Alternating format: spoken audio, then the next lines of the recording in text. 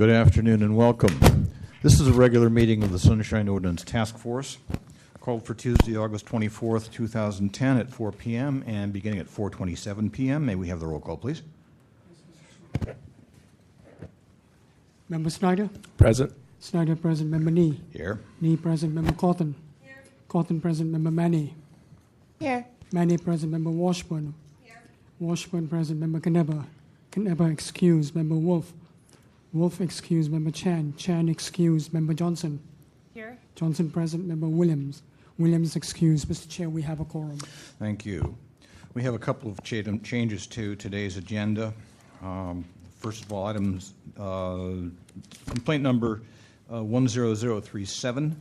Items numbers 19 and 20 have been, that complaint has been withdrawn. Items 23 and 24, complaint number 10010. Both parties have requested continuance to our next meeting without objection. Done, thank you. Is there any other requested change to today's agenda? I have one. Member Cawthon? It's actually a verbal change. Number 27, Sunshine Awards. Sunshine Awards, it's a one-shot deal, not annually. So it should just, to be given out annually, should be deleted. Okay. The chair would like to suggest, Mr. Fraser, I'll get to you in a minute. The chair would like to suggest that item number 26, annual report to the Board of Supervisors, be moved up to just past the minutes. The reason I say that is I think we can dispose of it fairly quickly. What I'd like to ask is if any members of the task force have any substantive changes that they wanted to suggest to the annual report. I do. You do. Okay. In that case, we will They're not. not substantive, not necessarily substantive.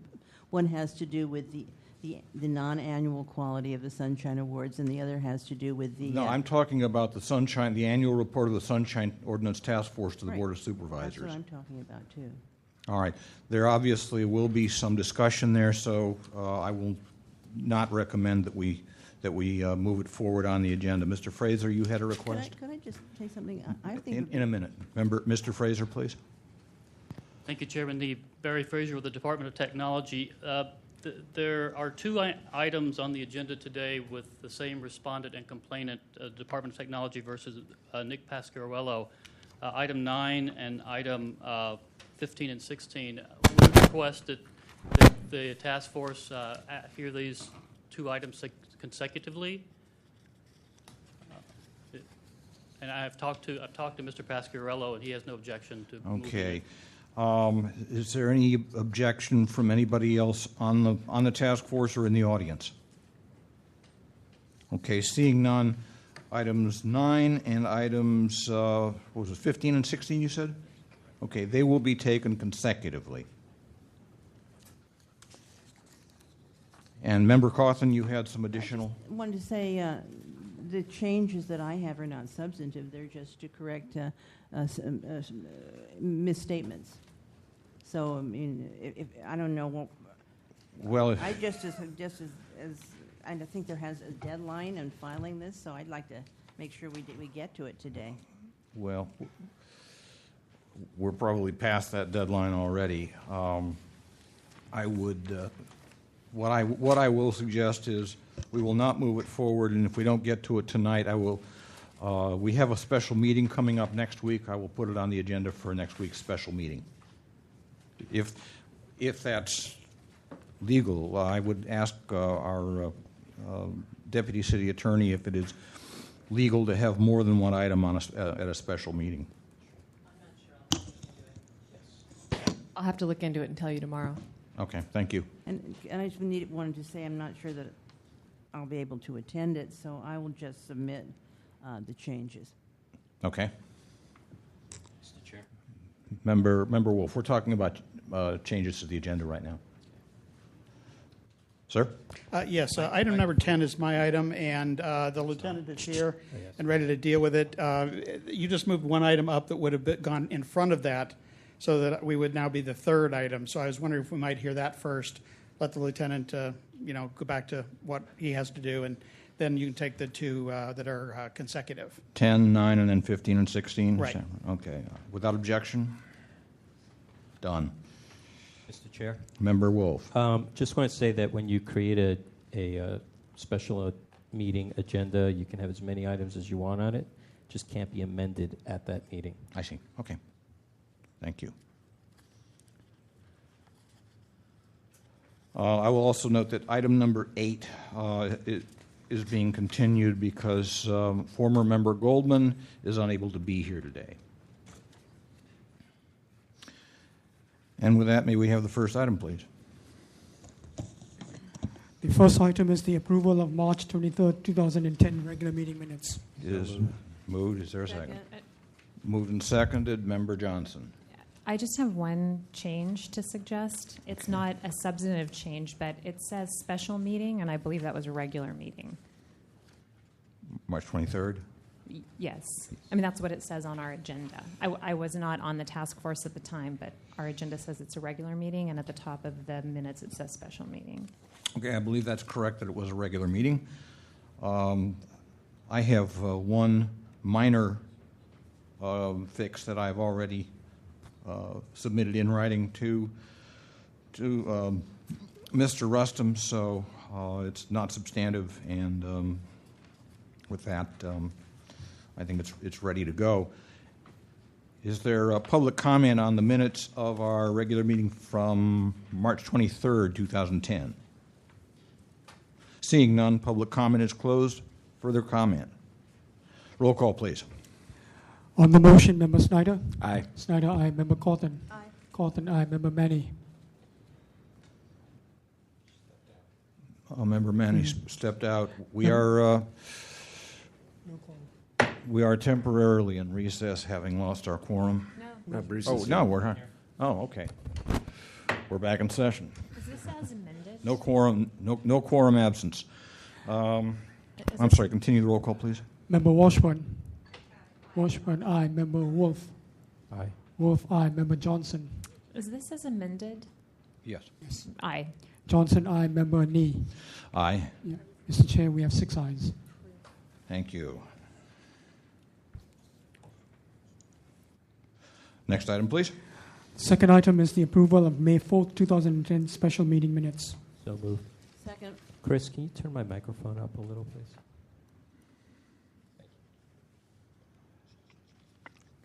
Okay, moved and seconded. Discussion. Chair has forwarded one minor correction to the clerk. It's not substantive. Is there public comment on the minutes of March 4th, 2010?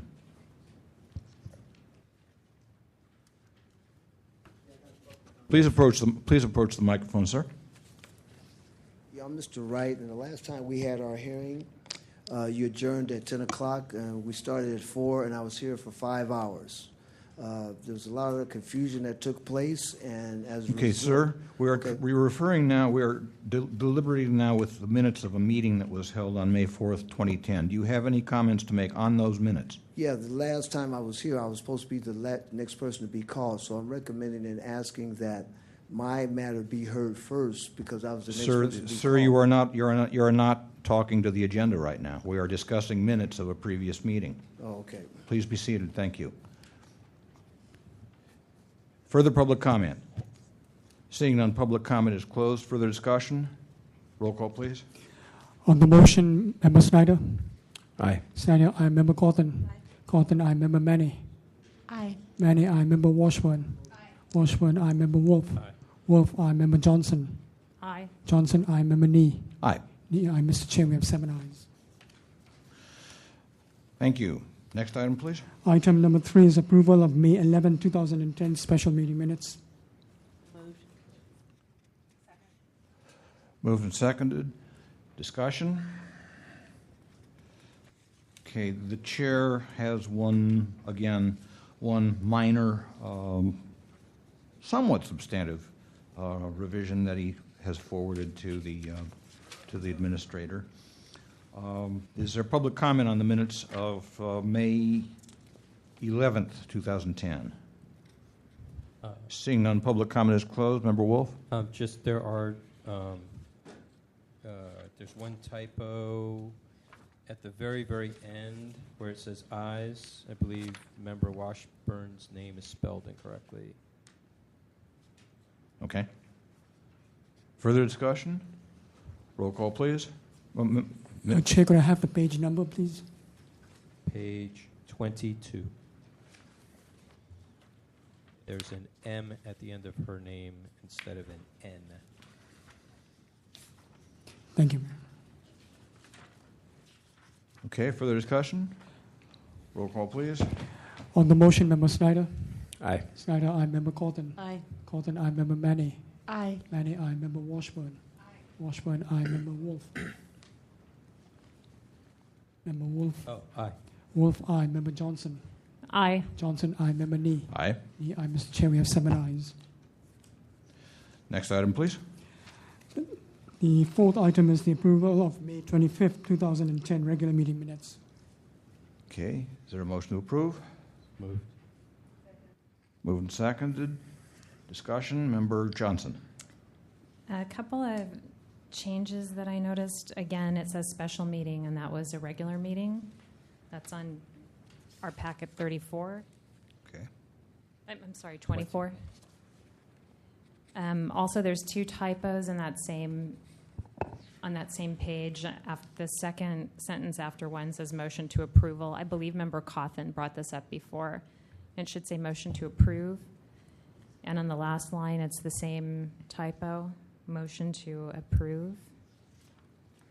And then on page 25 of our packet, the next page under line 2, the second line, again, it's motion to approve as opposed to approval.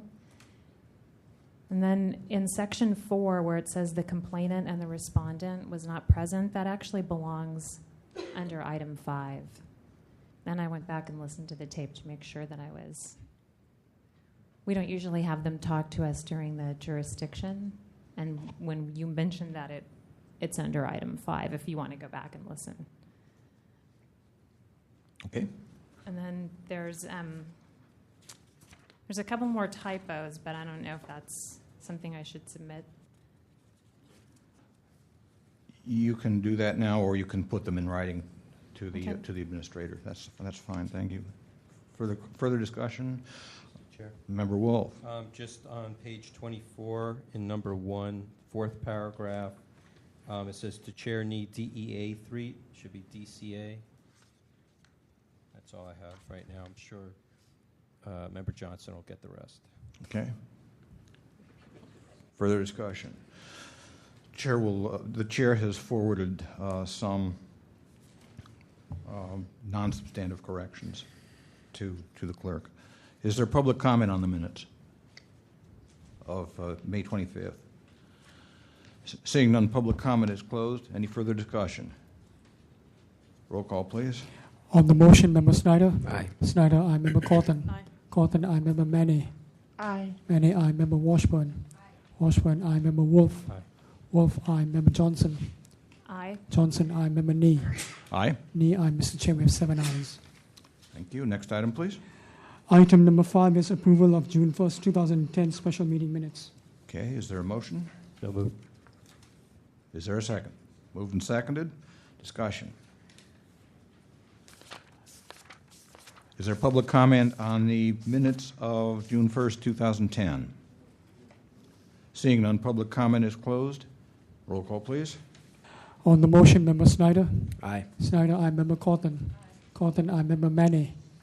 Aye. Manny, aye. Member Washburn? Washburn, aye. Member Wolf? Aye. Wolf, aye. Member Johnson? Aye. Johnson, aye. Member Nee? Aye. Nee, aye. Mr. Chair, we have 7 ayes. Thank you. Next item, please. Item number 6 is approval of the June 22nd regular meeting minutes. So moved. Second. Moved and seconded. Discussion. Member Johnson. On the last page of the minutes, that's 57 of our packet. It says the meeting was adjourned at 7:15 p.m., but I think that one was well over 5 hours.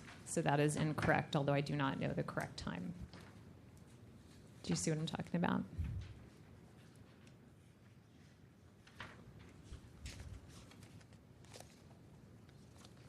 It's it's page 57 of our packet. And then one other question, I guess this is a point of order question since I'm newer. On item 8, the order of determination of Majid Crawford against the city attorney's office, there's no reference to the discussion the members had about the original respondent, Jack Soong, I believe that's how you pronounce his name, who had come and made representation to the complainant that there were certain documents available, and that was part of our reasoning for the motion to refer the matter to the Ethics Commission.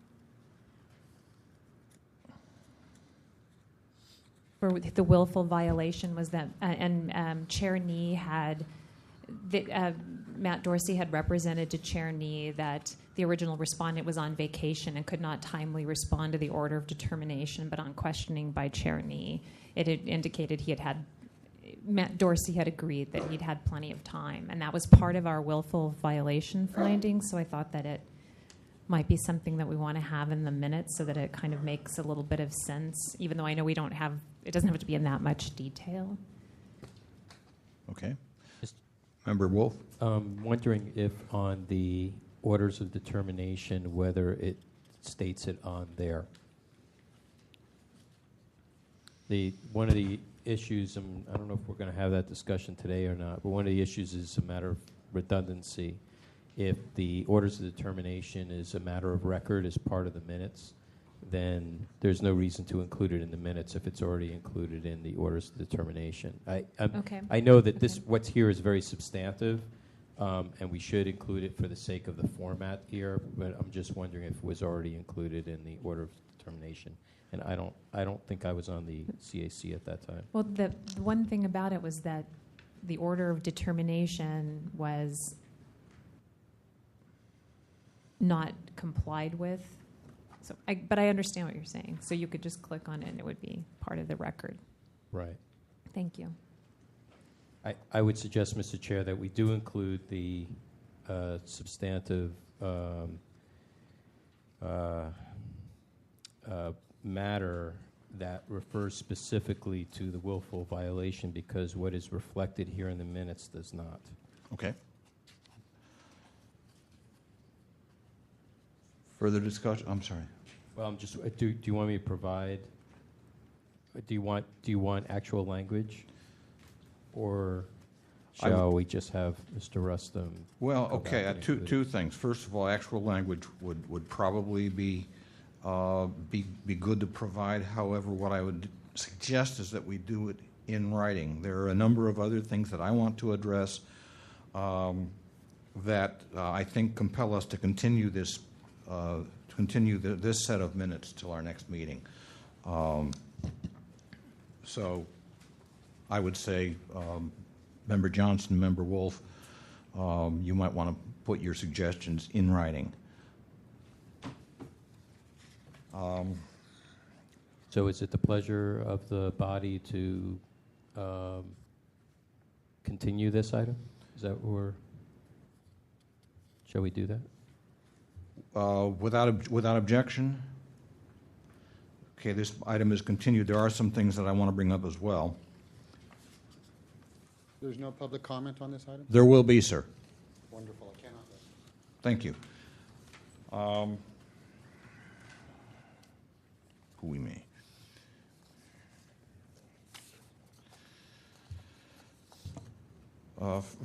Most of the revisions I have are not substantive, and they have already been sent along to Mr. Rustum. However, under item number 20, there is something substantive.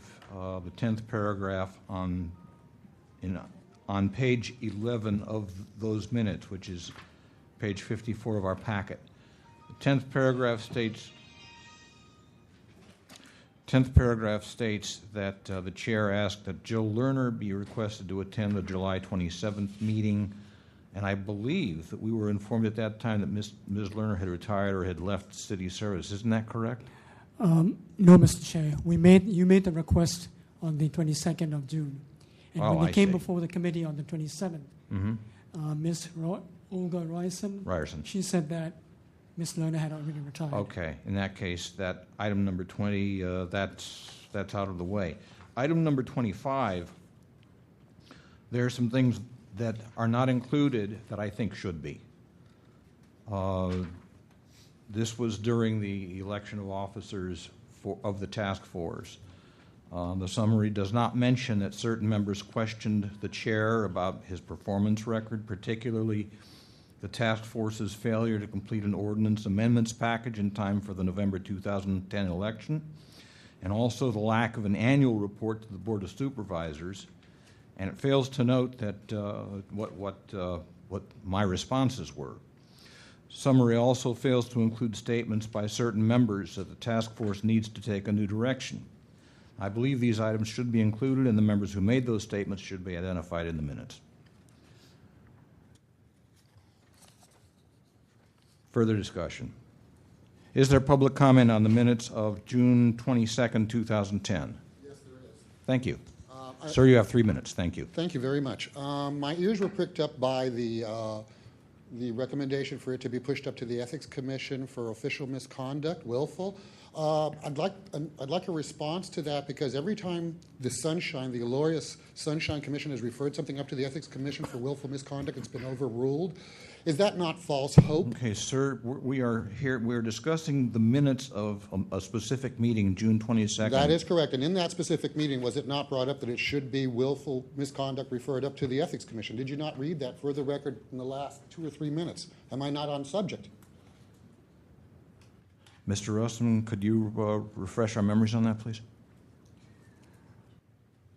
Mr. Chair, I do not recall. He's referring to the discussion about the city attorney's office, although I don't know if that's the appropriate time to comment on it. He's referring to the willful violation that we discussed with.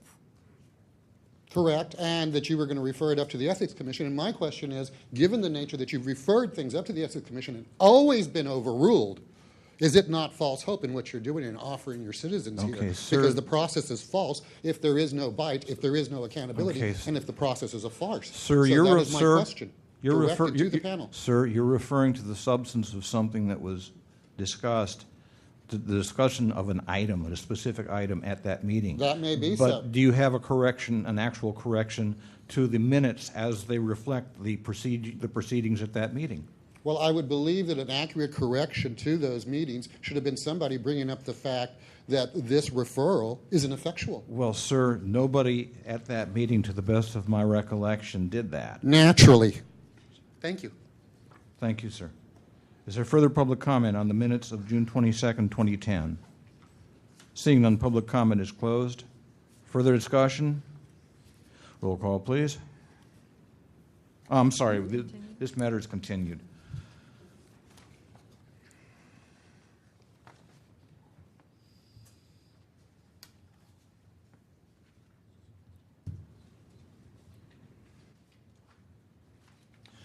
Next item, please.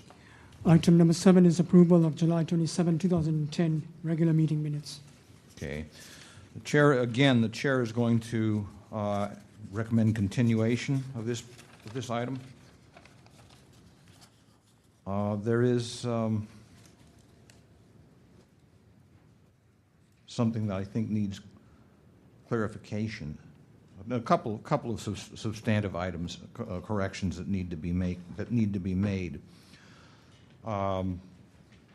Number 1, in item 15, there should be a note at the end of that item that the chair referred the matter to the Education, Outreach, and Training Committee. And item number 17, that is really unclear. Chair Nee proposed a motion to find a violation, but it was not adopted. First of all, what sections of the ordinance would that motion have stated were violated? Second, what does not adopted mean? Was the motion not seconded? Was it defeated? And if the latter is so, what was the vote tally? that entire passage is unclear and needs to be revised. Okay? So the chair, without objection, this matter is continued. I would like to have one. Member Johnson? I'll submit the changes, but on item 13, I'm wondering if I'm incorrect, if someone can help me out with that. It says in the second paragraph that complainant Ray Hartz discussed the police department, but I don't think that that's the right. I don't think he discussed the police department in that item. Is that correct? So when I submit the changes, I think it's about the city attorney's office. Member Washburn? Excuse me, microphone?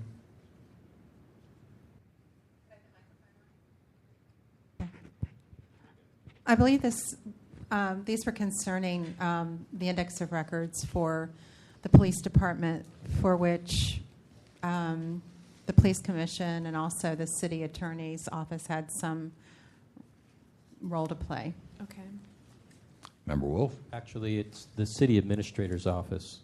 The city administrator, as we found out during the Compliance and Amendments Committee, is the one that manages creates the framework or the design of the index of records. Mr. Hart's his complaint was that the there was some form of index of records on the website, and then it got taken down or it was adjusted, and that was the crux of the complaint, that it was incomplete. So I believe the subject matter in this particular item is correct. Okay. Further discussion? Is there public comment on the minutes of July 27, 2010? Thank you, sir. You have 3 minutes. Yeah. I wanted noted on item number 17 that Ali Slagender, she had blocked my emails. I want that noted. And I think there was another issue with the police department on number 10.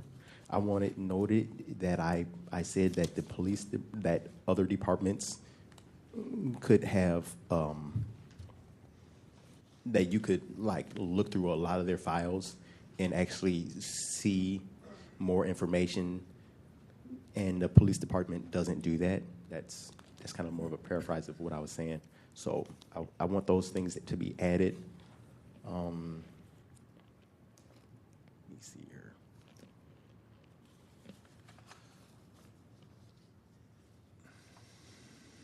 Let me see. Yeah, pretty much the fact that that my emails have been blocked. I think I would like to. I'd like to get a notice of determination of this incident as well. So let me start there. Thank you. Sir, did you state at the during the deliberations on item number 17, did you state that your emails had been blocked? Okay. Yes. Yep.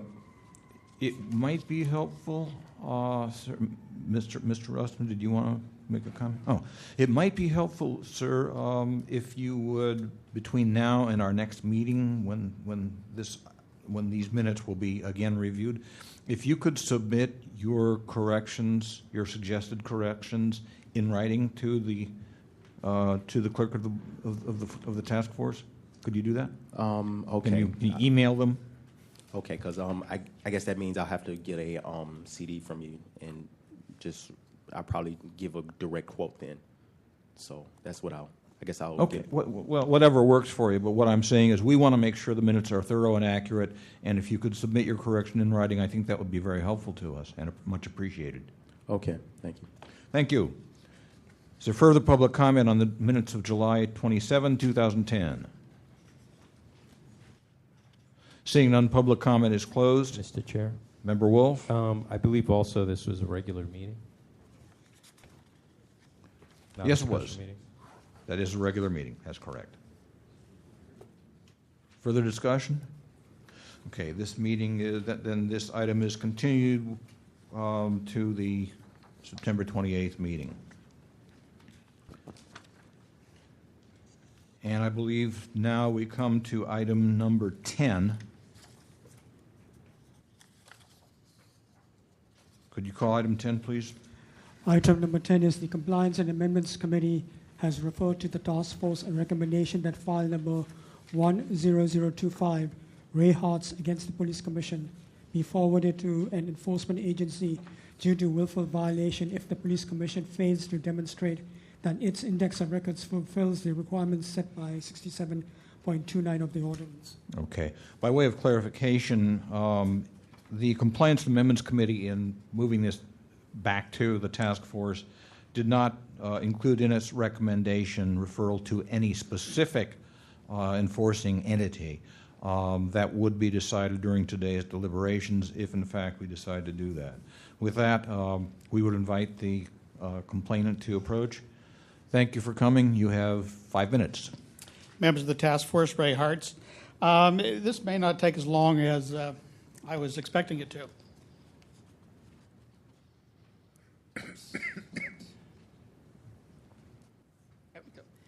What you can see on the monitor over here is the Index of Records section for the San Francisco Police Department, and at the bottom there you see the Police Commission. Now, I'll make a couple comments. You see some items like agendas and notices, and I will show you a little bit later that something else that wasn't working is now working, and that might handle it. I'd like to give you a particular example. This is a report from the Office of Citizen Complaints called The Response to the Board of Supervisors Regarding SFPD's Patterns of Withholding Information Requested for OCC Investigations. And of course, this was sent to the Police Commission and to the Police Department for their consideration, and recommendations were made, including recommendations to change one of the general orders, which is General Order 2.04. Now, on this website, as we haven't seen in the past, if I click on the general order link,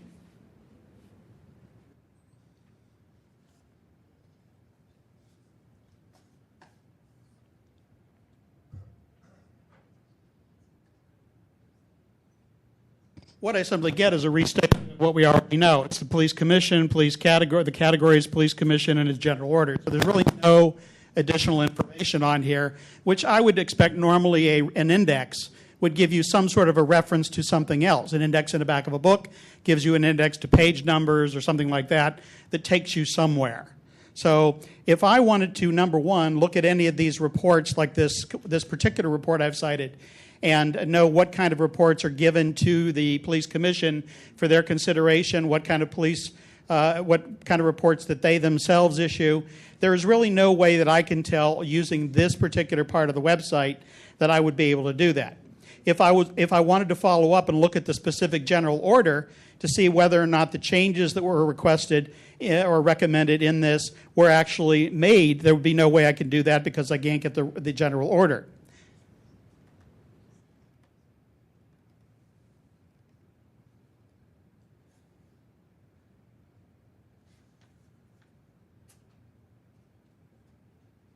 Now, the link I just clicked on, HTTP SF Police Organization, this and on the police's part didn't used to work. Now it does work, which is an improvement. It takes you to the website for the San Francisco Police Department, which makes it a much more effective use. Now, if I'm interested in the agendas for the Police Commission, I can go to the little thing that says Police Commission. I can pull it down, and I can get the agendas and the minutes.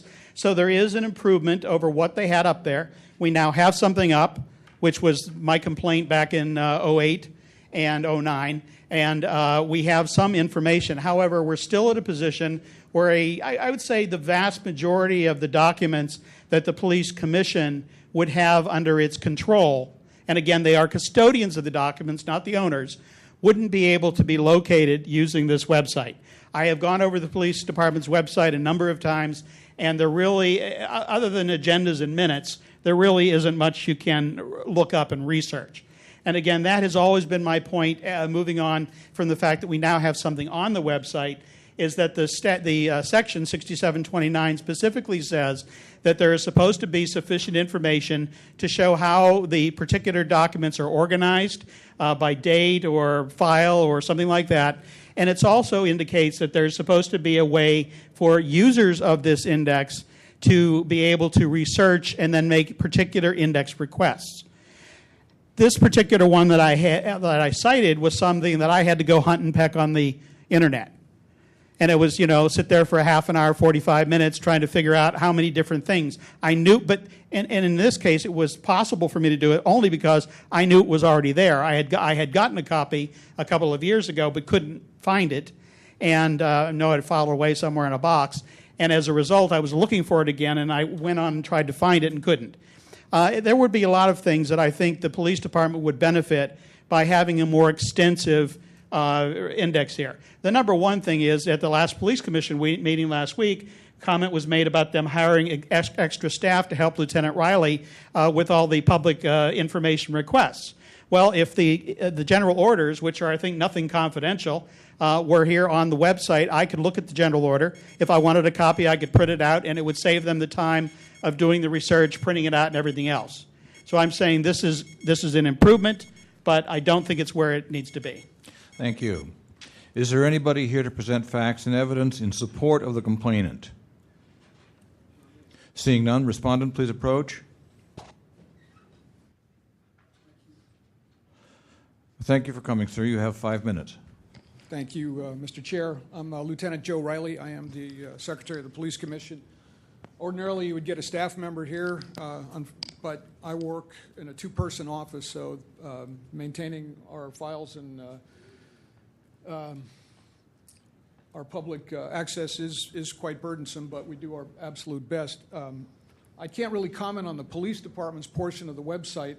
I will mention, though, that I do know that the department's general orders are available and accessible through this site, through the link that you just saw the complainant follow. So you can get to the department's general orders on this site. You can read them. You can print them out, as you will.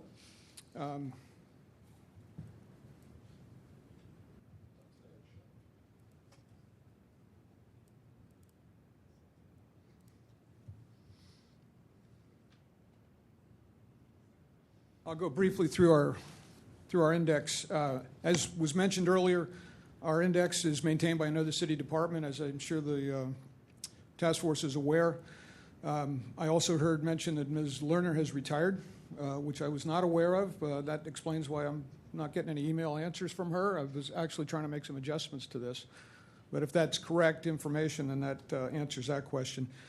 As I said, the index is maintained by another city department.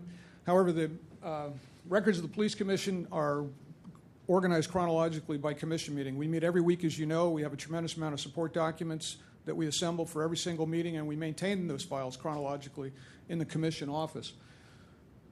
Activities of the commission are very much out in public. We're broadcast live on SFG TV every Wednesday. People watch us. People follow us. We email our agendas to 250 people who've asked to see them.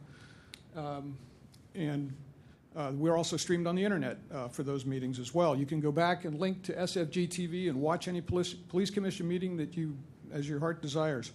I'll go through the index real quick. Probably the most telling thing that we have is our resolutions. These are lists of actions by the commission either to approve or disapprove a policy matter, a budget, a request of the chief of police to expend funds, something of that nature. The commission passes hundreds of these literally every year. The list of those chronologically will point you to a specific item. That will point you to a specific agenda, a specific notice. As you all know, the Brown Act and the Sunshine Ordinance require a high degree of specificity for each item on the agenda so the public's aware of what's coming in front of the commission for consideration. Agendas and notices will take you to minutes of the commission, which is a more detailed record of transactions that occurred, deliberations by the commission before they voted to approve or not approve a resolution before them. The minutes are online. The agendas are online. Minutes are bound. We still produce bound copies of minutes in our office that are indexed by subject. So somebody can come up there and say, do you have anything last year for the Sunshine Ordinance Task Force? And we can flip the book open and go to anything related to Sunshine Ordinance Task Force. We can also search our agendas online and look for references to the Sunshine Ordinance Task Force or Lieutenant Riley's appearance in front of the Sunshine Ordinance Task Force. So just very quickly, I know I'm running out of time. I'll just make those observations with respect to our minutes. I know that the same level of specificity and the same format is employed by everybody else who's got an index of records up here maintained by the city administrator's office. We are absolutely no different than anybody else. Never had a problem with any kind of a request for information. I've gotten them from the ACLU. I've gotten them from the Pacific Legal Foundation, most recently from the Asian Law Caucus. No complaints, no problems. Lastly, I'll say I believe you've already considered a complaint on the same topic with respect to a couple other city departments, and I'll just ask for the same amount of consideration in your findings for the Police Commission. Thank you very much. Thank you. Excuse me, sir. The members of the audience will, unless invited, please be silent. Sir, you will please be silent.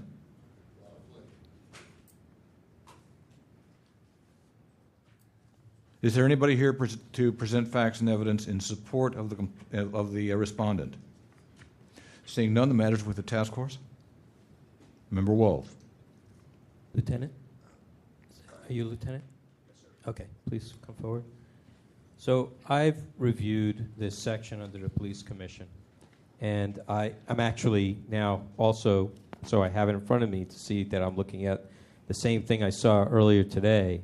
That if I click on, let's say, resolutions, okay, now I can't do it from here. You're going to have to do it for me.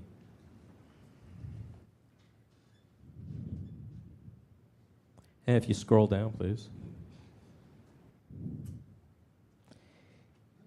Can you show me where the index is of all the resolutions? It doesn't appear linked to our site, sir. Okay, so where it says NA, that I guess is supposed to be the place where all that is supposed to be. Well, I can tell you that they all reside in my office. Okay, so the point of the index of records to make available to the public those same records online. It's not just necessarily a listing, and if it is a listing and because the documents are too large, then they could be ordered. But there's nothing here that helps the public figure out what documents you have.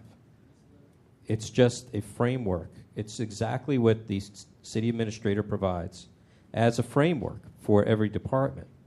You need to fill in the blanks. And the blank is here, and it's almost on every single one of these pages. So that's. Are you referring to the police department or all city departments, sir? Well, in this case, it's the commission, I believe. It's I represent the commission, and I'll just make Right. that This distinction with respect to the police department. Sir, this complaint is specific to the commission. That's correct, sir. Okay. So that's what we're looking at here is the section of the Index of Records for the Police Commission. And we're not seeing the information that the complainant is expecting to see. He sees an index of records, but he doesn't see any records. And that's what we're talking about. If you have the records, then they should be, at bare minimum, a listing of those records so that a person can refer to them. Otherwise, this is meaningless, what's up on the website. I can't disagree with you, sir. However, as I pointed out at the beginning, I don't control the format or the specificity of the index of records. Who does? I believe you answered your question at the beginning of the meeting of referring to the city administrator's office. The city administrator just provides the framework for the index of records. They don't provide the records. That's correct. So they provide you with a framework so that way you know which records are supposed to be up online. That's not my understanding, sir. That was the city administrator's understanding at the Compliance and Amendments Committee a couple of weeks ago. Well, I have to refresh my memory or make myself acquainted with that determination, then, sir. Member Cawthon and then Member Washburn. I have a question for Lieutenant Riley. Lieutenant Riley, when the link agendas and minutes is accessed, your agendas and your minutes come up, right? That's correct. Yeah. So when you hit resolutions, they do not. Is that? Am I understanding this correctly? I think yes, ma'am. I think we've just demonstrated and that. Is there any reason why that you would have You would list the agendas and minutes, but not the resolutions? Are there a lot more resolutions, or what Well, is it? there's over 100 a year, that's true. We are very clearly required by the Sunshine Ordinance to put our minutes and our agendas online. I don't, as I've been saying, we don't have access to this particular index at our level. I mean, as I said, we're a two-person office. The woman that works with me, she's the one that posts the minutes. And actually, we rely on the department to post our minutes on the department's website and our agendas on the department's website. And we don't have the ability to link to this particular index. The reason I ask is that And in my 6 years in the office, I beg your pardon, but in my 6 years in the office, I'm becoming familiar with, I understand this index has been up for about 10 years. the reason I ask is that I have sort of built a website for an advisory body, and we have to post the minutes and agendas, which we do. But we also post our resolutions, and we send them to the webmaster, city's webmaster, and then they have a little, resolutions for each year.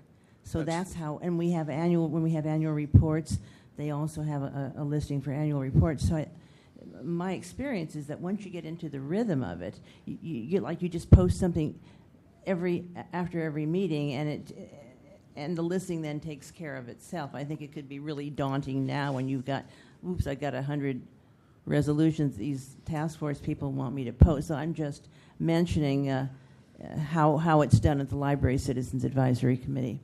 We do, I will say that in our minutes, when the commission passes a resolution, it will be, for this year, it will be Resolution 10-96, for example. Let's say they just approved a Department General Order.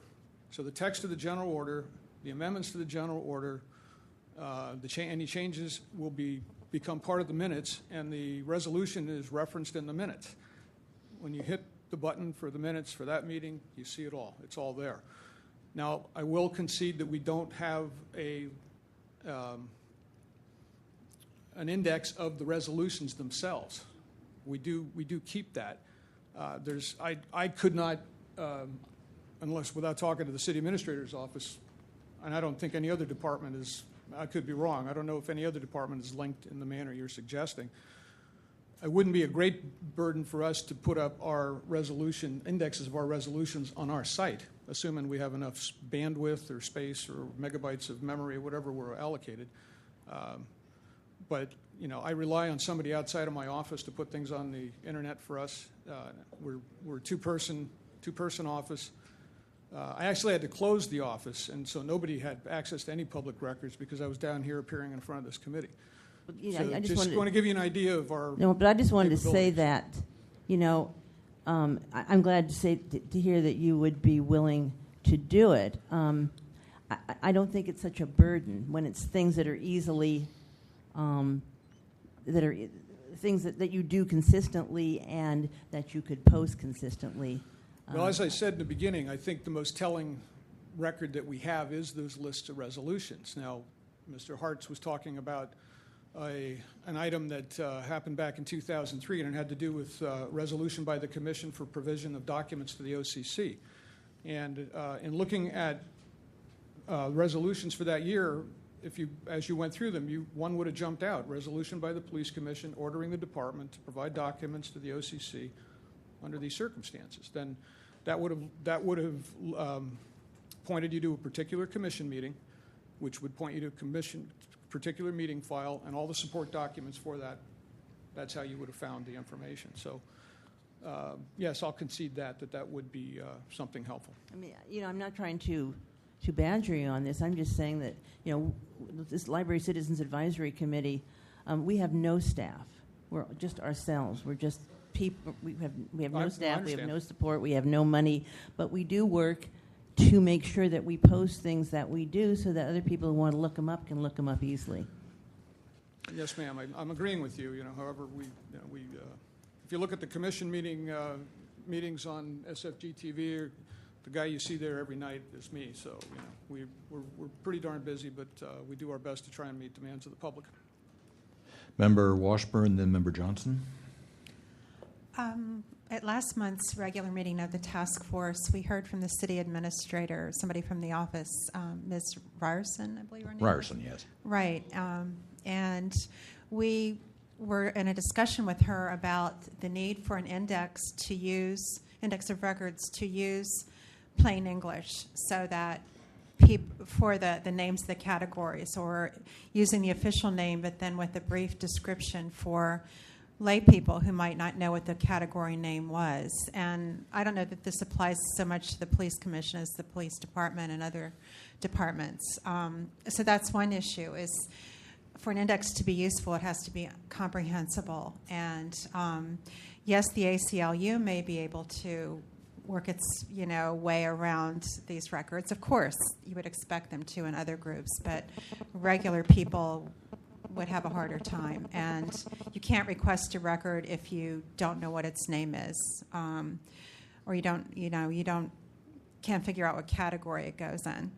So that's one issue. And we were told, Ms. Ryerson appeared at the Complaints and Compliance and Amendments Committee meeting a couple of weeks ago and said that she was issuing guidelines to departments, all departments, she's not just police commission, police department, about what to do so that the public can understand what kind of records are available, and so that the index is understandable. So that's what we're working towards, that, and also the portal so that people know where to go. But then once you click onto something, you should be able to find out where you go to get the records, or have them right there, as the minutes and agendas are.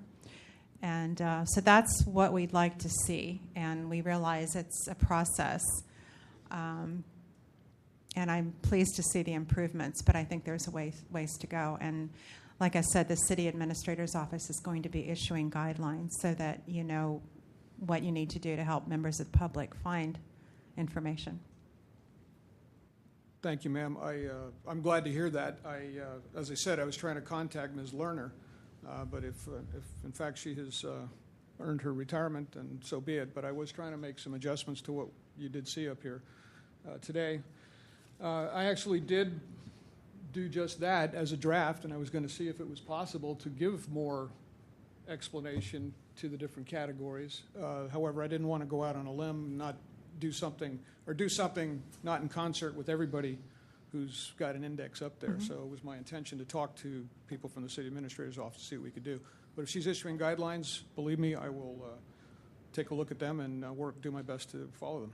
But I would urge you, too, to share what you've done already, because that might help her then fine-tune her guidelines. It looks like you have little blurbs explaining what things are, and that could be helpful. I do. I know one of the nebulous categories up there is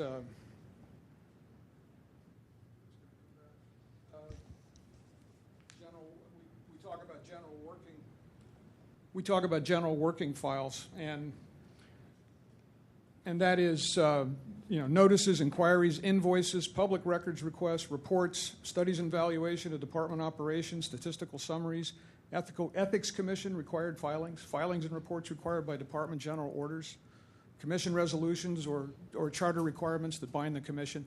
Those are the types of things. Okay, that's very helpful. So that's what I would like. That'd be my dream, but I don't. As I've said several times, we don't control the index and the format that's currently in use. Well, what you've read sounds very, very good, and I guess in a perfect world we would have those all listed, and you could click on those and go right to them. I know we're far from there, but that really helps me, for example, understand what this is, because I have no idea what general working files. They sound like operational stuff, but I don't know what your operations are. So, well, we're a little different than a city department in that and our focus is much narrower, because the commissions under the city charter are policy-making bodies, and they set policy for their departments in general terms. They have other charter requirements.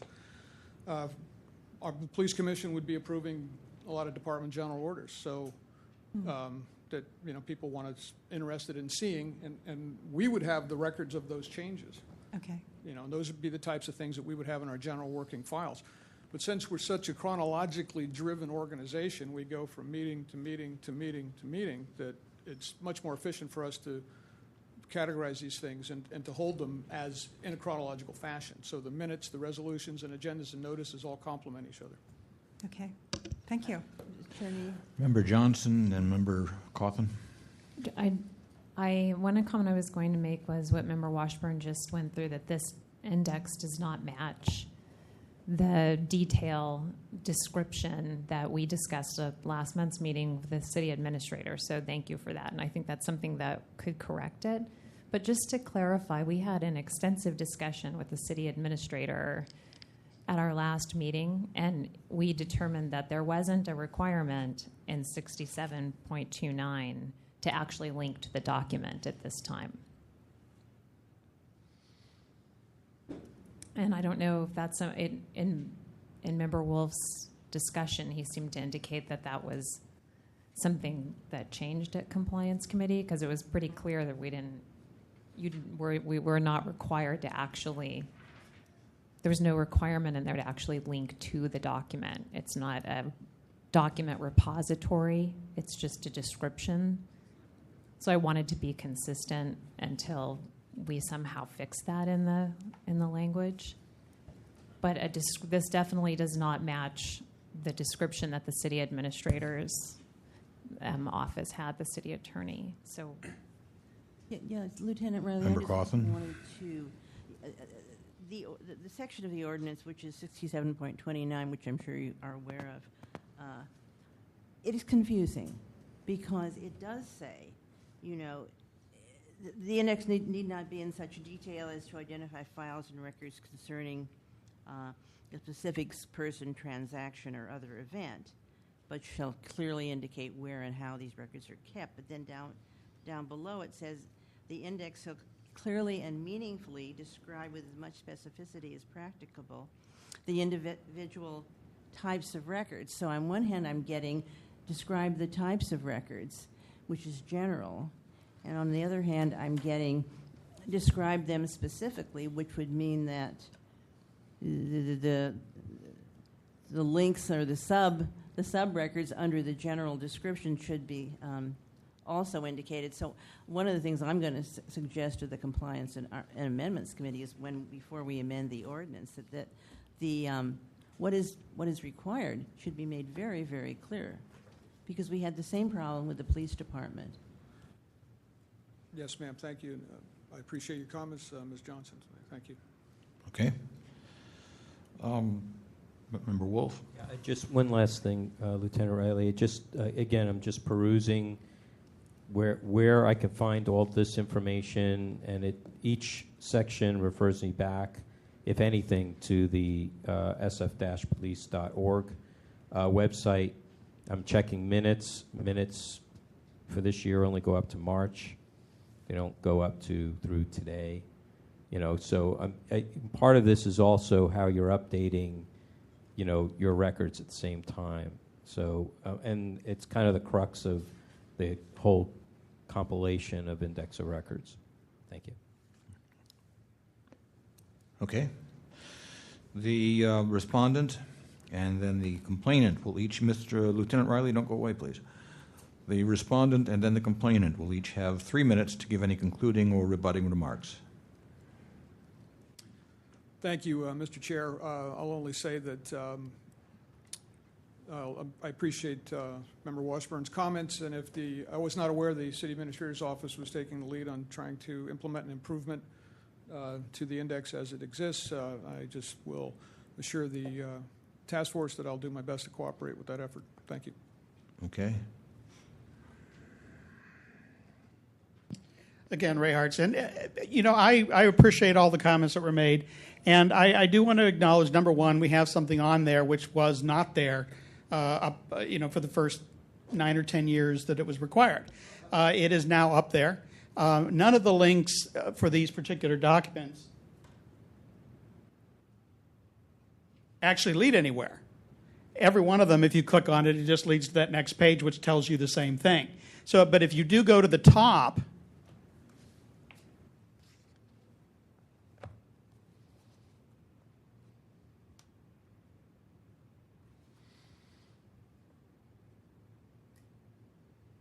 and link to the website, you can then look up some of the things. And I said this at the Compliance Amendments Committee.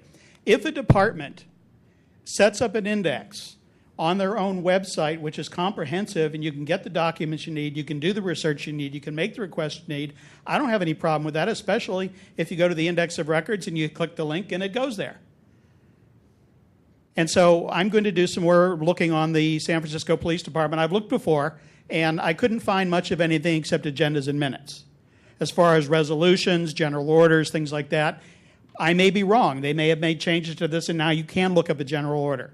And if that's the case, then I'd say, well, good. That's the intent of the ordinance. And if it gets to the point where the person who wants to do some research and make a request for a specific document can do that, then that's it's not lockstep. It all has to be here. It all has to be there. What I'm saying is that I still feel that a lot of the documents that the police department and the police commission hold are documents which we are not aware of. A lot of those will be taxpayer-funded studies and reports and different things that are issued for the purpose of helping improve the police department, improve the relationship they have with the committee or with the community, and so forth.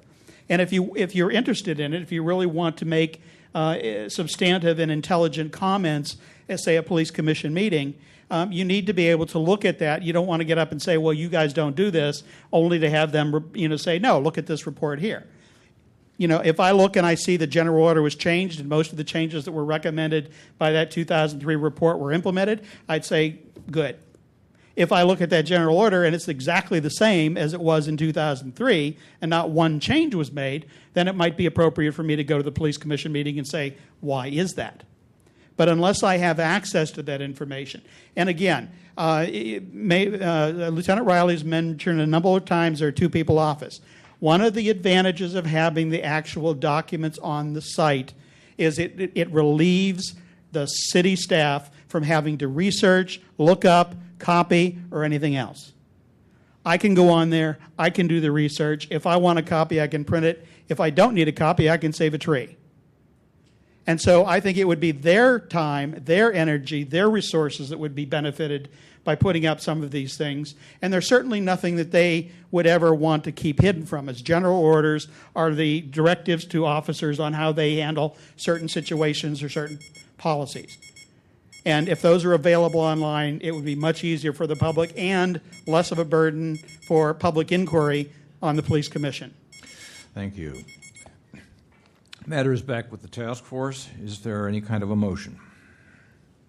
Is there a motion to refer this to an enforcement entity? Seeing none, is there public comment on this item? Yes. Hello, once again, this illustrious body. I believe this is about as clear as mud. I mean, Ms. Washburn over here said that she had dealt with the city administrator who obviously last month didn't have it together to deal with the right hand, the city police department. This officer just, I believe, misled you guys into saying that there was links that would link to something, and I kept repeating, show us, show us. He wasn't able to do that. I believe that being misled is, highly duplicitous of sunshine. I also believe that the nature of all this, one department not knowing what the other department is doing, is a farce. Now, as far as willful misconduct, well, misleading us into believing that we could get something off a link, which isn't there, I believe is official misconduct. But I'm sure you won't refer that up to the Ethics Commission either. Thank you. Is there further public comment on this item? Excuse me, sir. If you're done speaking, please be silent. Thank you. Yeah, I just feel like this officer came here and just gave more excuses for failure and just muddied up the waters instead of just saying I'm not in control of how this information is put on the web. He just blames everybody else. And he also used the word nebulous category. So, I guess the information that people are looking for is in some nebulous category that can't be found. Like the link that he was showing where it would go back to that same page and then you couldn't go any further and get any more information, that's unprofessional. I would never hire a web designer to give me that type of product back. I mean, I would fire them. I would sue them for my money back. I just feel that I guess I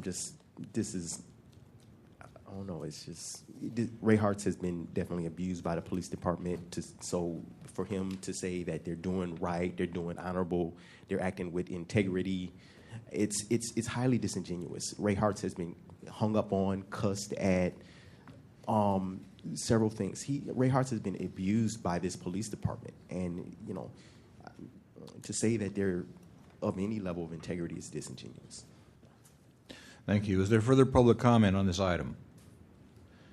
Seeing none, public comment is closed. I would like to make one comment on my own. I think Member Johnson's point that there is no actual linkage required is a very telling point. And it's an unfortunate thing. I think Section 67.29 should be amended to make that requirement. Also, while that kind of linkage is not required, there is nothing to prevent it, nothing to legally bar or prevent that from happening. And I would strongly recommend that the Police Commission, the Police Department, and all city agencies, if they're really to make their indices of records useful to the public, they should be establishing those linkages. With that, this matter is concluded. Thank you. Thank both sides for attending and for speaking to us today. At this time, we are going to take general public comment on items not on today's agenda. Each of you has 3 minutes. Thank you, sir. Thank you. Ray Hartz. And I have to say I owe a debt of gratitude to the Sunshine Ordinance Task Force. In my interactions with you over the last 3 years, I have gotten what I consider to be an MBA in public policy.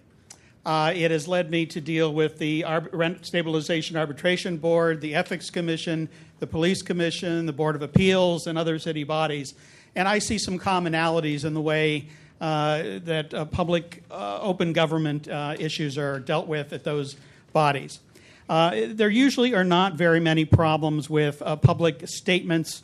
It does happen from time to time, but the biggest problem is access to public records. And I've said this before, and I'll say it again. Public records in each and every one of these departments belong to each and every one of us, the citizens of the city and county of San Francisco. We are not to be denied access, and I have seen cases where departments, for whatever reason, simply decided that they were going to give someone a hard time and not provide them with documents, or provide them in such a way that it was totally unclear whether they had gotten them or not. And I'll refer you back to the Ellen Tsang case. I think her rights were really violated. Her First Amendment rights to free speech and her constitutional right to due process, because I really do believe she was denied documents that the Department of Building Inspection had, but for whatever reason, whether they just didn't like her or whether they had already want their decision to go through, didn't allow her to have access, and that's unacceptable. No city employee has the right to bar any person from having access to a public document unless they justify the reason under the law. Simple as that. And one of the reasons I went through this with the Police Commission, the Police Department, and the City Attorney's Office was because I felt the index of records they had up was not meaningful, and I know the City Attorney thought that was funny. Oh, what does he mean by meaningful? We're confused. Well, I'd like it to be an index you can actually do something with. And I'm fighting this not because I can't do the research elsewhere. What I'm doing is I'm saying, look, if these are all public documents, it took us 9.5 or 10 years just to get them to put this up. Yes, there are improvements that can be made, and I will mention to end this, that my original complaints back in 2008 and 2009 have never been resolved. The determinations were to follow up in 6 months, and we're now a year, year and a half, 2 years beyond that, and nothing has gone beyond that. So the original complaints are still hanging out there, interestingly enough.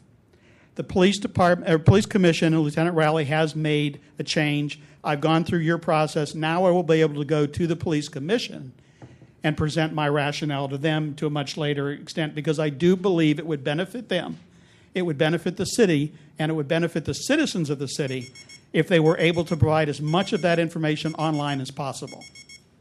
Thank you. Further public comment?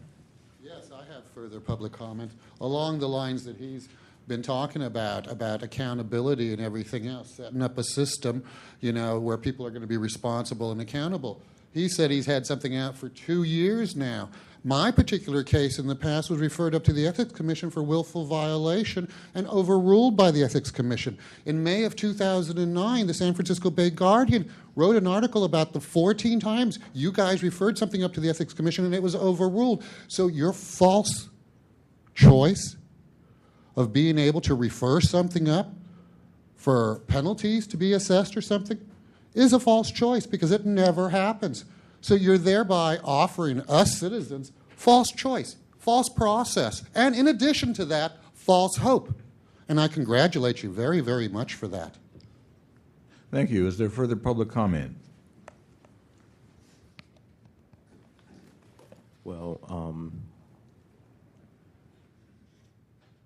I guess about the police incident, all I want to say about that is that the only difference that I've seen than the other issues is that now there's a big page with a whole bunch of officers holding a whole bunch of big old guns. Okay, but moving on, I would appreciate it if you could send someone to the local homeless coordinating board. It just seems like they don't quite seem to understand a lot of the rules and regulations of the Sunshine Ordinance. I just feel like I feel like I filed 4 claims against them, and I could file several more, but I just don't want to come here and just appear to be frivolous. It just seems like they're having problems. Just last month they walked out right in the middle of public comment. The other thing that happened is it just seems like the staff doesn't even know how to take the proper minutes. When I received the minutes from their financial meeting, there was just several parts that were missing.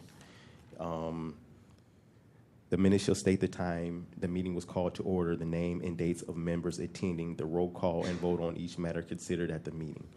When I looked at the financial part of the minutes, it just seemed like a lot of that stuff was missing. I'd recommend that you send a letter to the chair and the staff requesting some type of presentation. I'm definitely questioning whether or not this lady even took the staff even took or passed legitimately the Sunshine Ordinance test. Thank you. Further general public comment? Seeing none, general public comment is closed. Just as a kind of an update, if you will, to the comment that the gray-haired gentleman made regarding the false promise, the task force is fully aware of the fact that every single item that we have referred to. Sir, please be seated. I'm not going to ask you for your response. I just want you to be aware that the task force is fully aware of the fact that every single referral we have made to the Ethics Commission has been overturned. We are, for your information, the Ethics Commission is working now on a set of guidelines, an actual policy statement for handling sunshine-related complaints, whether they come from the task force or directly from citizens. I would encourage you, and I would encourage everybody here to be involved with that process. Contact the Ethics Commission, ask for a copy of that policy, and make your... Sir, please be seated. I did not ask for your comment. Sir, I am merely updating you. That's all. So, sir, I am merely updating you. I would encourage everybody to be involved in that process. I believe our next item was item number 9. Could you call that item, please? Item number 9 is the Compliance and Amendments Committee has referred to the task force a recommendation that file number 10013, Nick Pascarello against the Department of Technology be forwarded to the Ethics Commission due to willful violation for failure to comply with the May 25th, 2010 order of determination. Thank you. Is there a complainant here, please? Mr. Pasquarello?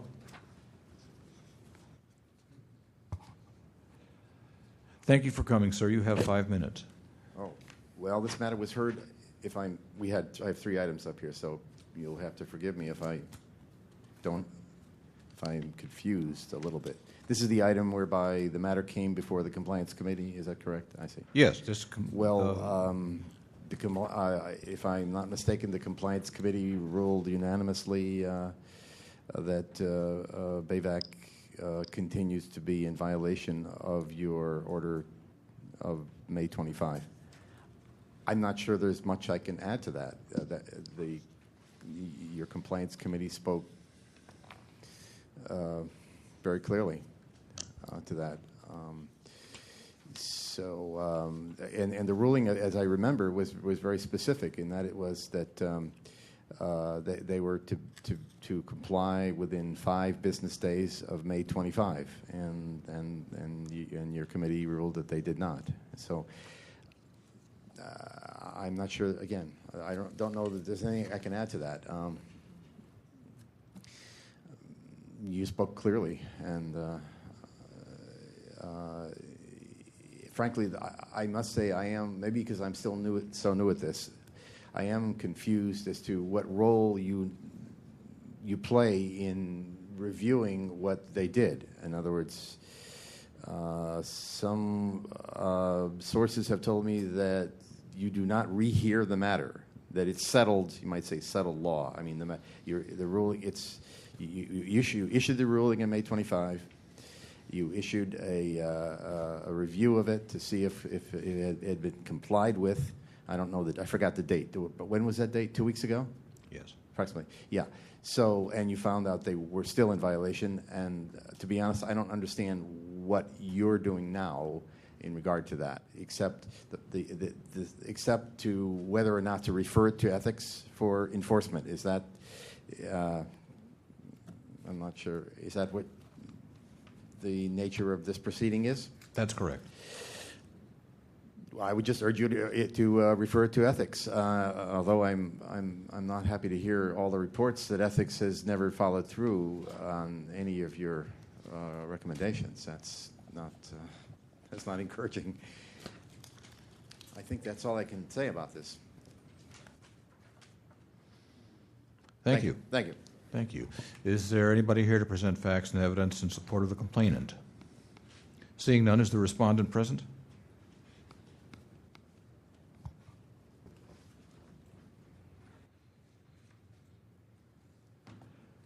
Thank you for coming. You have 5 minutes.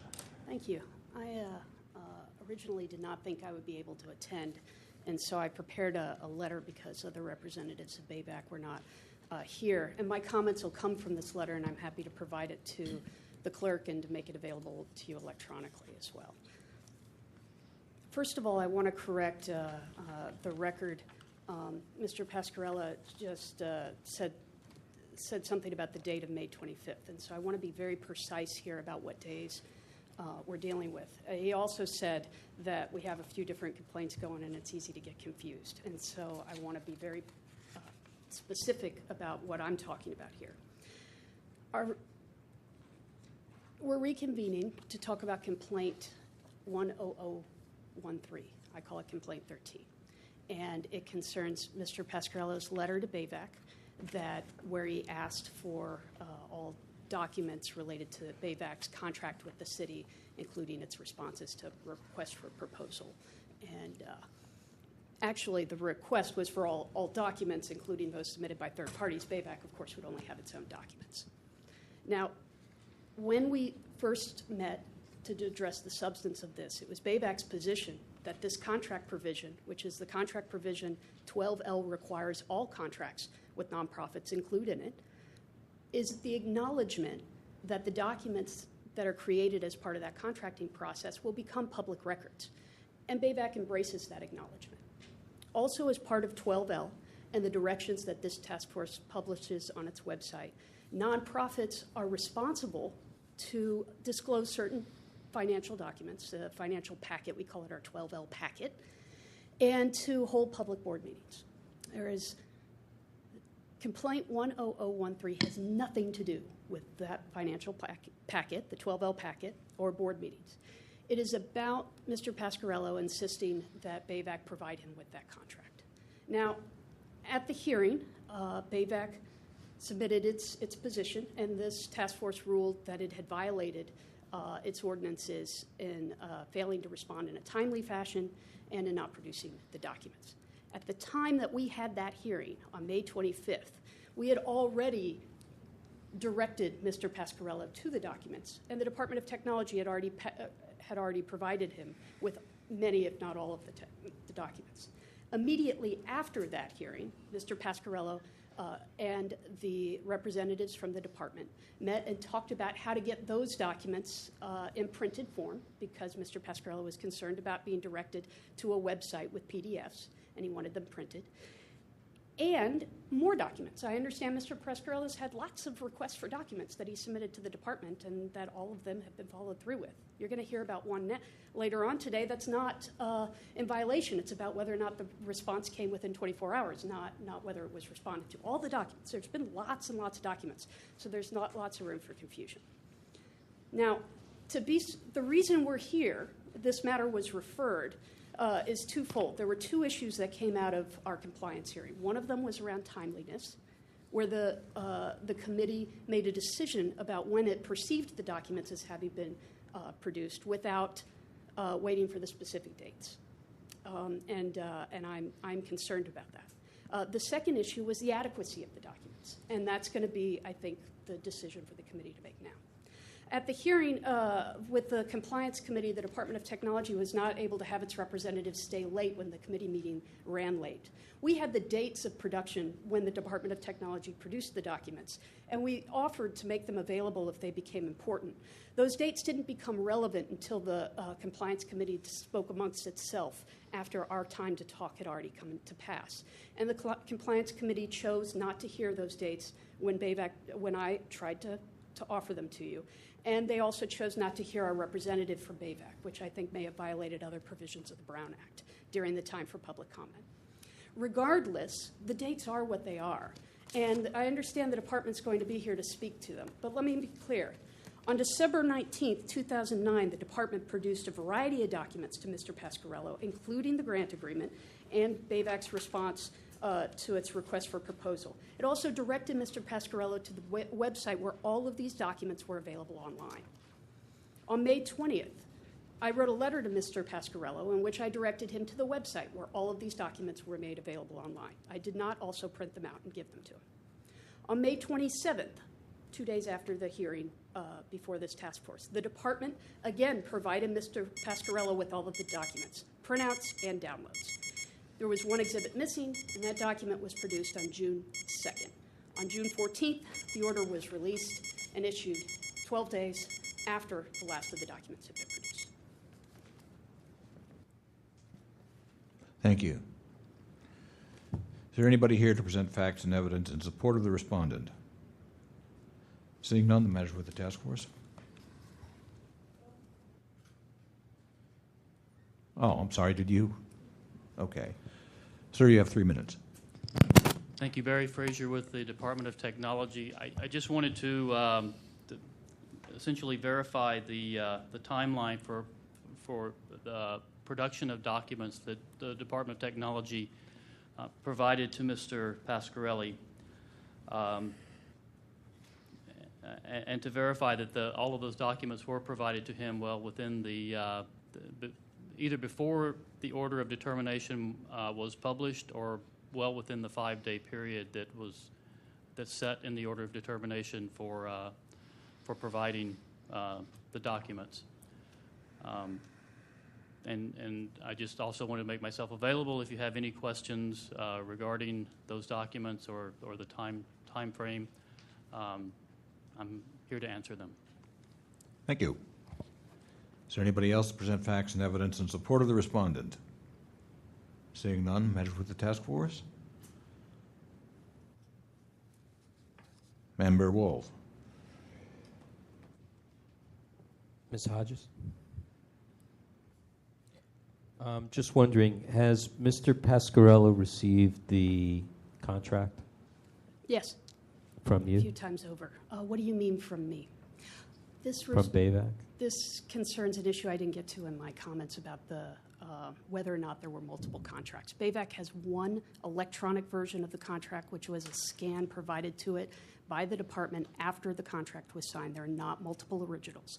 That scan is the same file that is available online, and which I understand has been printed several times. Okay. We have not also printed that document for him, though. Okay, Just to be clear. that's the question, is Okay. the request is made to you, and this whole proceeding is about you providing that document, not that it exists somewhere I else. consider it wasteful. Let me finish before you interrupt me. Okay, Not right, sure. as to whether it exists somewhere else in the universe and that it's available for the person to get. They may be wanting to see if there is a correlation or discrepancy or what have you that it corroborates. So, so that's really my question: is if you had printed out the scan, had emailed it to him, was. He refuses to accept our emails. There is an electronic file that may perhaps have been copied a few times, but it is a scan of a single original, and the original is kept with the department, and the department produced that document in a printout, and we have directed him to where that document is available online. Okay, thank you. Mr. Pasquarello?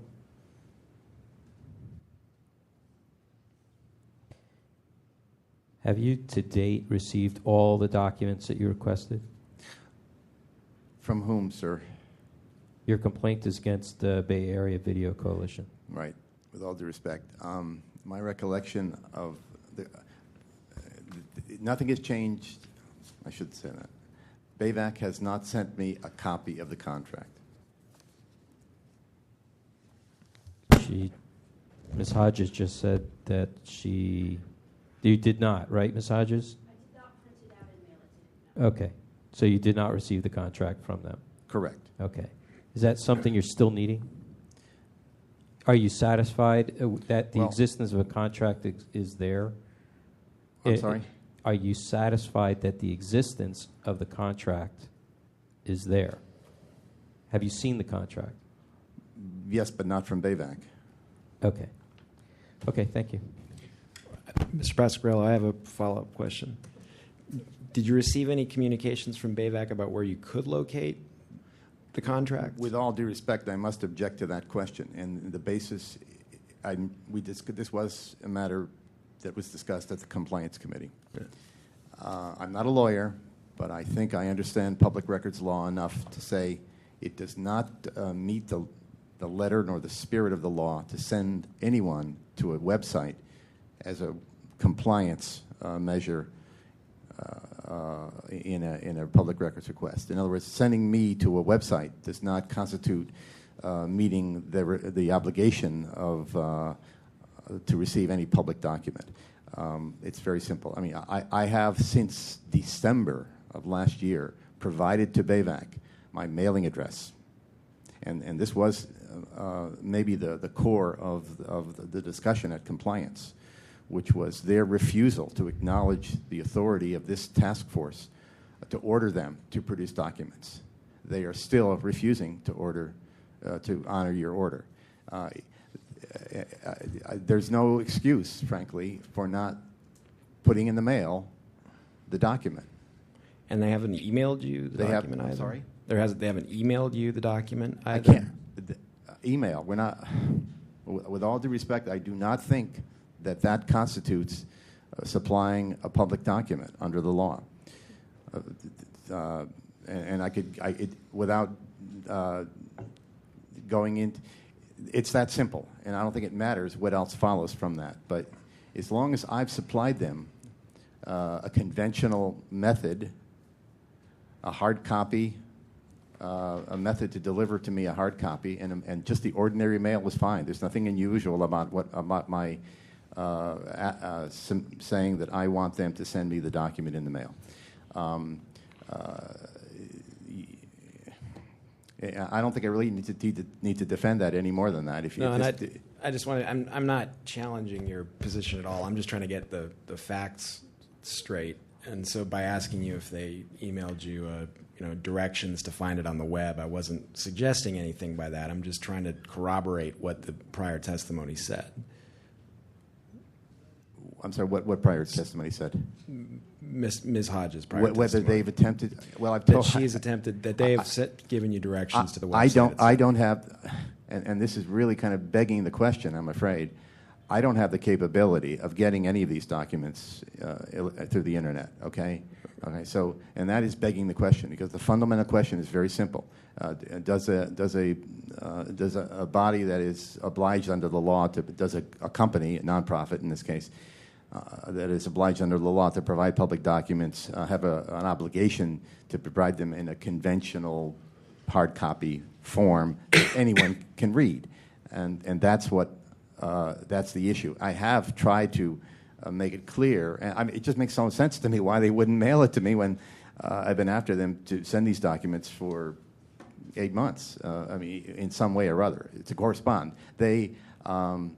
They're playing some kind of a smoke and mirrors game with all of us, and I'll tell you later more with some evidence of this. When they are being, we're not being straightforward in their dealings. I told the Hodges that email just wasn't going to work, and why they couldn't put a stamp on an envelope and make a copy of it. And one of your members had raised a very fundamental question of Mr. Pasquariello has a right to see if the document that the BAVAC has, the contract BAVAC has, is the same document that the Department of Technology has. This is a fundamental issue here. Whether documents are accurate, clearly agree, and there's no discrepancies between them. And they, trying not to read the mind of the opposition here, but why wouldn't they want to do that? Why wouldn't they want to supply me with a copy of their copy? I did get it from technology, but I have a right to get it from BAVAC, and that's what your compliance committee ruled 2 weeks ago. Member Wolf and then Member Johnson. Mr. Pasquariello, I just want to say that Ms. Hodges just testified that the document that she has is only in electronic format. And if it's only in electronic format and she testified that you're refusing her emails, she's providing an opportunity to be able to provide you with the document in the format that she has it in.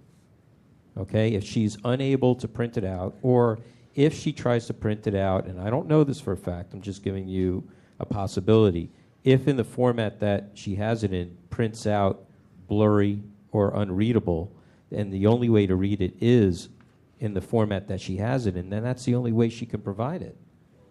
And if you're not able to receive her emails when you hadn't before, are you refusing her emails? No. I'm sorry. I think there's a bunch of questions in there. Okay, so are you refusing I their don't have the emails? capability of receiving documents in email. That's the simplest way to put it. But that is begging the question. And I really have to ask you, when you say they cannot print out an electronic document, Sir, I'm an IT professional, okay? I do this every day. There are documents that are scanned in very, very badly at times, and they're unreadable when they're printed out. So I mean, you can shake your head, but it's a fact. So the point is if it's only readable online because it's too low resolution, can't print out well, or what have you, then, I would say you can go to their office and look at it. That's an opportunity. Same thing here in City Hall. Everybody has the opportunity to come to somebody's office and look at the document. It doesn't have to be sent to you. The question is whether they're refusing to send you the document or refusing to make the document available to you. And that's why I'm begging the question here, because we did find a violation on your behalf in favor of your complaint. They're coming back and saying that they have the document, but they have it in electronic format. They also admitted that they failed to print it out and send it to you, okay? And I'll take that under consideration in here. But at the same time, avail yourself and make yourself available for whatever way you can get that document in whatever format that it is readily available. If you don't have the ability to do that, that's a communication you need to make with them and say, I don't know how to use email, or my computer's broken, or something like that. I think it's important that we try to work both ways to get the information we want. Can't just be adversarial all the time. So we're here to try and get you the documents that you can so that we can remove the adversarial conflict and make so life can go on. So that, I'm just saying that if you have the opportunity to get it and they're open to making it available to you, I would hope that you would avail yourself to that. Member Johnson? I have a question for Ms. I'm sorry, Hodges. I just want to respond briefly. I have to say, with all due respect, Mr. Wolf, you are taking, I have great distrust for this organization, and I'll give you more evidence of that later. Not even what's happened, but since you heard this matter. But you're taking her word for it that she cannot print this out. I don't believe that. I don't believe that for a minute. This is a high-end tech company. I don't believe that for a minute. I'm not questioning your credentials at all, but I've been using computers a long time. So this raises to me. See that there's a premise of yours that's why they can't print it out. It's just a premise, sir. I wasn't saying that she couldn't do it. It was just a premise. Yeah. And that all I'm saying is that when a respondent is making something available to you, that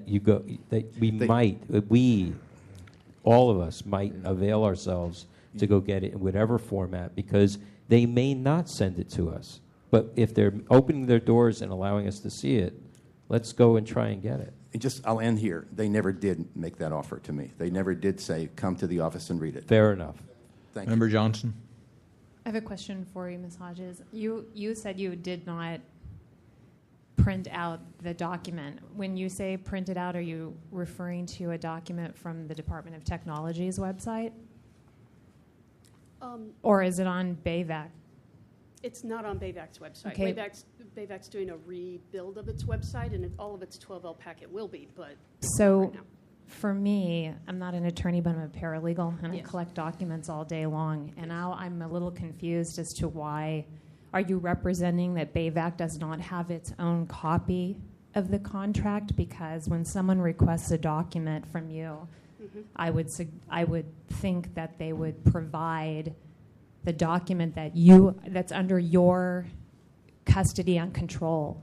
And so I'm confused as to why you would not provide the document that's under your custody and control, since it was requested by, to you as opposed to the Department of Technology.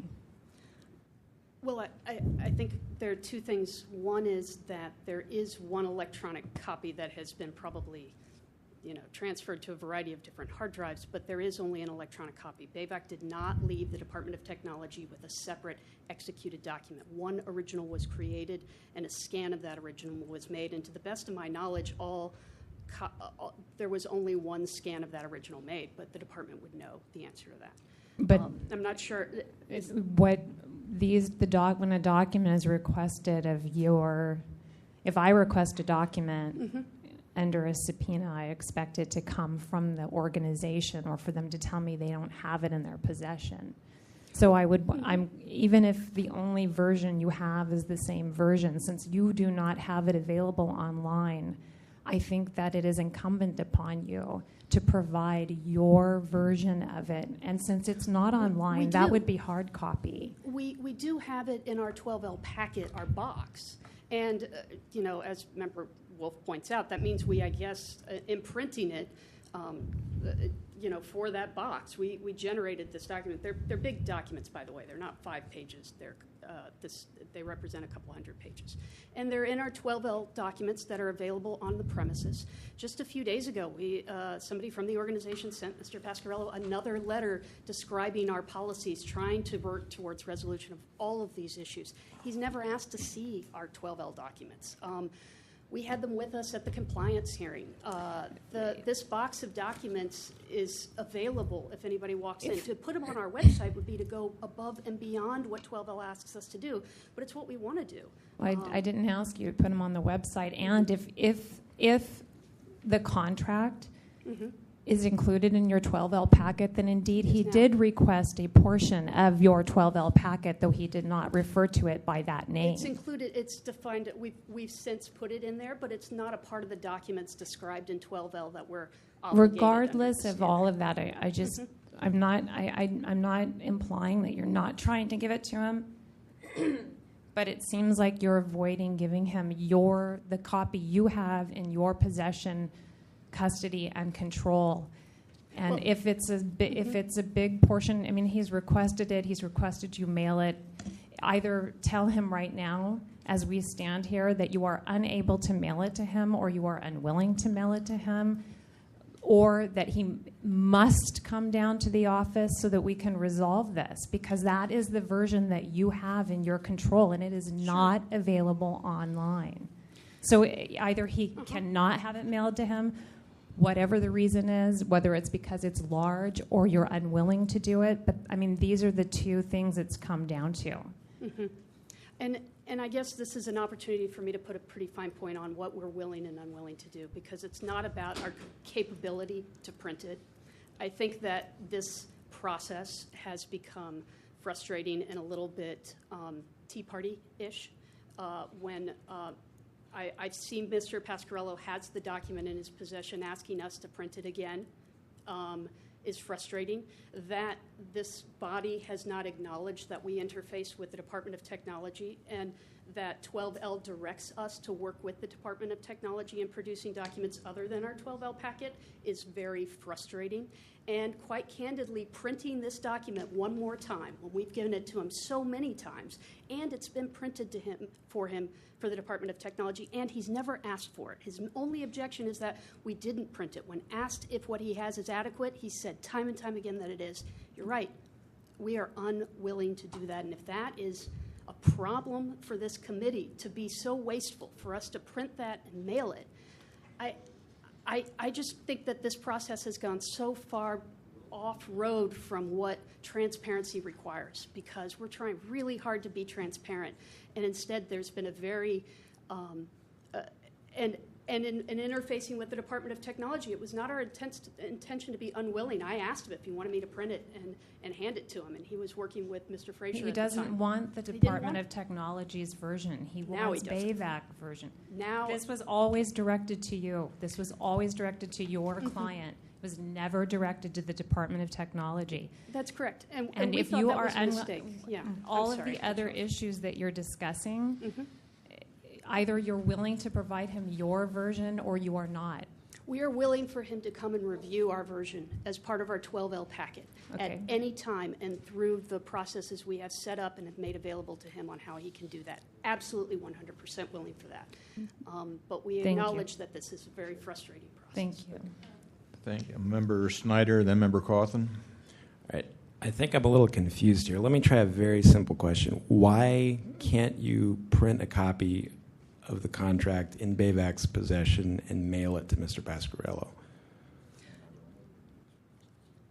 We could print a copy of the contract, the city's request for proposal, and BAVAC's response. That's a fairly voluminous printing, and we can mail it to the P.O. box that we've been sending letters to that have yet to be acknowledged. Feels a little bit like a black hole, and it feels wasteful because he's already acknowledged that he has all of those documents and what he has is adequate. Given that these aren't 5 or 10 pages of documents but are fairly voluminous documents, and combined with the fact that he's acknowledged that what he has is accurate, it feels extremely wasteful to do that. And I have yet to understand that that is the thing that this committee is asking me to do. Perhaps that's my willful covering my ears, because I do feel that that is very wasteful. But no, we could do that. So what is your understanding of what the order of determination required you to do? Well, to work with Mr. Pasquarello to make sure he had all of the documents. And we met after the this hearing on that day, on May 25th, there was a department member, Mr. Frazier was there at the same time, making himself available with these documents, and I asked him, so is there anything else you want from me? Because I was mad, because he had everything that he wanted from me in his hands. And I said, do you want me to print them out and send them to you again? Willing to do just that thing. And he said, no, that he was going to work with the Department of Technology. Now, he wants a lot of other things from us, and he's pretty angry with BAVAC, and I'm not sure why. But this process is not about these other things. It is about those contract documents. And when I talked to him after the hearing, he had everything he needed. The department then went through and copied us on transmittal documents that confirmed that he had them. It was not until I appeared before this compliance committee that I realized that he also, while holding a copy of the contract in his hand, wanted me to print it and mail it to him. He had never followed up with that. But it's not about the contract. The contract's available. It's in our 12L packet. We don't want him to not have the contract. I very much want him to have the contract. I'm pretty sure he has it, but it is not about hiding the contract. It is not about not disclosing the contract. The contract's publicly available online, and I love that he has the contract. But your version is not publicly available online. Ours is the same file that is available online. But how does he know that? That's why he's requesting it. I mean, I understand your frustration, and there are other departments that get repeated requests, but if you're going to deal with the city, you're going to deal with it under the Sunshine Ordinance, and that's part of it. I mean, that's part of your commitment, part of the agreement that you made, and I understand. I see other people being frustrated, but they do have a right to request them from you. They have a right to all of these documents under 12L, and they have a right to the process that you set out in 12L, which is a pretty good process that balances the burden you place on nonprofits against this kind of access. We're way outside of the bounds of that process. But the reason he knows it's the same file is because I understand Mr. Frazier has verified that there was one scan created and that we did not leave with an original.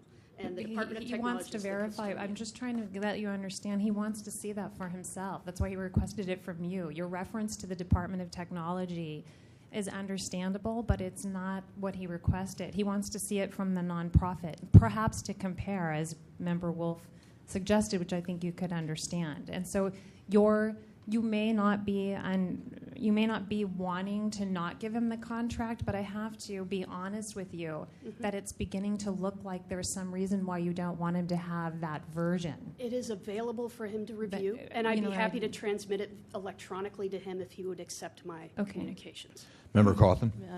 Ms. Hodges, I think we're going around in circles. I think we're repeating ourselves, and I'm confused too. I mean, you said in your documents that you've given him everything by the order of determination. Just tell me really simply, what is it that he wants from you? I think he wants us to show up at these hearings. What is it that he wants from you that he says he doesn't have from you?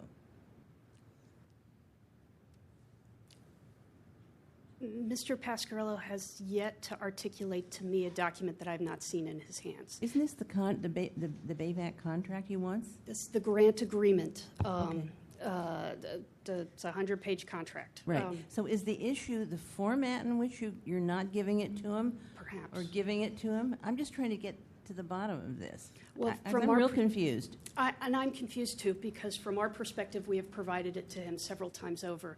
And I guess the linchpin here, and this is what I think is squarely before this committee, is whether us making it available to him in the format in which we maintain it and keeping it as part of our 12L documents on premises, which he has not requested to see or gone through the process to do, which is not a hard process,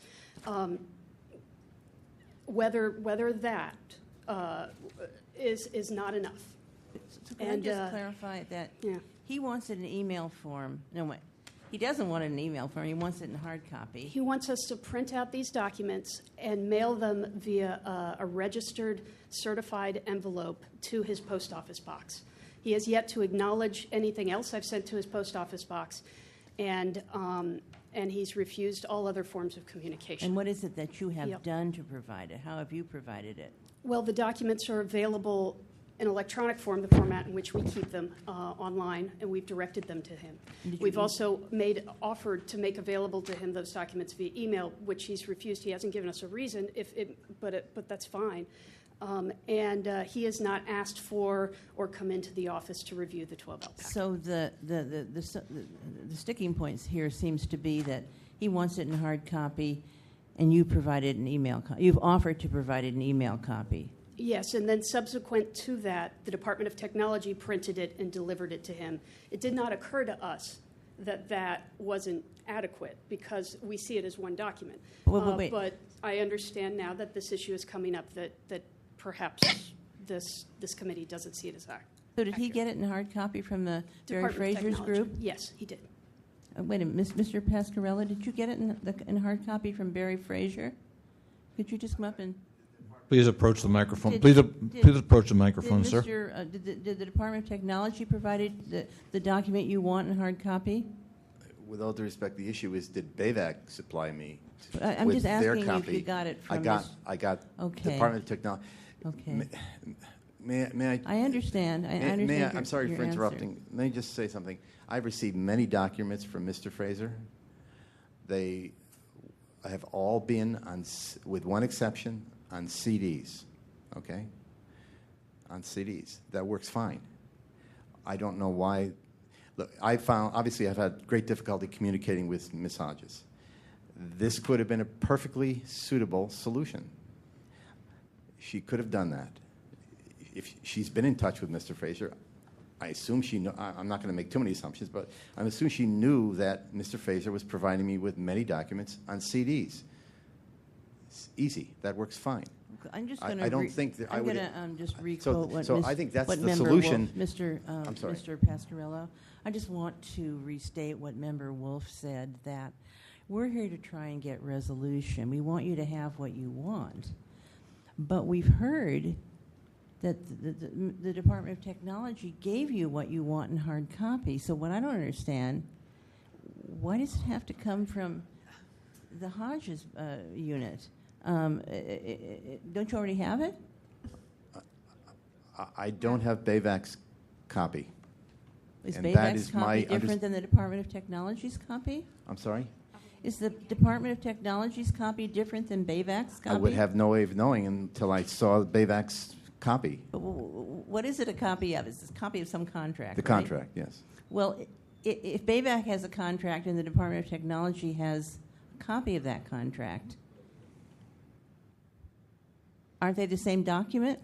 I have no way of knowing without seeing both of them. And this was extensively discussed at the Compliance Committee meeting, and that was the heart of their, in my understanding, of their decision, the heart and soul of why they ruled in my favor against BAVAC. Are you willing to go to the premises and Well, review the documents? Because that's another clear way of resolving this issue. May I suggest that BAVAC do it the way Mr. Fraser has done it? I which don't is think you can there's put. any If they say it's an electronic form, they can surely put it on a CD and mail it to me. Have you communicated that to BAVAC? No, I haven't communicated that to BAVAC. I'm communicating that to BAVAC right now if that is not out of order. It's, to me, simple and it works. I would never object to that. Thank you. Thank you. Further discussion, Member Wolf? Yeah, I'd just like to say that, first of all, to BAVAC, and there's no need to come back up, if getting some sort of response or receipt or acknowledgement that something has been received by whoever the requester is not really of your concern. If they're requesting it be sent certified, that's as good as acknowledgement. Mr. Pasquariello, if they are willing to give you the documents in a CD format, would you consider us not taking any further action on this matter? I mean, I'm not in necessarily agreement with Member Cawthon because I understand that you want to see their copy so you can compare it to the city's version. I get that. I'm with you on that. The question here is, yes, they were in violation. They still are in violation. They're not providing you with whatever it is. But if you are going to, if we can get them to agree to get you the document right now, would it be okay with you if we forego any violation at this point, any further action on this item? With all due respect, I find that a difficult question to answer because of at least one of the other two remaining items on today's agenda that I'm bringing to you. We only take things on a case-by-case basis. Your complaints that come later have no bearing on what happens in this one. So everything's taken on the merits of their own item. I respect that. But I'm telling you, in my mind, they are connected, and that's unfortunately that's my decision to make. Based on that, this will come. The context will become clearer later on in this meeting. I have to tell you no. Actually, the decision is with us, whether we want to take further action or not. So I'm just saying, for the sake of being able to expedite things, because if we're able to do that and we're able to then, whatever happens next later on, this has an effect on that, then, I'm just saying let's try to move forward. If not, we'll determine what the next step for this particular case is. Sure. I'm just asking to get you the document that you want. If it's okay for you to get it in a CD format, we can ask them right now to get it to you in CD format. Is that satisfactory to you? It is, but I'm afraid I still would recommend that you take this matter to the Ethics Commission. Despite whatever action we may take. So far, they've acted in bad faith, and I think this would be a small indication that they might come around. Okay, Ms. to Hodges, respect the jurisdiction of this committee. Would you agree to take whatever electronic copy you have of the contract? You said it's like 100 pages long. Put it on a CD, put it in an envelope, send it to Mr. Pasquariello. I don't mind doing that. I'm not sure whether in doing that, I can't say that that's what 12L requires, but I don't mind doing that at all. Not at all. Okay. That's easy. It doesn't satisfy what he's supposed to do under 12L, but I don't care. It's a CD. It's not that big of a deal. It's an easy document. Okay. We'd be happy to put it onto a CD and mail it to him. Please do. Thank you. Thank you. At this time, the respondent and then the complainant will each have 3 minutes. Ms. Hodges. At this time, the respondent and then the complainant will each have 3 minutes to make any concluding or rebutting remarks. I do want to take this opportunity to complete something that I didn't finish in the beginning, which is to tell you what BAVAC's doing as part of its compliance with 12L. BAVAC has 2 public board meetings. Those are published on its website. Had a snafu with the dates, and so we had to accommodate a lot more people. The next meeting's going to run really late so that everybody can attend. I expect it'll be adventurous if the public comments are any indication. But the board is following through and committed to hearing from the public and participating in those processes, which are part of what's required of 12L. We also have a set of 12L required documents, none of which we've been talking about so far, but those are the documents that all nonprofits are required to prepare and make available to the public. And those documents are available at BAVAC. There's a big box that says 12L. And we're transitioning our website right now so that all of those documents will be available electronically. BAVAC does run electronically. That's one of our efficiencies. And so that will be truer to the way we maintain those documents. We've included additional documents above and beyond what's required of 12L in that packet in printout form, and we intend to do so as well on the website, and we already do so as well on the website. But specifically under the heading of 12L, we've gone ahead and incorporated the grant agreement and all the other contracting-related documents. Those are in that box, and they're going to be online. And in making them online, we hope to streamline the process, because coming into the office, paying 10 cents a copy, those things that this task force requires of people asking for 12L documents, those can be burdensome. And we're not actually interested in playing the game of try to keep the documents away from you. BAVAC's pretty committed to operating in a transparent way. It utilizes software that is public, that is open source. What we have here is BAVAC's challenges in dealing with a member of the public who's very unhappy with BAVAC and disgruntled about its services. And this has come before this task force. And perhaps sometimes it seemed a bit Alice in Wonderland, a little bit topsy-turvy to be talking about printouts of documents that are all the same documents. I've said before, regardless of what this panel does, I will, or somebody at BAVAC will burn them to a CD and drop them in the mail and send them along, regardless of how you find. And I hope that, again, regardless of how you find, that upon receiving that CD, we can at least put these contract agreements to bed and talk about the other things that Mr. Pasquarello is concerned about. Overall, though, I want this task force to note that BAVAC has a lot of people that we serve, and a lot of people who access our website and come into the offices. And we make information available to a lot of people. You're dealing with one person who's very unhappy that we have not also followed his very specific requests. And this has become a bit of a challenge, and you've had a front row seat for it. But with respect to its overall compliance with 12L, there's a lot of stuff that we do, and some of it is detailed in the letter that I'm leaving with the clerk today. Thank you. Thank you. Mr. Pasquarello?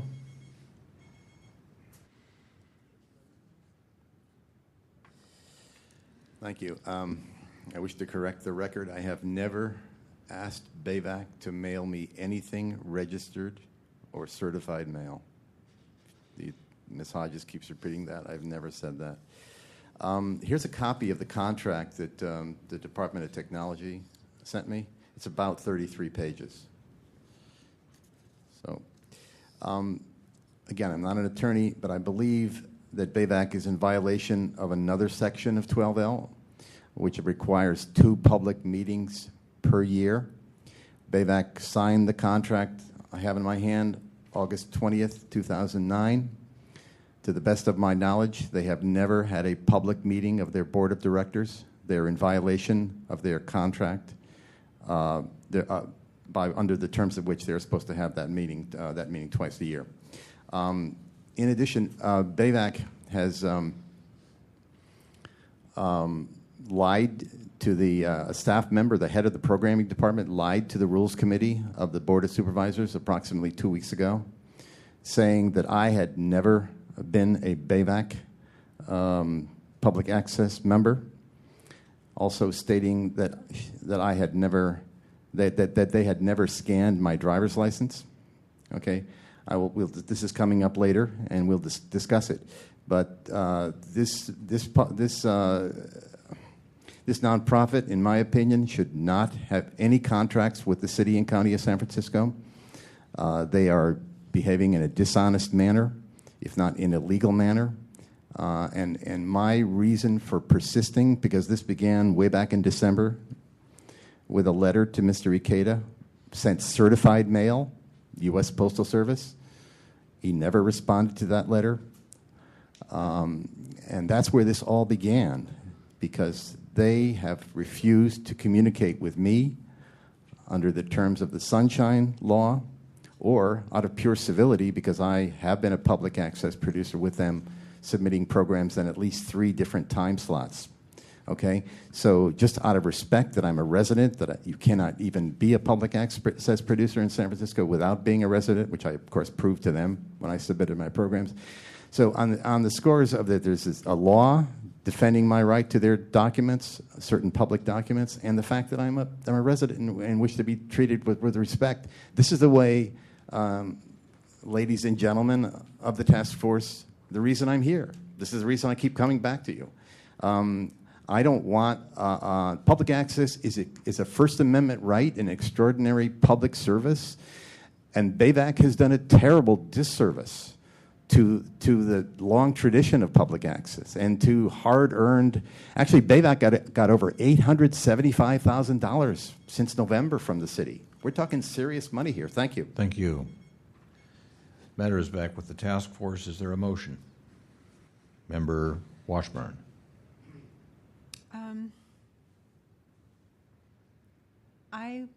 I move that we refer this matter to the Ethics Commission for willful violation. I am unconvinced that BAVAC, ever intended to comply with Sunshine and made all sorts of excuses for why they didn't have to. Is there a second? Second. Moved and seconded. Discussion? Is there public comment on the motion? I just wanted to refer back to,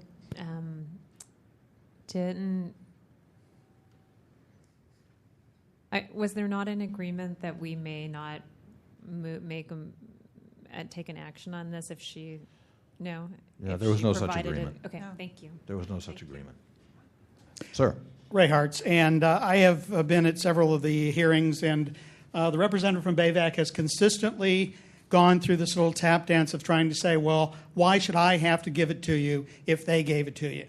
Well, the reason is the law says if you request it from them, they have to give it to you. And if he wants to accept it from the other place, that's his choice, but that isn't the choice he's making. He wants it from them. And I don't know about you, but I'm not going to sign my name to a contract for $170,000 and not have a hard copy of the contract, because that leaves me perfectly open to anybody on the other side of the contract making changes to it since they have the only copy. That would be ridiculous. But her argument consistently throughout this entire process at all the hearings has been, why should I have to give him a copy when the Department of Technology has offered to give them the copy that they have? And I think Member Wolf raised the issue. If I want to compare what the Department of Technology has with the contract that they have to see if they actually are the same, I have the right to do that. If I want to request it from one particular body rather than another particular body, there's nothing in the law that prohibits that. He specifically requests from BAVAC. And it sounds to me, because of one comment she made today, that he has another number of other items. What she is trying to do is get him so discombobulated with dealing with her that he won't even try to deal with her. He'll just go to Department of Technology and leave her alone. I think that that's part of the ulterior motive, but I think it's also fair to question whether there is some reason that they don't want him to have a copy of the contract. And again, an electronic contract, I would not sign a contract for $170,000 and not have a hard copy with my signatures and their signatures on it in my file. And if my lawyer let me do that, he would just tell me, I don't want you as a client anymore. Thank you. Hello, this illustrious, wondrous body. Just in case you do refer it to the Ethics Commission for willful misconduct, as Ms. Washburn said, what guarantee is it that they're not going to overrule you like they did the last 14 times, which you pointed out to me that now there's been some change? Now, what if this change doesn't happen? Will you continue to offer this false hope when you get overruled again? What if you go to the ballot box, like you were saying before, and you don't get allowed these powers? Will you continue to offer this false hope? Because apparently, these people are able to say and do anything. You guys will just order of determination for willful violation that the Ethics Committee will overrule, and you'll have washed your hands of it and said, oh, wonderful process. We're here to help you. Such civility, such society, and yet all you've done has been to harm and injure the people that you were supposed to be there for. It's disingenuous, it's hypocritical, it's immoral, it's unethical, but it's typical. So I'd like to know what you would do if, after recommending it to the Ethics Commission, they overruled you again. Thank you. Is there further public comment on this motion? Mr. Wright, I'm waiting to be heard, and I see a lot of confusion pertaining to contracts. Now, I've taken a couple classes pertaining to contract law, and I have A average in law. First of all, what comes to mind, based on my experience, in contract law, you have an agreement between two parties. You got contracts floating around in two different sections of the overall parties that are involved. Now, what brings question to me is there a difference between the contracts that one section of this party has different from the other party? Both contracts should be presented to the board, to the panel here, so we can straighten out any discrepancies that's taking place whatsoever. As far as all these penny ante excuses, it's a waste of your time, And it's beginning to be frustrating, not only for me as a person that's here present, but I see how it's frustrating for all the parties involved. Now, there shouldn't be any time delay on this issue. You could mail the contract to the person so he can make his comparison and contract to see if there's any discrepancies and clear up the matter once and for all. And as far as serious and willful misconduct is concerned, and the Ethics Committee, I think it would be ideal, as it was when you first opened up, for all parties to find out what the requirement is in order for the Ethics Committee to sustain a ruling pertaining to serious and willful misconduct. Now, until you have those elements and the requirements, you're not going to be able to get anywhere. So I think it's ideal for the board here to rule pertaining to their own jurisdiction. And then as far as the Ethics Committee is concerned, you should make your own complaint at that Ethics Committee board like he recommended at the beginning of the hearing today, and quit wasting each other's time. Now, that's my opinion. I agree with you, sir. You have to know what the Ethics Committee requirement is in order to sustain a serious and willful misconduct. Okay? And until you do that, you're going to be going back and forth with each other. Make your ruling here, and then forward your information to the rules, to the Ethics Committee, and the reasons why you feel that. Now, if there's a requirement that the Ethics Committee has within their system that is not within this system, then you can come together and work on that. That's the way I feel about this. Not only for this matter, but future matters too. When I come up, I might have my moves going to the Ethics Committee, but rather have you forward there, I will get on the calendar and find out what the Ethics Committee requires in order to sustain a complaint under their jurisdiction. But as far as this Sunshine Ordinance is concerned, stay focused. Sincerely. Thank you. Is there further public comment on this matter? Thank you for being here. My name is Jay Morris. I'm with SF Commons as a producer, filmmaker as well, and I'm here in support of Mr. Pasquarella's request for information. I think honesty and accuracy, the truthfulness is what he's after. I mean, that's what he's seeking, is his comparative, obviously. And if you think back to the beginning, I mean, BAVAC could have provided the information he requested on CD. For some reason, they felt they could send an attorney, must be hellacious expense, to represent them each time rather than do this. So I question, what is it that they don't want him to know? And what he represents is not one disgruntled producer at SF Commons, BAVAC. He represents the rest of us. He's walking lead on issues. He wants accuracy. He wants to verify the authenticity of some of these records. I mean, there's a lot of questions that go with this. So I certainly support his attempt to get this information, and thank you for helping him. Thank you, sir. Is there further public comment on this item? Seeing none, public comment is closed.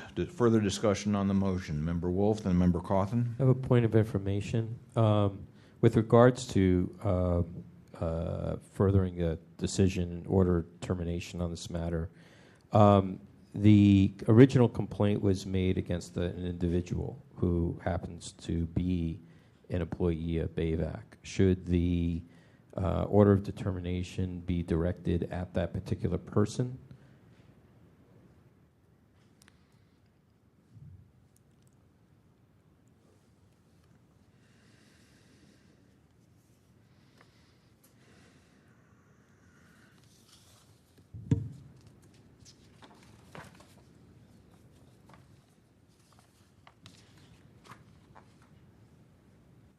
And just note that that person has never come before us.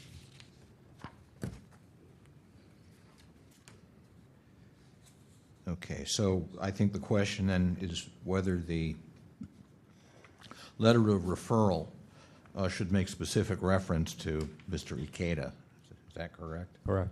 Well, my own guess would be yes. if anybody wants to agree or disagree with that, they're certainly welcome to do so. Member Johnson? I agree. I believe that by sending counsel, that's you're representing that person's representing who is supposed to appear. Okay, further Member Cawthon? I just had one quick question for Mr. Frazier.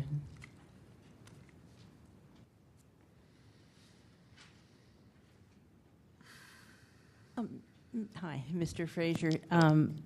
Mr. Pescarello says that the contract document you sent him is only 30 pages, yet the total document is supposed to be 100 pages. Could you speak to that? I think the contract itself is 30 pages. There are some attachments that are another 10 to 20 pages. It's about a 50-page document total. So when you sent him the contract, how come you didn't send him the attachments as well? The attachments are part of the document. Oh, I see, okay. But he says it's only 30 pages. You said the contract's 30 pages? I'm just trying to figure out if there's a distinction between the document that you provided to him and the document that Ms. Hodges is going to send him by CD.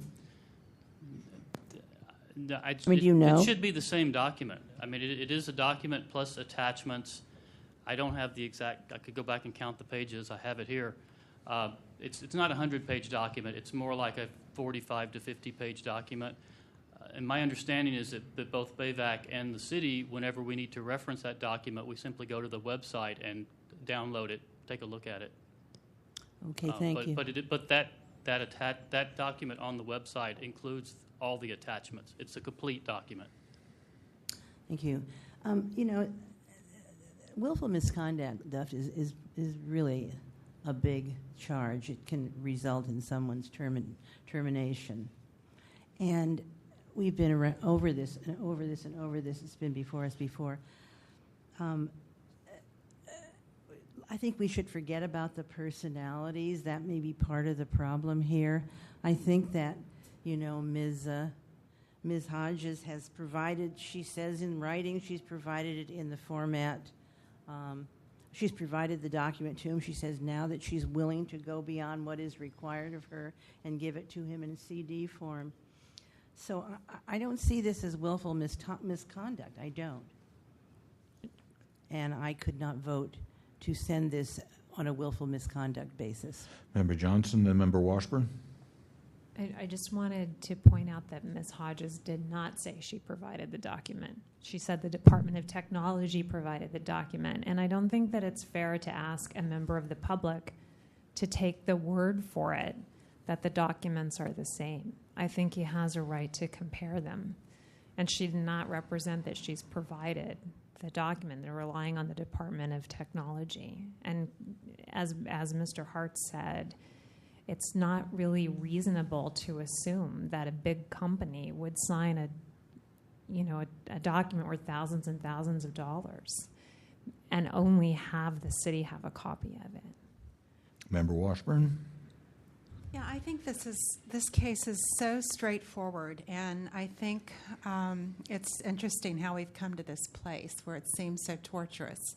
Now, here's somebody who requested a specific document in a specific format, and the respondent did everything possible to avoid providing the document in that format, and in fact never did, and has appeared before us time and again. And the last member of the public brought up a point that I've been thinking about too.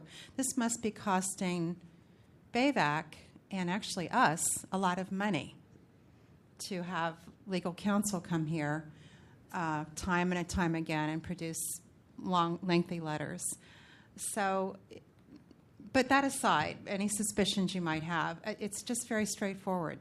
A specific document was asked for of a specific party that has to provide it, and it was requested in a particular format, which members of the public have a right to do according to Sunshine. And this was not done, and continual protests have been made And here we are. And I think this matter could have been resolved easily months and months and months ago. But here we are. So it's willful misconduct to me. Member Wolf? Yeah, first I'll if the maker of the motion agrees, we'll amend it to that the finding would be directed to Mr. Ikeda. Yes, that's fine, yeah. The other thing is just on the note of legal counsel, if this happened to be to a specific employee or a specific department, they could not be represented by legal counsel under Sunshine. So that makes things it just for the sake of just saying it now, because it's a nonprofit and they're external to the city, they pretty much can do what they want. But this is we have not seen Mr. Ikeda. The complaint was against him directly. And I know that it's been mentioned several times that we've been hearing from legal counsel for BAVAC on this matter. I think Member Washburn, pointed it out correctly that that an extension would not be a factor if it were an actual member of the city family. Thank you. Call the question. I just want to make a couple of comments. There are, I think, a lot of things working here. If you look at section 67.21C, the last sentence in that section says, custodian of any public record, when not in possession of the record requested, shall assist a requester in directing a request to the proper office or staff person. And if this goes before the Ethics Commission, the respondent might well make that argument. I don't go along with it primarily because the respondent isn't in possession of that record. They've admitted as such. And I think the compelling argument here has already been brought by Member Wolf and one or two of the other members, as well as by Mr. Pasquarello. He has the right to review both copies of that contract. And that, I think, is the overriding thing here. I'm going to vote in favor of referring this and hope that the Ethics Commission recognizes that this Mr. Pasquarello has a legitimate grievance. It extends back several months, and there is apparent resistance on the part of the respondent to have complied with this in any kind of timely fashion. I have a question. Member So Coffin. the willful misconduct charge now is against Mr. Ikeda and not Ms. Hodges? That's correct. He was the person from whom the record She was the conduit. Mr. Ikeda was the person from whom the record was requested. Further discussion. Roll call, please. On the motion, Member Snyder. Aye. Snyder, aye. Member Cotton? No. Cotton, no. Member Manny? Aye. Manny, aye. Member Washburn? Aye. Washburn, aye. Member Wolf? Aye. Wolf, aye. Member Johnson? Aye. Johnson, aye. Member Nee? Aye. Nee, aye. Mr. Chair, we have 6 ayes and 1 noes. Chair will declare a 5-minute recess.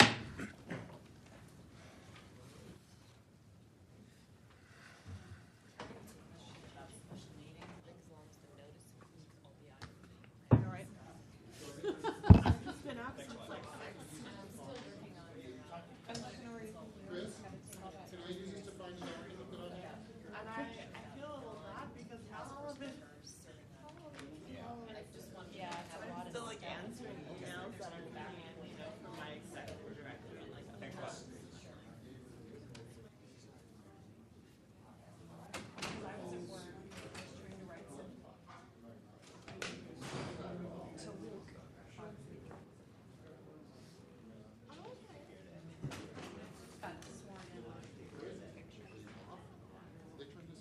it wrote, I was trying to write something, but it's not a deadline for real. But still, and then when you have to.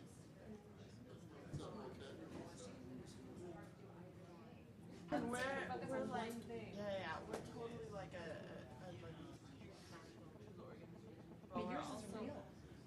no, I mean mine's not yours. No, yours is just.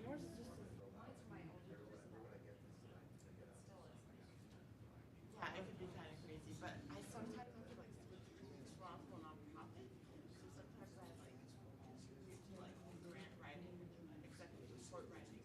So it's like I'm in like both those. And then sometimes when you have these meetings, especially these get all my Still in ducks high school, so you can. Yeah, and I kind of like got that. Like in New York College, but I'm too old now, so, but to do that. Right now.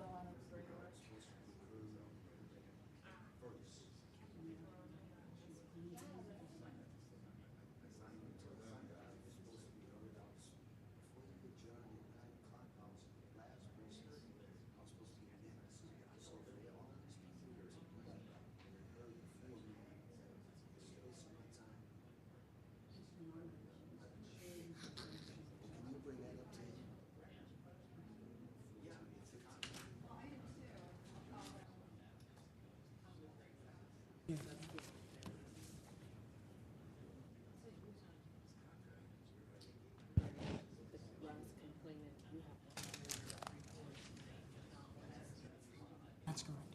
3.5 is going to the complaint committee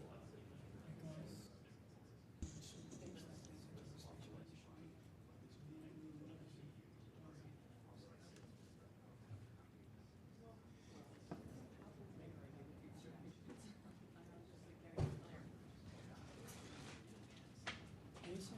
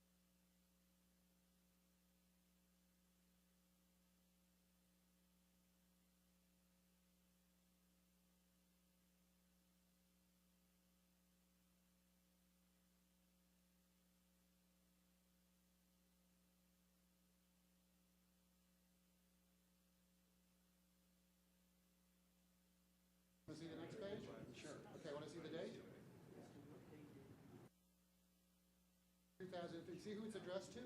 Yes. Mr. Colton, the chair of the Sunshine Task Force. Ask me if I've received a response. 2003. Right there. Willful misconduct. Okay, now let me show you page 2 so you can continue to watch the farce.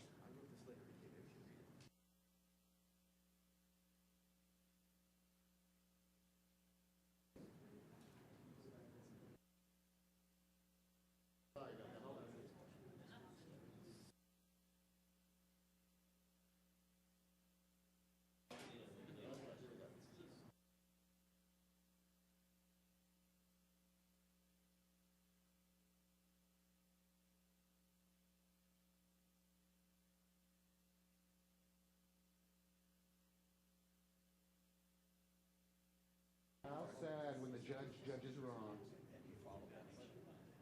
Excuse me. They're the ones that haven't responded in 8 years. They're the ones that are continuing to offer the false hope.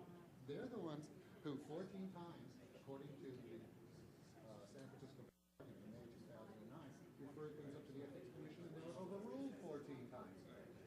Now they're looking for guidelines from the Ethics Commission, which don't mean a damn thing because it's all bullshit. And here's the proof of it. And I now also have a signed confession from the city having violated the law against me. That's the reason I brought them here. Ask me what I, the victim, have received. Isn't it wonderful when they don't have to respond? Thank you. This is going to be great. Oh, yes. No, that was my letter too, Mr. Colton, the prior chair, who never responded as to what official misconduct was. I have my Jenny letter to the Ethics Commission. Would you like to see it? I'll show it to you. I've got it all.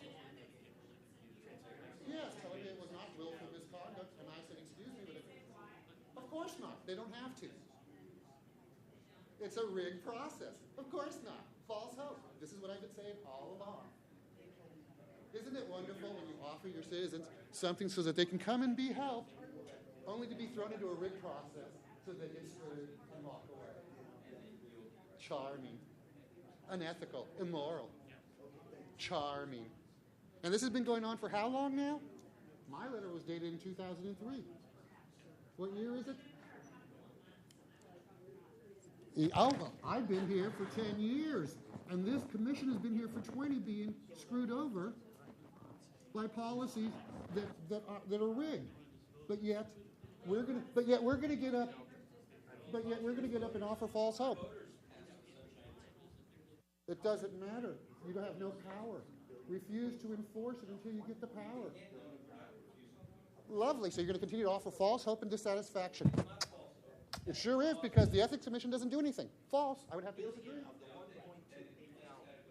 I already have, and they've never responded, and I have the proof of it. So it's a false hope. Naturally, it's still false, false choice, false hope. It is false if you can't guarantee an outcome, especially when they're wrong. Oh, well, lovely. Unacceptable. You know, a poor person doesn't know that. They're led to believe that they're going to come to you and you're going to help them, not lead them through a dead-end process. False. I have never been responded to. I will bring that up. I don't have to do that. I don't have to ensure that rigged systems that are put on the ballot get measured in or measured out. All I have to do as a citizen is tell the truth, and when it doesn't work, tell the truth. Not my problem. My problem was believing in you. I no longer believe in you. No longer. Doesn't matter. You're getting paid. I'm not. Well, then why are you doing it? Why are you continuing? You do. And when you're overruled by the Ethics Commission in a rigged process, you still believe it. Boy, that's really ethical and moral. I've only been trying for 8 years and have been getting screwed around. So I don't want to hear it. I sure have. My letter of 2003 wasn't answered by Mr. Colton as far as the official misconduct being sent up to the Ethics Commission. Oh, no, I'm coming 2007.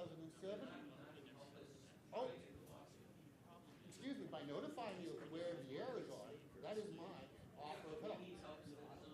Oh, I'm not going to help you look something, and if it fails on the ballot, Will you continue to offer the false hope and no process? Oh, so there you go. So if it fails, you go back to doing this, which will not help people. Not do anything until you get your appointment. The right thing. You're not serving them now by doing this. And people don't. I have a long list of dissatisfied people. No, it's been going on for 8 years. How much more of a record do you need? Forever? Well, apparently so.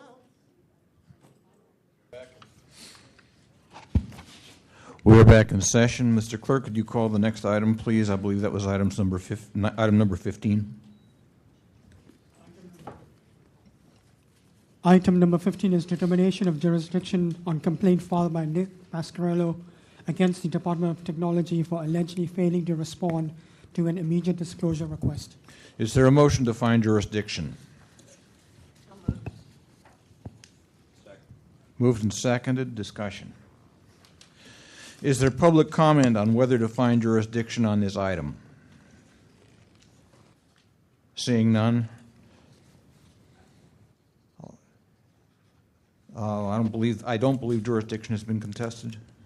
That's correct. Okay. Roll call, please. On jurisdiction, Member Snyder? Aye. Snyder, aye. Member Cawthon? Aye. Cawthon, aye. Member Manny? Aye. Manny, aye. Member Washburn?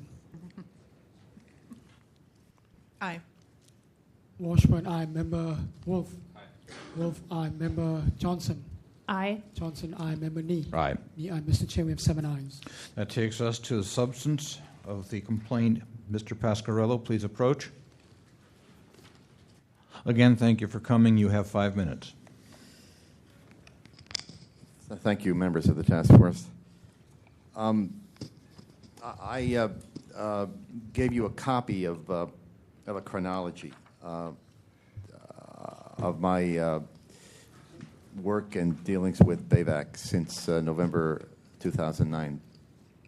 Mr. Restrom is passing that out as we speak. Unfortunately, I didn't put my name in this. I apologize. So I don't know whether, you could follow along. It's pretty simple.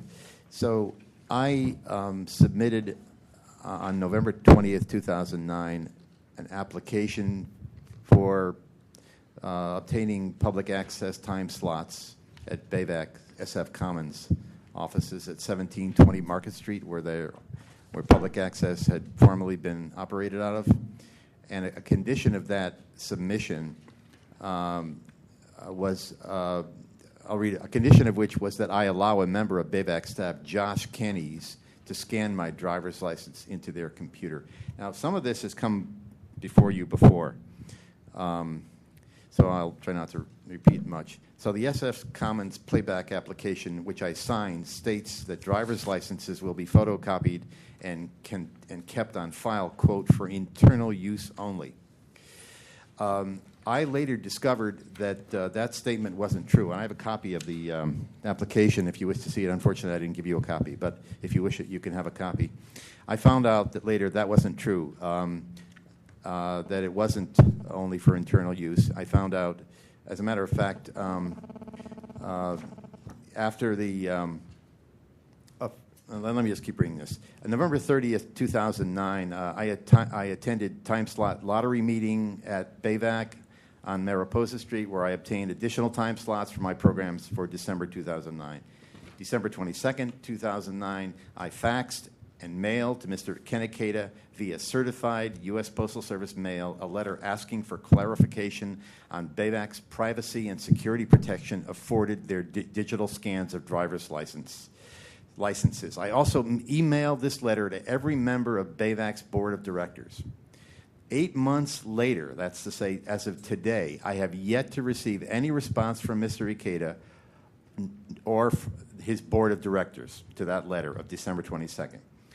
California Vehicle Code places restrictions on the photocopying of driver's licenses to uses specifically described in the Vehicle Code. Vehicle Code Section 13004, Unlawful Acts.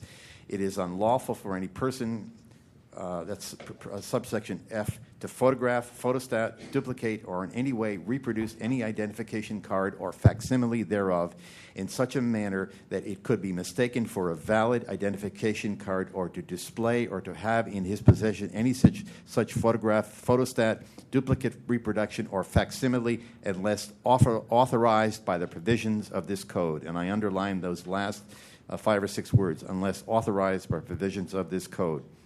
On or about February 2nd, 2010, I submitted additional DVDs to Program Assistant Andy at the office of BAVAC for showing in February 2010. And February 23rd, 2010, immediately following the hearing before this body, BAVAC attorney Christina Hodges informed me that the BAVAC scan of my driver's license had been outsourced to a company called Salesforce.com and was no longer in BAVAC's possession. On May 25, 2010, again, after a hearing before this body, Ms. Hodges offered to send me a copy of the contract between Salesforce.com and BAVAC, then abruptly and without explanation changed her mind, and she refused to put anything in writing about this. I believe that there's nothing in the BAVAC contract with the City and County of San Francisco that mandates or empowers BAVAC to scan people's driver's licenses, okay? I believe they've done this illegally, and for that matter alone, that this body should assume jurisdiction and request that the Department of Technology, which has the right to get every contract, every subcontract that BAVAC has entered into in connection with public access, I believe that you should require BAVAC to produce and deliver to me the Salesforce.com contract. There are privacy issues here. They are in probable violation of state law. I'm very concerned as to what has happened to my driver's license, and they've actually lied before the Rules Committee about this, of the Board of Supervisors. Thank you. Is there anybody here to present facts and evidence in support of the complainant? Thank you, sir. You have 3 minutes. Ray Hartz. And again, I've had numerous discussions with Mr. Pasquarello about this whole issue.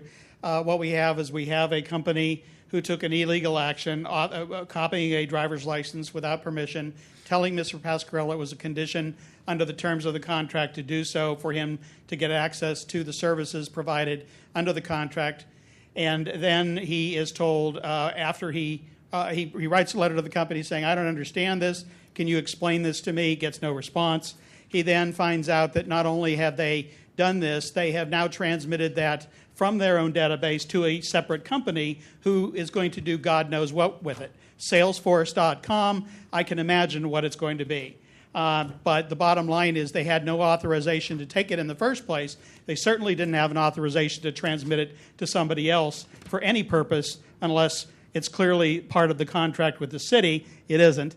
And if it is part of the contract with the outsourced company for some reason, then the terms of that need to be understood. Because if they're simply doing that because they get something out of it or they get a return on it or they have some sort of a separate deal with a separate company, I think that's a matter for the city attorney's office in addition to this task force. Thank you. Is there anybody else to present facts and evidence in support of the complainant? Well, if I've heard this complaint correctly, the individual submitted a copy of his driver's license, and when he asked for the policies or the rules or whatever directed him for the necessity of that, was not informed of that. I find that duplicitous, unethical, immoral, but totally American. Thank you. Is there anybody else to present facts and evidence in support of the complainant? Seeing none, is the respondent present? Thank you for coming again. You have 5 minutes.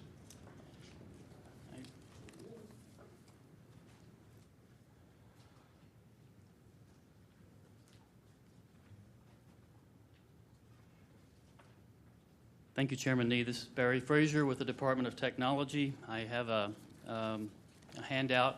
I think I have sufficient copies for the task force and for staff, and I have a few extra copies for the public.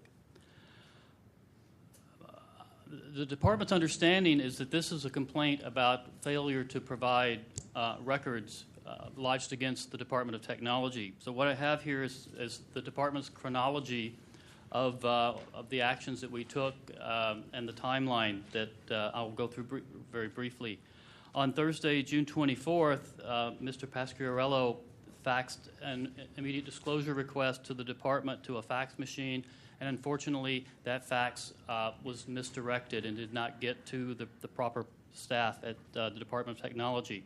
On the following Monday, DT received a notice of complaint from the task force that Mr. Pasquarello had filed a complaint against the department for failure to respond to the IDR. That was the first we heard of the request. And so then I went back and looked on the fax machine and found under a stack of papers the request. We reviewed it very quickly and determined that we did not have any records that were responsive to that request, and we sent a letter to Mr. Pasquarello by mail to his post office box on the 28th. And on the 29th, I provided a copy of that to the task force. On Thursday, July 15th, then BAVAC sent a letter to Mr. Pasquarello, and I have a copy of that letter in the packet here. And in that letter, BAVAC provided a link to the contract that was being requested, and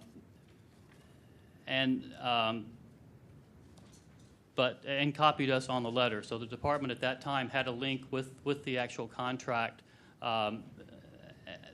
But we didn't know that Mr. Pasquarello did not follow that link or download the contract. I had a conversation with Mr. Pasquarello on August 2nd when I learned that he had not downloaded the document, and so I downloaded it and provided it on a CD and got it to him. Oh, actually, I sent it by email to him. That was on the 5th of August. Then finally, Mr. Pasquarello submitted another IDR to us on August 9th requesting a signed copy of the contract. We don't have a signed copy of the contract, and in fact, we have a copy of the contract attached to the packet that we provided to you. And you'll notice the first line says that it's essentially a click wrap agreement. So you show your consent by clicking rather than signing a document. So the department doesn't have a signed copy of the document. That's the history of the records request and how we've responded. We were late. We were a day late on the IDR because we misplaced the fax. We admit to that.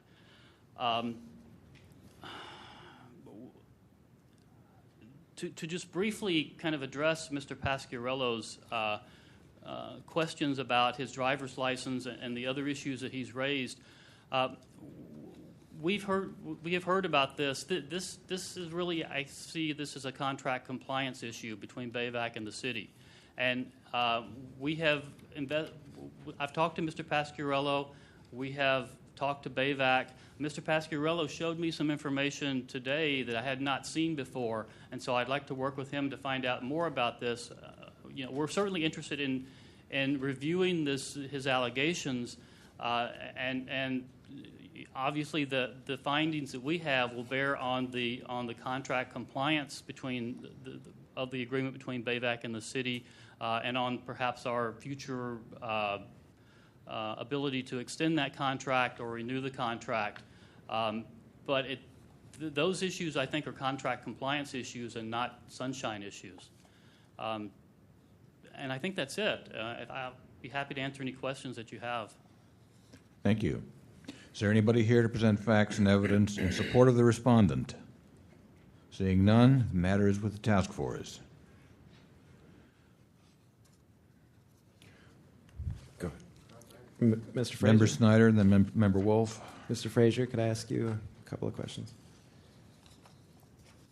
So just that I'm clear, you've provided, you're saying, a copy of the Salesforce.com contract, but not a signed copy. Is that right, to Mr. Pasquarello? That's correct. Okay. And why is there not a signed? Why do you not have it's because you do not possess a signed copy? Is that why you haven't Because sent the it? department does not possess a signed copy. We don't believe a signed copy exists because it's a click wrap. It's an online contract that you click on rather than sign a paper document. Okay. And so I'm not familiar with the click wrap Sorry. contract. It- There's no physical version that it results from that. So okay. Well, that's interesting. There's a physical version of the agreement, but not a signature page. Got it. Okay. Member Wolf? Okay, thank you, Mr. Frazier. For me on this issue, I'm looking to the letter, looking to the complaint. I'm looking to the letter of the task of the Sunshine Ordinance itself. Under 12L, 12L is specific to a nonprofit organization. It does not involve a city department at all. So under 12L, Department of Technology is not required to be managing the affairs of BAVAC whatsoever. And I quote, each nonprofit organization shall maintain and make available for public inspection and copying a packet of financial information concerning the nonprofit organization. That's the basis of 12L. With regards to disputes of nonprofits, the disputes are made to the department or the agency of which they are party to, and for which that agency or department administers the nonprofit organization's contract. So the first complaint needs to go to that department. In this case, it would be DT, Department of Technology.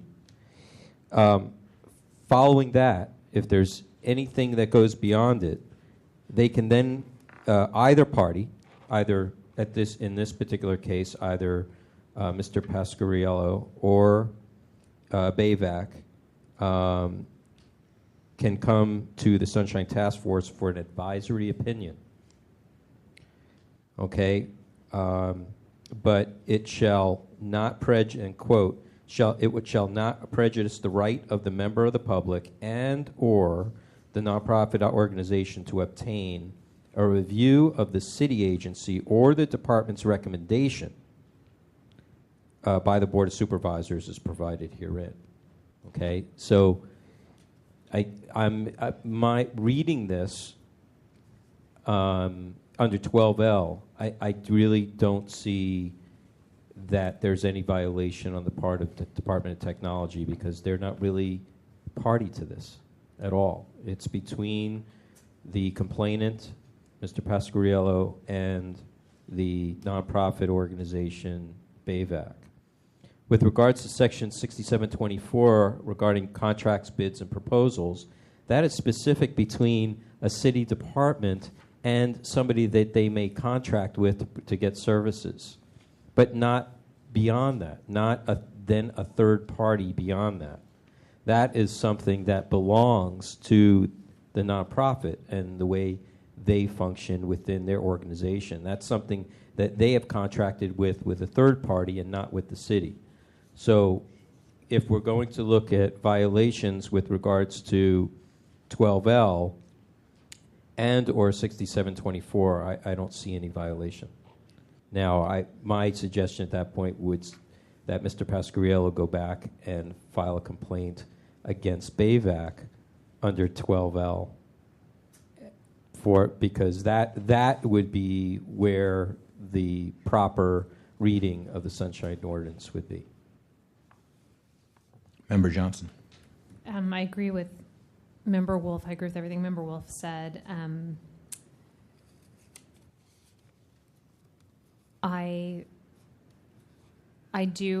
worked for AT&T, so I do know that there are many current situations where contracts are not signed, and maybe Mr. Pask, maybe the complainant is now aware of that, so there isn't that document.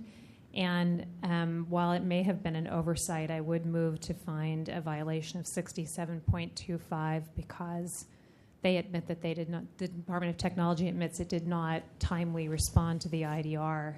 And I think we need to keep a consistent record that those are very serious and that we mean it when we say you got to respond in some way. Okay. This is not the proper time for motions. That will come. Sorry. At this time, the respondent and then the complainant will each have 3 minutes to make any concluding or rebutting remarks. The Department of Technology has nothing else. Thank you. Mr. Pasquarello?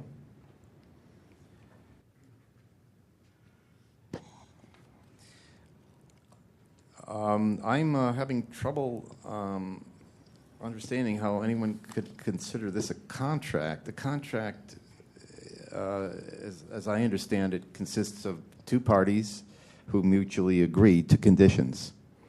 I don't see the name BAVAC anywhere in this master subscription agreement. So how can anyone consider it a contract? I mean, I don't get it. I mean, if their name was in there, then you say, okay, this is between BAVAC and some other the other party, but their name is not even in here. So they're completely throwing sand in our eyes, as far as I'm concerned. I don't see how. I hope you can answer that. It's very. Do you have an online subscription? Do I have a? If you have email, when you signed up for email, you agreed to a contract, but your name's not necessarily in the terms and agreement. It's very, very common now, all online contracts. Right, but again, it's not dissimilar to what I said to Mr. Wolf before. We're taking BAVAC's word for this? What proof do we have that they it's are... Salesforce.com's policy. That's on there. No, but where's BAVAC involved in this? Excuse me. This is we're right now in Mr. Pasquarello's 3 minutes. All right, we can ask him questions afterward. Yeah, Mr. Pasquarello, please proceed. Well, okay, I'm just going to repeat myself. I don't see how anyone can consider this a legitimate contract, because contracts, even online, you have to have some proof that you entered into it, and actually this does become kind of dubious even online. But we're looking at a hard copy, and I don't see any mention of BAVAC in it. So I utterly bewildered as to how you could consider this a contract. I mean, I'm not a lawyer. If we were in court of law, I'd ask the same questions, Your Honor. Where's the contract here? Where's the other party? You have one party, but you don't have the other party, so it's not a contract. I don't know what else I could say. Thank you. Matters back with the task force. Is there a motion? I move to find violation of 67.25 for failure to comply with IDR in a timely manner. Is there a second? Moved and seconded. Discussion. Member Lanek? No. Member Cawthon? I mean, I have nothing to say. I mean, the timeline is clear. They didn't respond in time. Is there public comment on this matter? Seeing none, public comment is closed. Further discussion. Roll call, please. On the motion, Member Snyder? Aye. Snyder, aye. Member Cawthon? Aye. Cawthon, aye. Member Manny? Aye. Manny, aye. Member Washburn? Aye. Washburn, aye. Member Wolf? Wolf, aye. Member Johnson? Aye. Johnson, aye. Member Nee? Aye. Nee, aye. Mr. Chair, we have 7 ayes. Okay.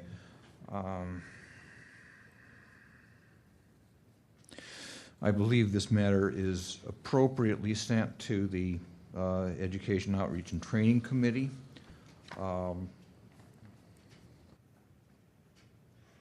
I think it's a good idea for the committee perhaps to contact the Department of Technology and kind of impress upon them the need to have some kind of a better system for delivering, make sure that communications that they receive get to the proper parties in timely fashion.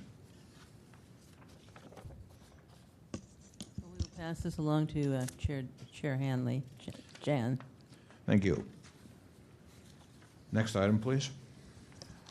Item number 11 is determination of jurisdiction on complaint filed by Michael Wright against the Human Services Agency for allegedly denying him access to a housing and homeless division meeting. Okay. There's a motion to accept jurisdiction. Is there a second? Second. Second. Discussion. Is there public comment on the question of jurisdiction of this matter? Seeing none, roll call, please. On jurisdiction, Member Snyder? Aye. Snyder, aye. Member Cawthon. Aye. Cawthon, aye. Member Manny. Aye. Manny, aye. Member Washburn. Aye. Washburn, aye. Member Wolf. Aye. Wolf, aye. Member Johnson. Aye. Johnson, aye. Member Nee. Aye. Nee, aye. Mr. Chair, we have 7 ayes. Thank you. That takes us to the substance of the complaint. Mr. Wright, thank you very much for coming, sir. You have 5 minutes. Thank you. Thank you for your patience. Mr. Wright. Thank you for yours. All right. Mr. Wright, and this is a situation where I believe that public asset to public meetings has been violated by the Human Services Agency on the grounds that on May 17th, year 2010 at 1 o'clock p.m., I was denied access to the Shelter and Resource Center Director's monthly meeting as a member of the public. The meeting took place at 77 Otis Street. In attendance were representatives from the homeless providers, contractors, agencies, including 5 shelter providers and 3 homeless resource centers, shelter reservation sites. In addition, there were several Human Services Agency staff as well as 2 individuals from Tom Wardell Health Center, which is a Department of Public Health program.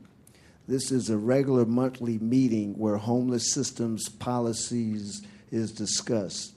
The majority of the shelter and resource center directors were present.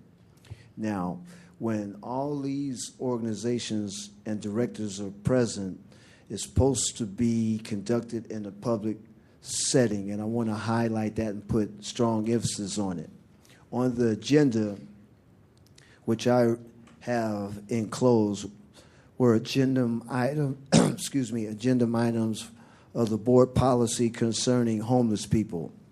These include a discussion about the shelter extension policy, which is policy affecting all shelter residents and regards to under what circumstances shelter stays may be lengthened for clients past and standard length of stays. The agenda also includes the rest of the reclaim protocol and several updates and discussions on the other board policy items such as medical marijuana policy and plans to close a city shelter. Neither of these meetings is advertised except to send out an email to shelter and resource center directors and a few others. At the 2 o'clock, stakeholders were invited to attend, and for the most part, though not a total, the agenda was repeated, also enclosed, of course, by many of the original attendees had left, and unless issues were brought up again, the discussion that took place either was not repeated. Several months ago, according to the Human Services Agency, at least one provider requested that they have some time to speak about issues without having non-shelter providers present. Human Services Agency, the agency then created a new format to the meeting and proceeded to put all agenda items on the private agenda and then select items on the latter public agenda, which is unjust on the grounds that you're making a decision on your private meeting before the public is involved and you have your mind already made up before the people can give an input on the decision-making process. Representatives of the Coalition on the Homeless has requested that they have all items on an open agenda, and if there are specific appropriate closed sessions items, personnel items that the providers request, there should be a closed session for discussion on the items. It is the Coalition's contention that all policies discussed that happen in the transparent and open manner, the Human Service Agency has denied that request and has repeatedly stated that they have the right to private meetings, and I believe in doing so it is a clear violation of the Sunshine Ordinance. So in order for decisions to be made without the public being present, when it's already a standard right that we have public access to meetings, is unjust. And I'd like to have a finding in the favor of my behalf. And this is not the first time that this has happened. Thank you. Is there anybody here to present facts and evidence in support of the complainant? Seeing none, is the respondent you have facts and evidence in support of the complainant, sir? What I'm going to say is I've looked over this case briefly, and counter to Pamela Tebow's letter, this was a passive meeting, and the fact that he was locked out, it's a violation.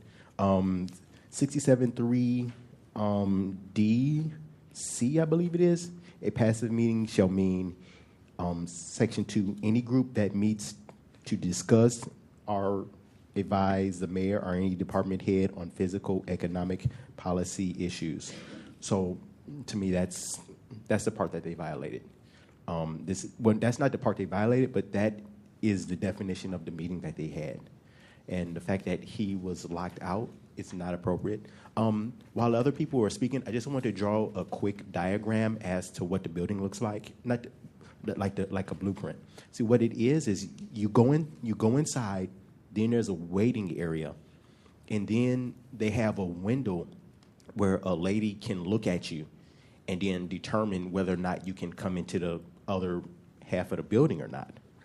So anybody and everybody can go right into the meeting except for him, except for Michael. So I guess I'm also wondering what the determination is as to who can and can't enter into this meeting, because my agenda is pretty much the same issue with the same building, and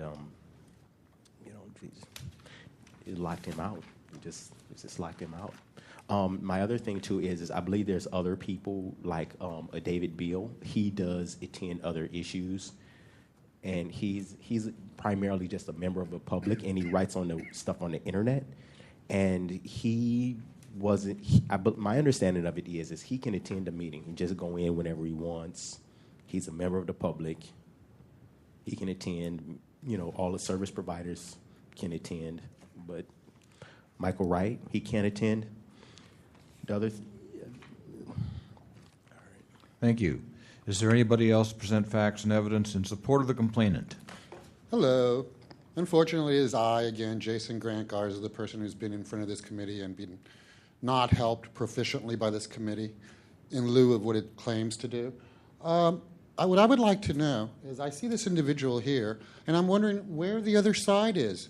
And if they're not here, are they not required? Sir, are you here to present facts and evidence in support of the complainant in this matter? I am. I'm wondering where the other side and its due process is in this.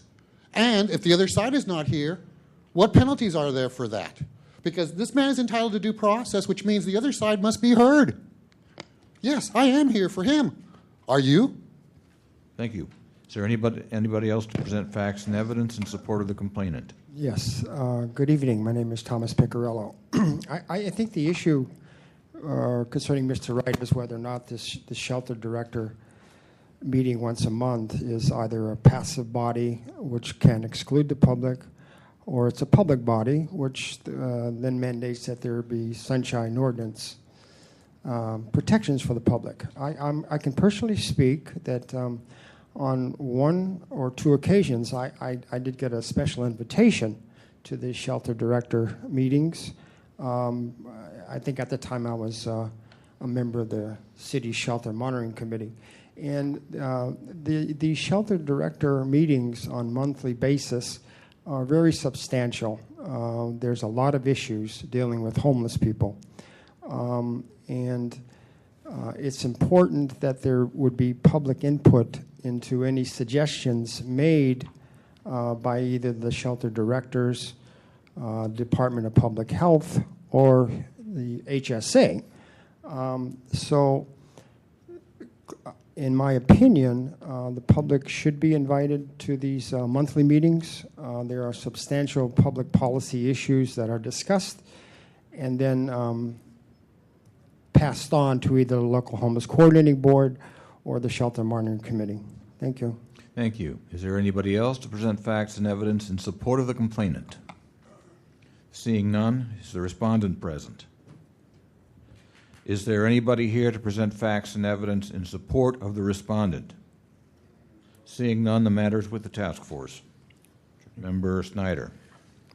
I think this is a fairly technical part of the Sunshine Ordinance 67.3 and .4, which talks about passive meeting bodies versus policy bodies. And I think in order to reach the real merits of this case, we have to know more about what the Shelter and Resource Center Director's monthly meeting is and how it was formed and what the genesis of the group is. And unfortunately, nobody from HSA has appeared. So we don't have anything in the record that I can see that allows us to make that decision. However, I think it's clear that there's a violation of 67.21E for failing to appear today. And so what I would suggest is that we find a violation of that, and in our order of determination, make clear that the HSA's view that they are not a passive meeting body, so the sunshine laws do not apply, to quote the email, is not an accurate portrayal or a description of the law, and it's not sufficient that they merely assert that. They have to come and tell us why they're not a passive meeting body and demonstrate that they're not a passive meeting body if that's the case, or that they are a passive meeting body. And so to summarize, I would say in my view, there's a clear violation for not showing up. In our order of determination, could ask them to appear before the Compliance and Amendments Committee to explain what sort of body they are within 67.3 or 67.4, because I don't think we can make that decision right now with the evidence and facts we have before us. Okay, further discussion? Member. Is that a motion? This is not the proper time for motions. Member Cawthon. I just wanted to say, from the title and from what Mr. Wright says, and the fact that the Coalition on Homelessness comes to their meetings and objects to certain of their procedures, I think it's a good bet that among the things they discuss is homeless policy. So that would certainly make it, I forget whether that's a passive meeting body or it depends again who created them. But they're clearly either a passive meeting body or a policy body, so that they need to have public meetings. They can't deny access to anybody. They can't require that people register and give their name before they're permitted to enter. And the other thing that bothered me was that they had dual agendas, one for the directors and one for the non-staff people. I mean, that seems clearly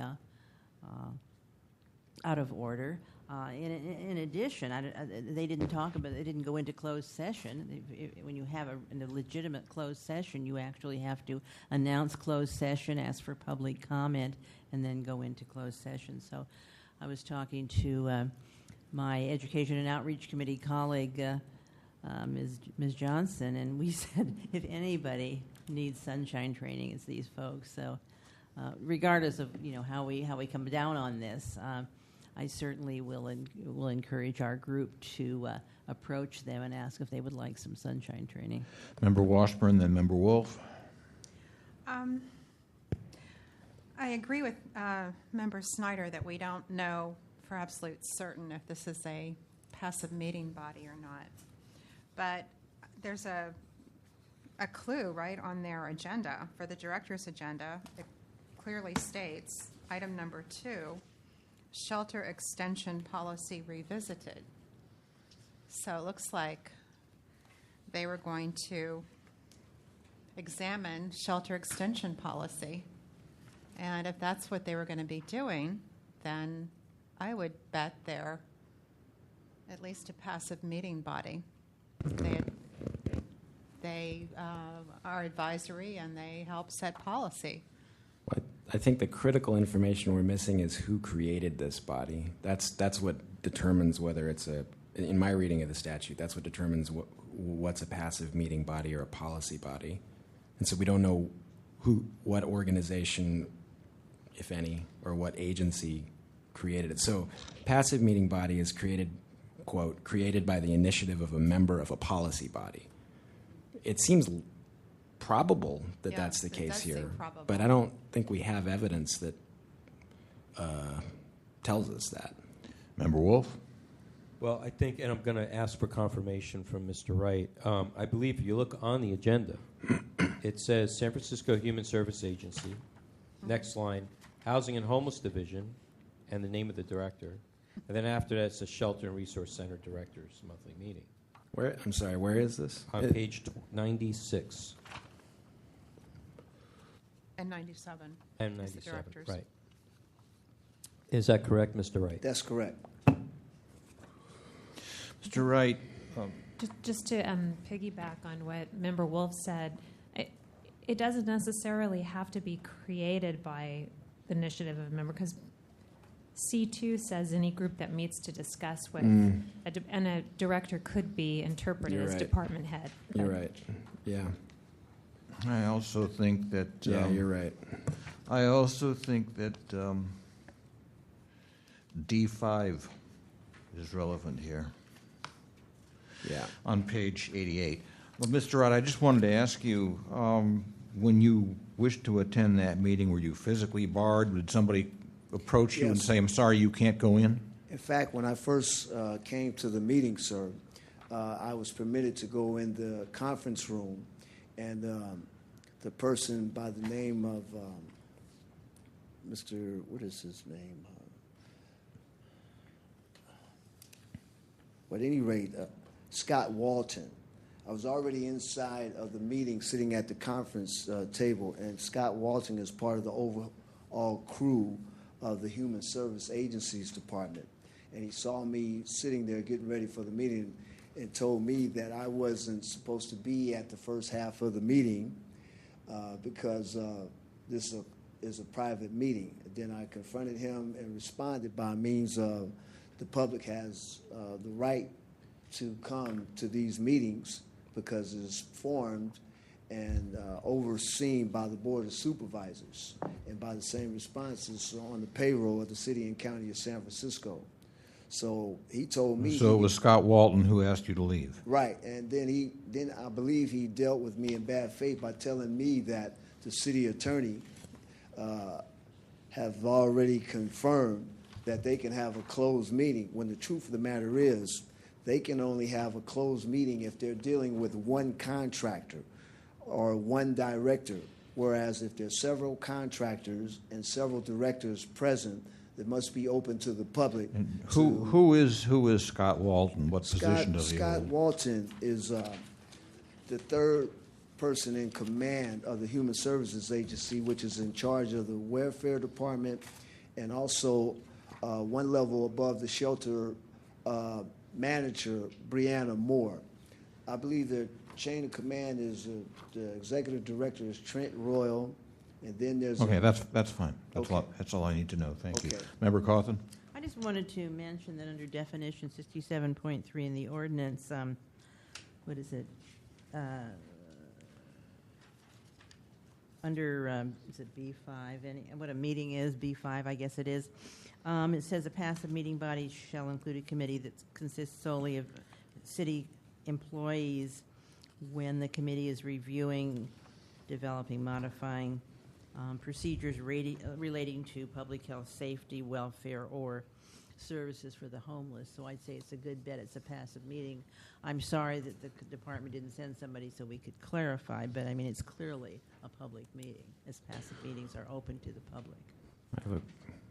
Member Schneider? I have a question, or I guess a point of order for the task force and for the city attorney. I don't know if anyone knows the answer, but if we are to find a violation of one section here and then issue an order of determination and specifically request that the city agency appear at, which they would be obligated to do anyway, I think, but appear at the Compliance and Amendments Committee, can the Compliance and Amendments Committee then subsequently find additional violations in addition to the one that we find here, or are they bound by our determination of a violation? Do you My guess is that CNA committee or any other committee would be restricted to violations found at the full task force. Unless, if an additional violation occurred at that meeting, at a compliance amendments committee, we could add that. But Member Washburn, Member Cawthon? I'm wondering, though, if this comes before the Compliance and Amendments Committee and we learn more and see that there were additional violations, couldn't we Roll it refer the back. matter back here and then? Could. Okay. All right. So if we were to find, just to maybe flesh out that thought, if we were to find a violation, violation of 3 separate sections, then by appearance of at the Compliance and Amendments Committee, we learn what is the nature of this meeting body, and we learn that if something changes and we decide differently, then we can send it back here and say, no, it's really only one section. Okay, got it. But, I think it should ultimately end up here, because it seems like there are a lot of different things that are going on and that are not quite appropriate. And we've mentioned most of them. I'm interested in those dueling agendas. So as I said, when we get this thing sorted out, we will certainly make a pitch to them to hear about what the Sunshine Ordinance says. But in the meantime, I'm very sorry they didn't send somebody, but obviously they're in violation of 67.21E, but seems to me they're in violation of a lot of other stuff. Member Johnson? I'm not sure if we covered this and I missed it. Are all of the members present at the director's agenda employees of the city? That's correct. Because there is the provision DC4 that says a passive meeting body shall not include a committee that consists solely of employees of the city and county of San Francisco, created by the initiative of a member of a policy body, the mayor or a department head, which again needs clarification from the members of the committee. Read the one right below it, too. Yeah.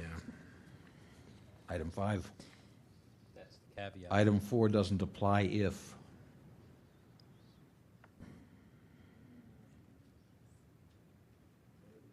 Okay. Thank you. Okay. This time, That's- excuse me, sir. Member Wolf? First, I think the DCA had something that she might want to contribute before I make a comment. No? Okay. I would agree and confirm with Member Snyder's motivation to move this along in the process. I think whatever decision that we make here today in order's determination, if it's found during the CNC meeting that something is incorrect, the committee can then refer the recommendation back to the task force to adjust anything it's made. And I think it's prudent for us. In the past we sometimes would hedge, and because another side didn't show up, we would continue the item. I would suggest we do not do that. Go along with Member Snyder's suggestion and get it into committee and keep the process going. Yeah, at the very least, they just don't understand or willfully misunderstood the fact that they need to appear, and that the Sunshine Law is just because they say they're not a passive meeting body, that it's not magically the Sunshine Laws don't apply. Well, through the chair, I certainly hope that this order of determination that I think we're about to make and approve, once they get wind of it, they'll, contact us post haste, and we'll realize this is not, some frivolous, witch hunt, that we're not out for doing that. So, I'm going to, when the time comes, I'm going to recommend a different procedural tack, but we'll get to that later. At this time, the complainant will have 3 minutes to make any concluding remarks. Yeah, I think this is just an additional example of the dealing in bad faith and never having the intentions on reaching a legal agreement on this matter, hoping that I wouldn't appear, and so the matter would be dropped. As you know, I was here last month and did not get heard because of schedule complications, and I was supposed to be heard before we adjourned at 9:00 p.m. The fact that they didn't show up is an example of how they're not dealing in good faith. And I would also like to add some information that might make it more obvious how they're under the Board of Supervisors oversight under their eye. The Board of Supervisors and the people of the city and county of San Francisco find and declare a government's duty to serve the public, reaching its decision in full view of the public. B, elected officials, commissions, boards, councils, and other agencies of the city and county of San Francisco exists to conduct people's business. The people do concede that these entities the right to decide what the people should know about the operations of local government. Although California has a long tradition of laws designed to protect the public's access to the working of government, every generation of governmental leaders includes officials who feel more comfortable conducting public business away from the scrutiny of those who elect and employ them. New approaches of the government constantly offer public officials additional ways to hide the making of public policy from the public. As government elopes, so must laws designed to ensure that the process remains visible. The right of the public people to know what their government and those acting on the behalf of their government are doing is fundamental to democracy, and with very few exceptions. The right supersedes any other policy interests government officials may use to prevent public access to information.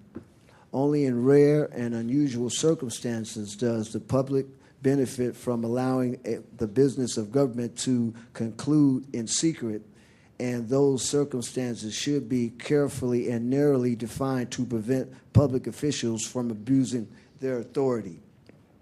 Public officials who attempt to conduct their public business in a secret should be held accountable in their actions. Only a strong open government and Sunshine Ordinance enforcement by a strong Sunshine Ordinance task force can protect the public's interests in open government. The people of San Francisco enact these amendments in assurance that the people of the city remain in control of their government that they have created. Private entities and individual employees and officials of the city and county of San Francisco have the right to privacy that must be respected. However, when a person or entity is before a public body or passive meeting body, that person and the public has the right to an open public process. Now, all those memorandums of points and authorities that I just respectfully submitted to you come under Article 1 in general, Section 67.1, pertaining to a finding of purpose of the overall process. So I think that should be included, too, in your ruling on my behalf, Thank sincerely. you. Thank you, Mr. Wright. Is there a motion? I would like to start off by saying, first of all, on the substance of the matter, I think we should continue it because we don't have the kind of information that we need to really make an informed decision. On the question of the conduct of particularly Pamela Thibault, I don't think an order of determination is necessary, quite frankly. What I think we should do is find a violation of 67.21E, willful violation, refer it directly from here to the Ethics Commission. We don't need to take this to EOT or compliance amendments or anywhere else. She has willfully violated. She has taken it upon herself to decide that HSA is the directors' meeting is not a passive meeting body. She has taken it upon herself to decide that the task force does not have, let me see.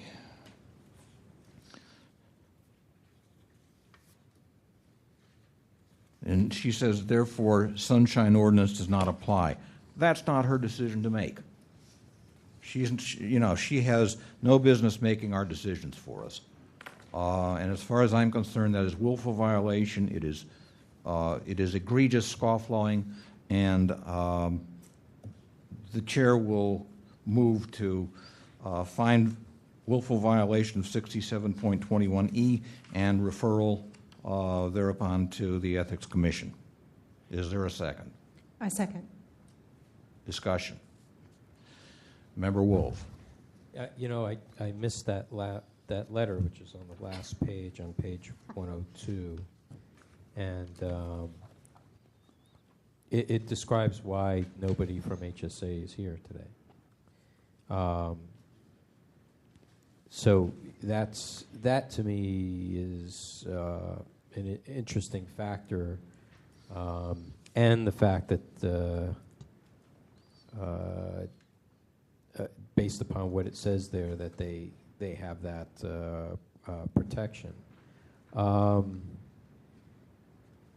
I agree with Chair Nee on the previous sentence, though, and I would concur. Further discussion. Member Johnson. Mr. Wright, please be seated. Thank you.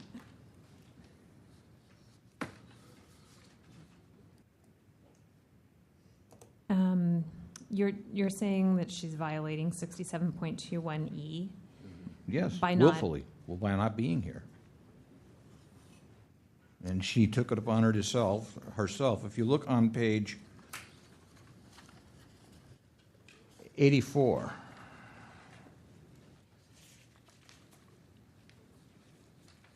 statement on jurisdiction. On June 21, 2010, in HSA's response, Pamela Tebow of the Office of the Executive Director of HSA states that the Shelter and Resource Center Directors meeting is not a passive meeting body and that therefore the Sunshine Ordinance does not apply. She's taking it upon herself to make this task force's decisions. I think that is well beyond her authority.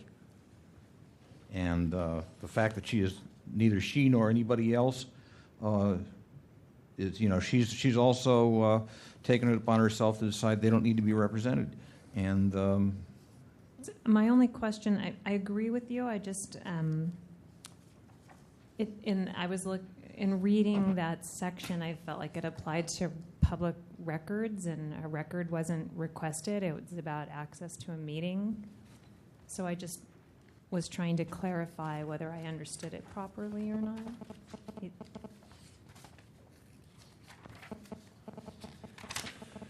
He was denied access to a meeting, and that section seems to refer to not providing documents. Is it the same as? Am I looking at the wrong? No. Well, the complaint is he was barred from a public meeting, or what he perceived was a public meeting, what we may or may not perceive, based on further information, was a public meeting.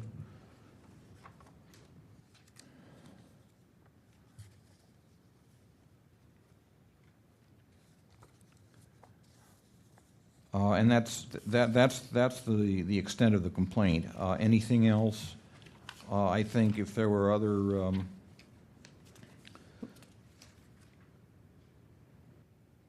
if there are other complaints, other sections of the ordinance that were violated, they would need to come in a separate complaint. So is that section discussing meetings as well as documents? Because when I read it, I don't see. Well, to the extent that I think that a document is relevant to the conduct of a meeting, there might be a connection there. He has provided these documents as evidence of his claim that this was properly a public meeting to which the public should have been admitted. I like the idea of sending it to the Ethics Commission. It's just I'd like to make it, would hate to see them be able to dismiss it because it's not about public meetings. Well, except this. I'm just trying to understand that. No, I'm not what arguing with you. My motion is strictly on 67.21E. We're having a hearing at which attendance by a knowledgeable representative of the respondent agency is required. And the respondent agency, a representative of that agency, said through an email that they have no intention of attending. Okay. And on page 102, Ms. Tebow points to a restraining order against Michael Wright. And in that case, Ms. Tebow or somebody else knowledgeable in this matter should have attended. Or if they felt that Ms. Crum and Ms. Moore were in some kind of danger, they could have sent them with security. So what I'm finding here is egregious violation of 67.21E. Number one, failure to send a representative, knowledgeable representative, and number two, as a consequence of that failure, this process is extended and justice, perhaps justice, is denied to the complainant. And I think that's a very serious matter. Attorney? Member I just Cawthon. wanted to comment on what Member Johnson perceptively picked up here, which is the last sentence in 67.21E, which says an authorized representative shall attend to explain the basis for his decision to withhold the records request. We've discussed this before, and this is a part of the ordinance that should be changed, because it should say to deny, to violate public meeting rules and withhold the record request. I know when the library came here, or when I had a complaint against the library, they didn't send anybody, and they said their reason was that 67.21E is only for records violations. And Member Craven, who had the seat that Dave Snyder now has, said that policy and practice would mean that we have generally extended 67.21E to apply to public meeting violations as well as records requests, but we should definitely clarify when we amend the ordinance. Agreed. Member Snyder. Yeah, it's my view that I sympathize with the chair, and I think that the email that Ms. Tebow sent is sort of flouts the authority that the task force has, and I think that she does take it upon herself to decide where the Sunshine Ordinance applies, and I don't think that is her proper place. However, I think we can find willful violation later according to the processes that by which we normally find willful violation, and I think despite the very forward flouting of this task force, I think we ought to, out of an abundance of caution, give them another opportunity to explain why they're not a policy body or they are a policy body or whatever it is they want to explain, and we can come to the same conclusion.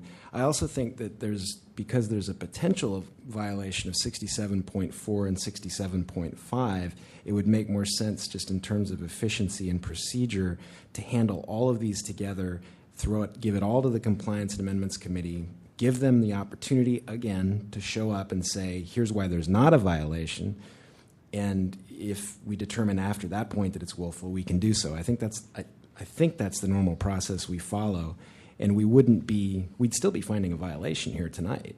The only difference is we'd be taking the steps we normally take to find a willful violation. Member Wolf. Well, what we do normally, it's up to us. It's not. There is somewhat of a regular process once we find and issue an order of determination to then go to CAC. I think in this matter, what's egregious is, one, they didn't send anyone, and they could have, besides the two that have a restraining order. And number two, the statement that, as you, in your words, flouts our authority.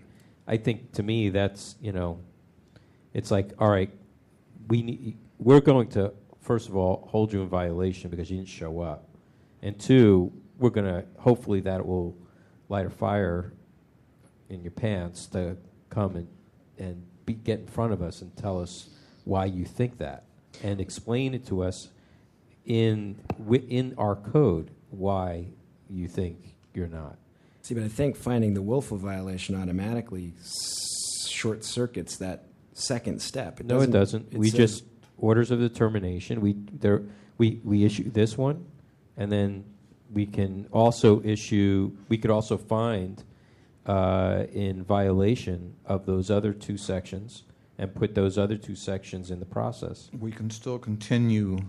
Or continue. We can still continue consideration of the merits of the actual complaint, the actual merits of the complaint.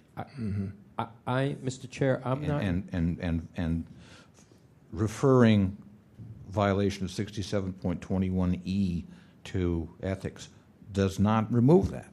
Right. Mr. Chair, my concern here is that then this just prolongs the matter for another month. If we were to find a violation for the other items now, whether we are correct or not, those answers will come in 2 weeks at the CNC meeting. I think there's enough in the evidence that we do have to have something of a basis to find violation on 67.4 and 67.5. I don't think we would be finding a violation of those out of nowhere. I just think that we don't have the full story, and we need to get more. Agree. I'm not disagreeing with you. I'm just elaborating. Member Johnson. And I am. Now that you've explained that we can find violation of the 67.21E and refer it to a committee, both of those, the remainder of the complaint, because I also think there's a possibility that they may claim it's a closed session and we can find a violation of 67.8 where it wasn't properly noticed. So there's a number of ways we can do that. So I just want to make sure before we vote on your motion to send it straight to the Ethics Commission that we would have an opportunity to discuss these other things. Well, certainly. My thought is first to refer to the Ethics Commission the 67.21E violation. Second, to continue until next month, till the task force's regular meeting on September 28th, consideration of the merits of the complaint. Okay. That's my suggestion. I Member Cawthon? would agree with continuing it to the next meeting, and it pretty much has been our practice. I mean, I just don't think it's good to jump the gun. I also think it's important for the full task force to rule on an issue, to rule on an item, and this one has so many learning moments in it. There are so many things that seem to have been miscues. So I would definitely, and I don't think we should send the failure to appear directly to ethics. I mean, why can't we send them all together? You know, that's what we usually do. Why do it piecemeal? I think we should bring it back here next time. We know there's 67.21E. There certainly is a passive meeting violation if it's a passive, and I think it's a passive meeting. And there's restricting admission and the possibility of the two agendas and denying people the opportunity to speak on one of their secret agenda and going into closed session without observing the procedure for going into closed session or coming out of it. So I'd like to see it here and get them to stand to account for all they've done a lot of stuff wrong. Well, the fact that the respondent is not represented here tonight, I think if we fail to make a finding tonight of violation of 67.21E and to send that to ethics, I think that pretty much guarantees that they won't show up next time either. I think if they're on notice that this is a violation, that we consider it a violation, and that we are treating that matter seriously, next time perhaps they'll have second thoughts about being absent. I think, as you say, Pamela Thibault took it upon herself to make a legal ruling, and I think that if she knows that we have come up with, and she'll pay attention to us and make sure she gets herself here next time. She's been here before. Member Wolf? I agree with you, Mr. Chair. My assertion to try to go ahead and in addition find a violation of the other points that other members are suggesting, is to also send the message that we can adjudicate this in their absence. And the fact that you didn't show up doesn't mean that that we can't just go ahead and adjudicate it. That is also a strong message. It's not that we're running amok. It's like, you didn't show up? Okay, we're going to rule without you. I mean, that happens. And I think that 6721E, on top of anything else that we decide it is a violation, I let them come to the CNC and defend themselves then. Well, in 2 weeks. I mean, why- I'd like to get them. I'd like to light a fire under them and not wait an entire month. First of all, if it goes to CAC, it has to come back here anyway. I mean, the I process understand is already dragged out for another month. CAC, usually we refer matters there if there's some kind of instruction, say on a public records request, where somebody has withheld a public record, and we say, okay, in order of determination, we say, okay, you have 5 business days after the order of determination is issued to comply with the public records request. This is different. How are we going to assure going forward? How is the CAC or any other committee going to assure going forward? Issue an instruction going forward that says, well, you have 5 days to comply with with the open meetings law. See, there's a little bit of a logistical problem there. Well, I would say, Mr. Chair, that how do we deal with any violation of the Brown Act at that point? The only thing you can do is declare that meeting void and have them do a do-over.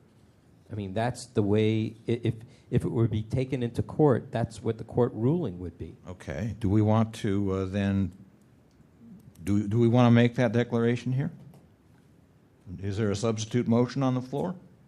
Well, I would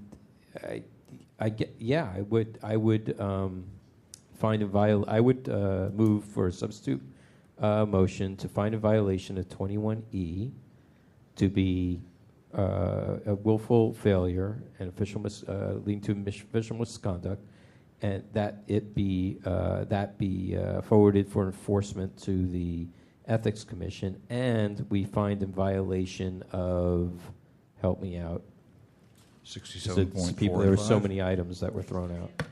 I think it's point 4 and 5. Wait. 3 is the definition of passive meeting.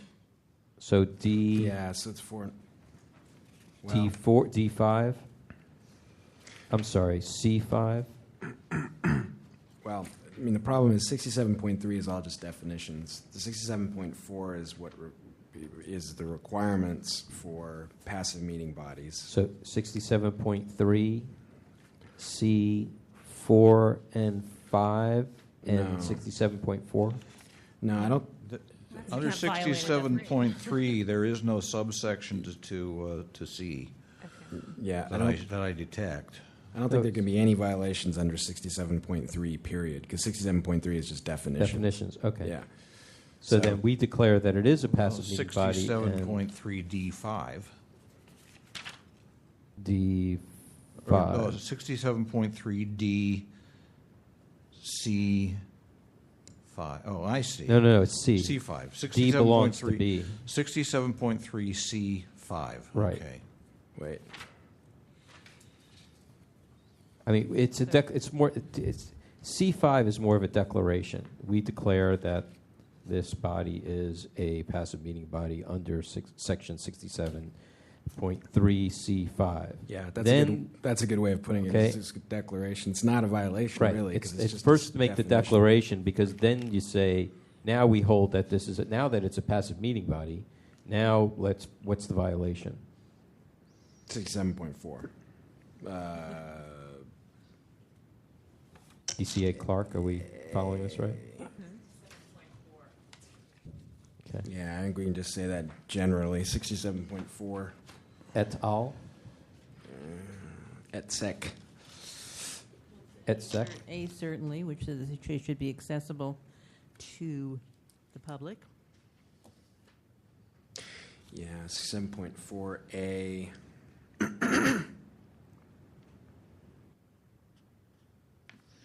67.4A2, such gatherings need not be conducted in any particular space for the accommodation of members of the public, although members of the public shall be permitted to observe on a space available basis consistent with legal and practical restrictions on occupancy.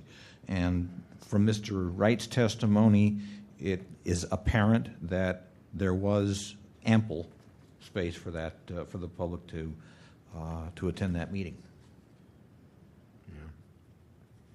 You know, we could just leave it general and say 67.4A and leave it there, because that covers the field, and they can tell us at the next meeting if they think we're wrong, why they think we're wrong. Mr. Chair, I would agree, because 67.45 actually gives further explanation. It expands on 67.3C5. So 67.4. You mean 67.4A5? A5. Gatherings subject to the section will include the following: advisory committees or other multi-member bodies created in writing or by the initiative of, otherwise primarily formed or existing as a non-governmental advisor to a member of a policy body, the mayor, the city administrator, a department head, or any elected officer, and social, recreational, or ceremonial occasions, sponsored or organized by or for a policy body to which a majority of the body has been invited. But it says this subsection shall not apply to a committee that consists solely of city employees. So I think it's... But the Coalition of Homelessness was invited, wait a minute. I think the committee consists solely of city employees, but I'm not positive. So this is another reason why we have to ask Pamela Tebow. Well, except that That's why I think we should be- item 5, you're looking at 67.3C4. I'm looking at Item 60, the item right below that supersedes it. Looking at 67.4A, and then going down to 5, which the last the last sentence says excludes a committee that consists solely of city employees. No. Look at 67 here. Yeah, I mean, I think what's part of what's happening here is we don't have the entire picture. I think it's the prudent thing to do is, if we're going to find a violation, 67.4A, leave it there. That covers the field, covers the waterfront, and if they think there's not a violation, they can explain to us why at their next opportunity. But I think it's clear from the testimony that we have so far today that there's a violation of 67.4A. All right. And that, as you put it, we can declare that 67.3, wherever you were. 21E? That one. Mr. Chair, I would just, as a point of information, wouldn't a order for them to do something be that they, from this point forward, they hold their meetings in accordance with the Sunshine Ordinance, and that they report back that they have complied? Wouldn't that be something for them to do that the CAC would then have an opportunity to oversee? I think that is a common practice under the Brown Act. So you seek declaratory relief saying the city body was in violation of the meeting. You nullify the meeting that happened, and then there can be relief. The court can grant relief requiring the city to, in the future, or the county or whoever, in the future, to follow the Brown Act in their future meetings, and to give, to hold education sessions for the members. Question is, does this task force have the authority, the power, to nullify that meeting? I don't know, but we can. I think it's. Let's just do it. What we can do, and order them to hold it again. I mean, I think I don't think there's a question that we can order them to comply with the Sunshine Ordinance in the future, to find that they've failed to comply and that they need to comply in the future. As far as nullifying the meeting, I don't know the answer to that under the Sunshine Ordinance. I don't know the answer off the top of my head, but I'm happy to provide it after I have a chance to research it. My Can you recollection please is there's put that something, in the microphone there's something so like you can get that on in the the record? ordinance, but I can't tell you specifically what it says, whether it gives us the authority to nullify the meeting. it is offhand. And I said I'm CA happy club. to research that question, but I don't feel comfortable giving you an answer to that off the top of my head. Thank you. All right, so let's review then the substitute motion. The substitute motion is to find violation of 67.4A. 21E. Let's start with that one. And 67.21E. And we declare under section 67.3C5 that this is a passive meeting body. We have to declare that it's a passive meeting body first. Okay. And then And find then them a find the violation. violations. Isn't that sort of implied by saying that they violated 67.4A, that we're Leave no stone defining them as a unturned. passive meeting? Could be, but it's maybe more complete to first say you are a passive meeting body and then say as a passive meeting body you violated 67.4A. We could say that the Sunshine Ordinance Task Force finds that this was a passive meeting body under section 67.3C5, and that the San Francisco Human Services Agency violated section 67.4A, and that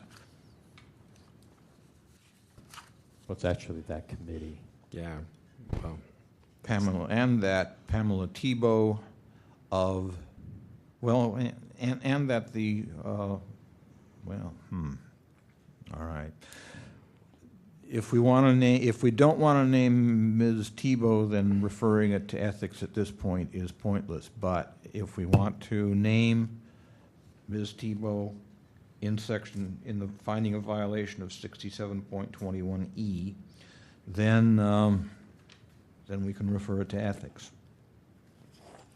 Well, that was your pleasure, and I'm happy to carry that forward in this substitute motion. Okay. Mr. Rustam, are you up with us on this, on all this? We've been saying several mouthfuls here. Is there? So as a recap, 3 items: 67, the declaration that we find 67.3C5. right, and that passive meeting body violated 67.4A. Correct. And that Pamela Tebow of the San Francisco Human Services Agency 67.21E. violated section 67.21E, and that the lattermost of those is to be referred to the Ethics Commission. And just for the sake of saying the name of the committee, it's the San Francisco Human Services Agency, Housing and Homeless Division, Shelter and Resource Center Directors Committee, or council. Or group. Or group. Is there a second? I'll second. Further discussion? Is there public comment on this motion? Yes, sir, there's public comment on this motion. I loved the wonderful red herring of referring this to ethics. I thought they were developing new guidelines.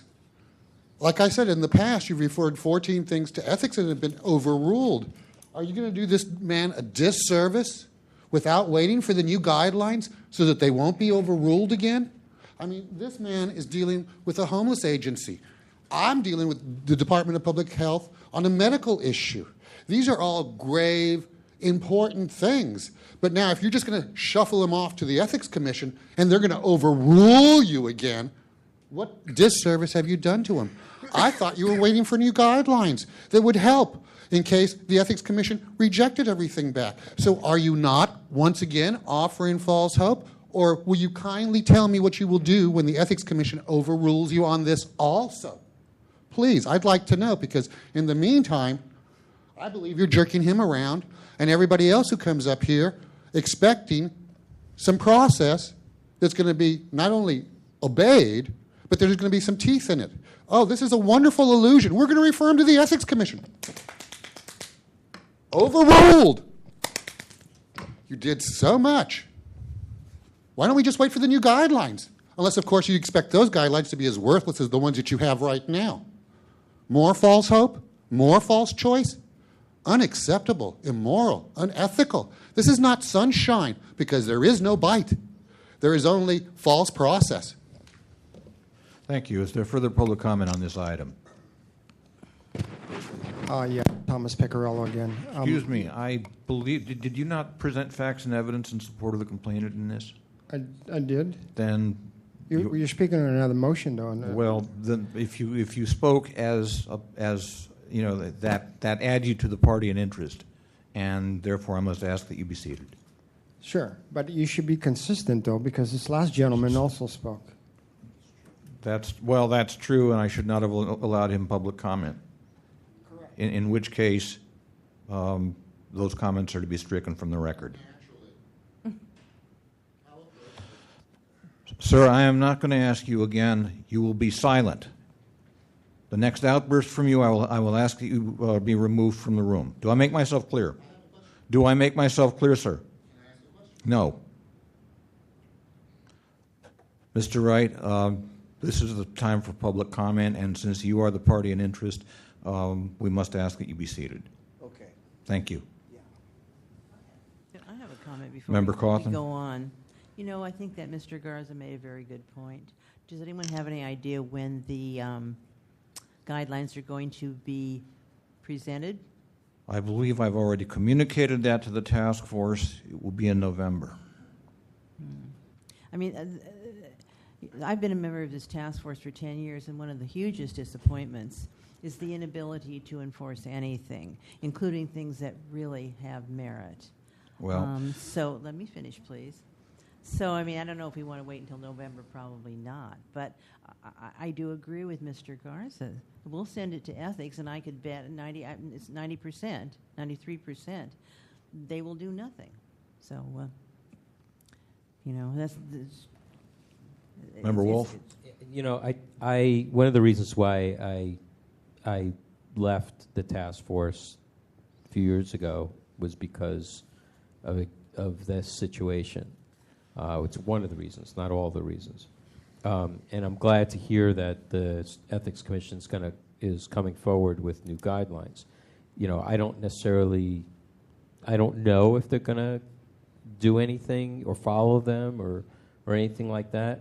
My concern is that if we say, okay, we're going to close shop until they're done with their deliberations and determine what those guidelines are, so that the public will have an enforcement agency that will actually do something, I don't know that that's due process either, because people do have the right under due process, unless they want to waive it, to have their items heard and acted upon within a reasonable time. So, and then at that same time, if we do that, how many other complaints are going to come in the next 2 months, maybe 3? And what will that do for due process then, too? I want to make it real clear that I was not suggesting we wait till November or till such time as the Ethics Commission deems it appropriate to have some new guidelines. We don't know what the new guidelines are going to be. We hope they're influenced Member by Cawthon, there are new. You know, I'm a bit frustrated by what you've just said. Could I just finish, please? Finish. Go ahead. The problem is, that the Ethics Commission has become a dead end, and we are all trying our best to find a way to circumvent that fact. But it's really hard to see people like Mr. Wright and some of the other people who have come before us with great cases and real wrong having been done, and nothing happens, and it's really a shame. Member Cawthon, I would like to point out that the Ethics Commission, the Executive Director, John St. Croix, has sent us 2 drafts, a rough draft and then a later draft of the proposed guidelines, the detailed proposed guidelines. Upon receiving those, I immediately have sent them to every member of this task force. And it's a bit frustrating to me that you somehow say, well, we haven't seen anything yet. If you looked, maybe you would. Chair Nee, I would suggest that ad hominem attacks are totally uncalled for, particularly by the chair. Member Johnson, Member Wolf.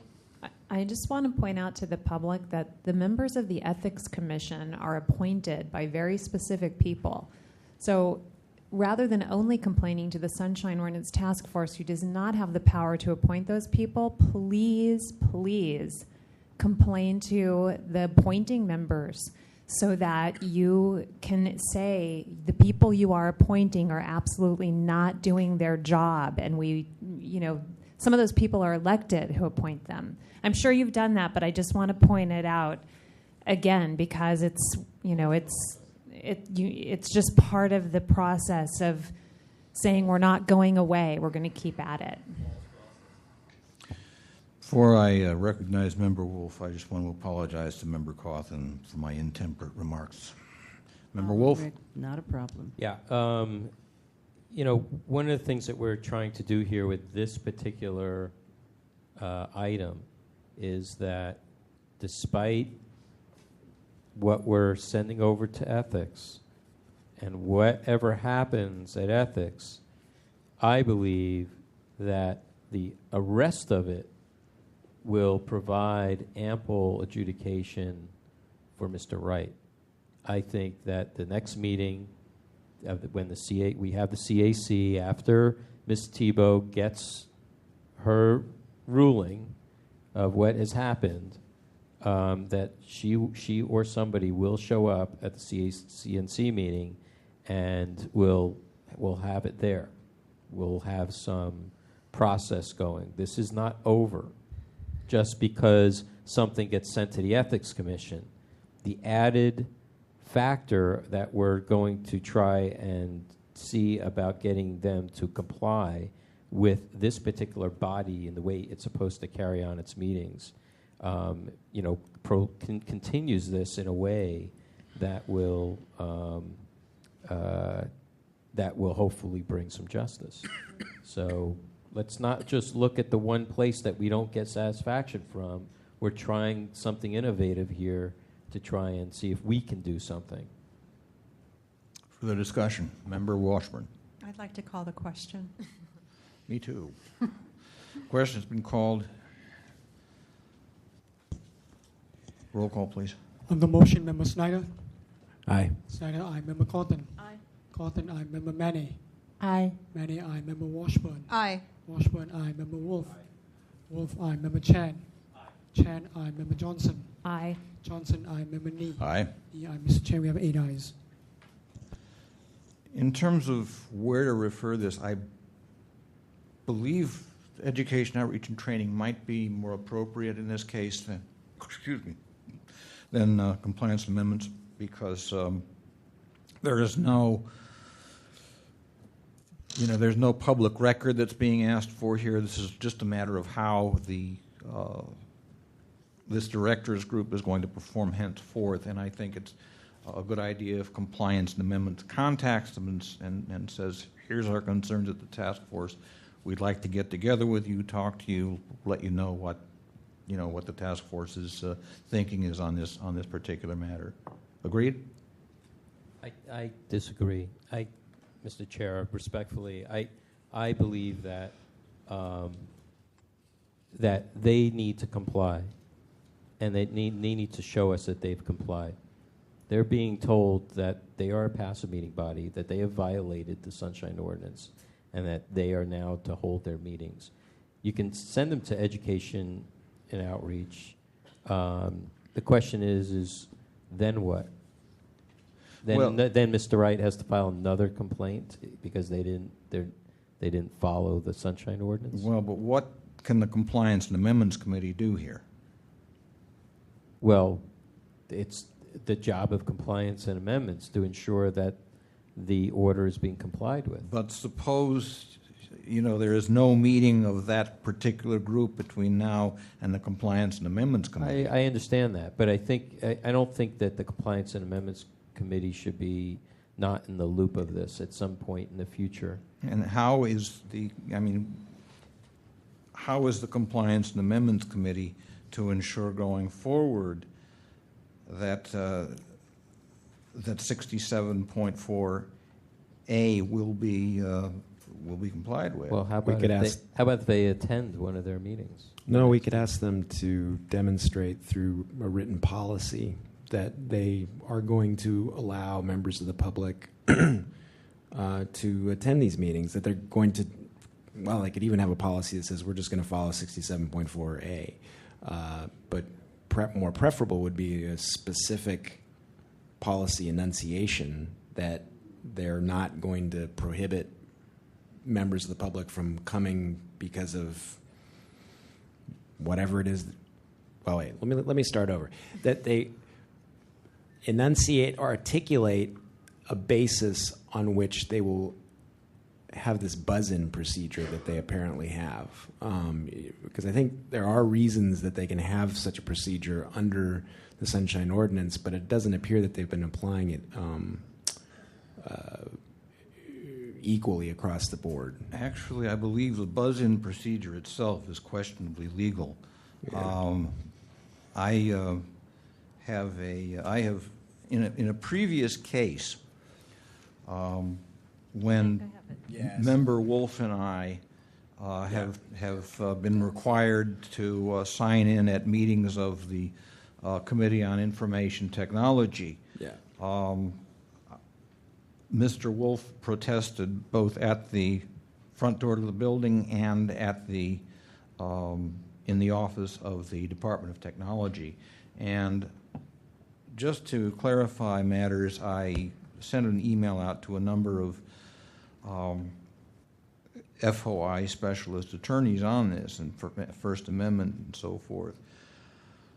And what I got one reply back from Terry Frank, who is the General Counsel of Californians Aware, and what he told me basically is that if the meeting is held in a privately owned building and the owners of that building need to take certain security precautions, they may require sign-in because they are not part of the public agency. But a public agency may not require sign-in or buzz-in or identification or anything like that. They may not require it to attend a public meeting. Yeah, I think that's different. I think a sign-in, the problem there is the requiring somebody to identify themselves. The buzz-in procedure, as I understand it here, doesn't necessarily require identification. It's just a security procedure. But I think so. The problem with the sign-in is you can't require somebody to say, "Who are you?" before you come into the door. Mm-hmm. I don't think the buzz-in procedure requires that. Well, the buzz-in does require you, if you're not an employee of that department, then there is a discrimination there. And it goes, it's an interesting, a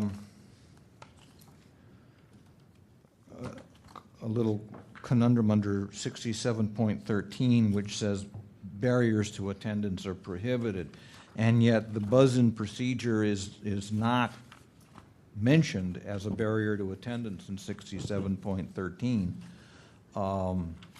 I think 67.13 needs to be amended to limit the use and powers of security personnel at public meetings, because otherwise they can do precisely what Scott Walton did at the meeting of this directors group.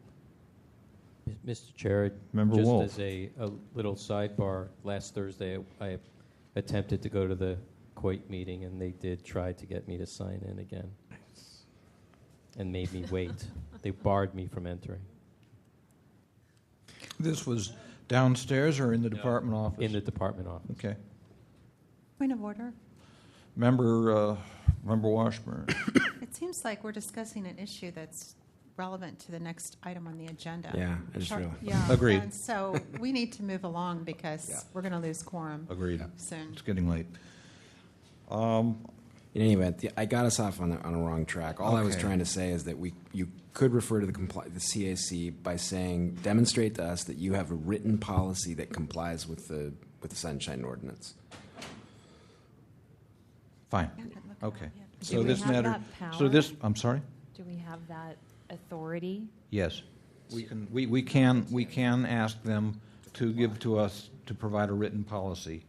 We can ask them to- As a demonstration that henceforth they will abide by the Sunshine Ordinance, Section 67.4A.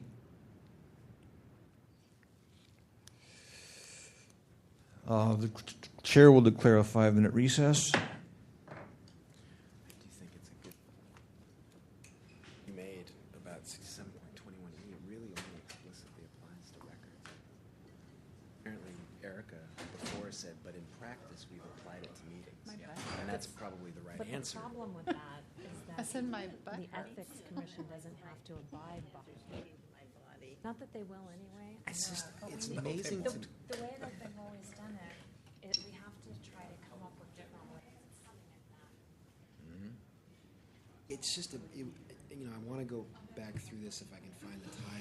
And there has to be a mechanism by which we require people to show up for an open meetings violation.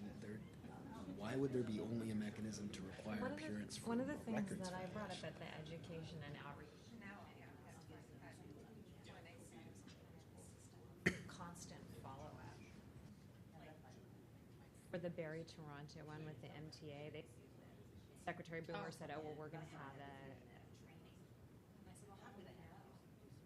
offer to have a training if we make them sign. Send us a copy of your signature for your training. Follow up so that they don't think they can go to ethics." Yeah. Oh, sure. I think it probably would like to speak to be considered. I've been through ethics and all the bullshit. That's why I was asking about that letter. I don't think you come over here and I can show you My some kids stuff. fell asleep a little It's done all the time, sorry.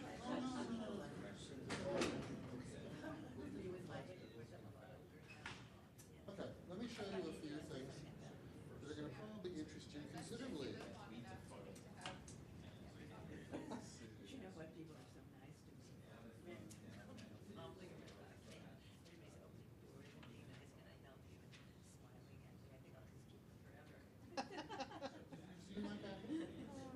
I've seen this, if it's the same as what we have. I don't, You have a couple of letters in there, demonstrating that you had, like in This is, 2003. yes, and the I don't same know. crap is still going on.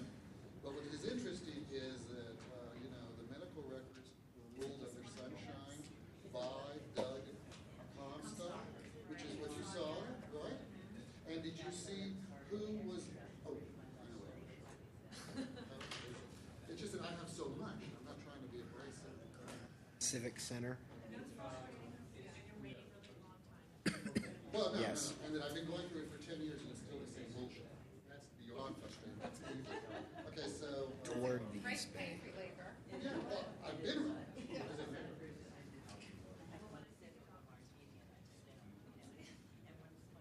I'm saying it. I'm asking. I'm not only right, I'm dead right, which is what matters. I know I have it, just bear with me. What I wanted to show you is.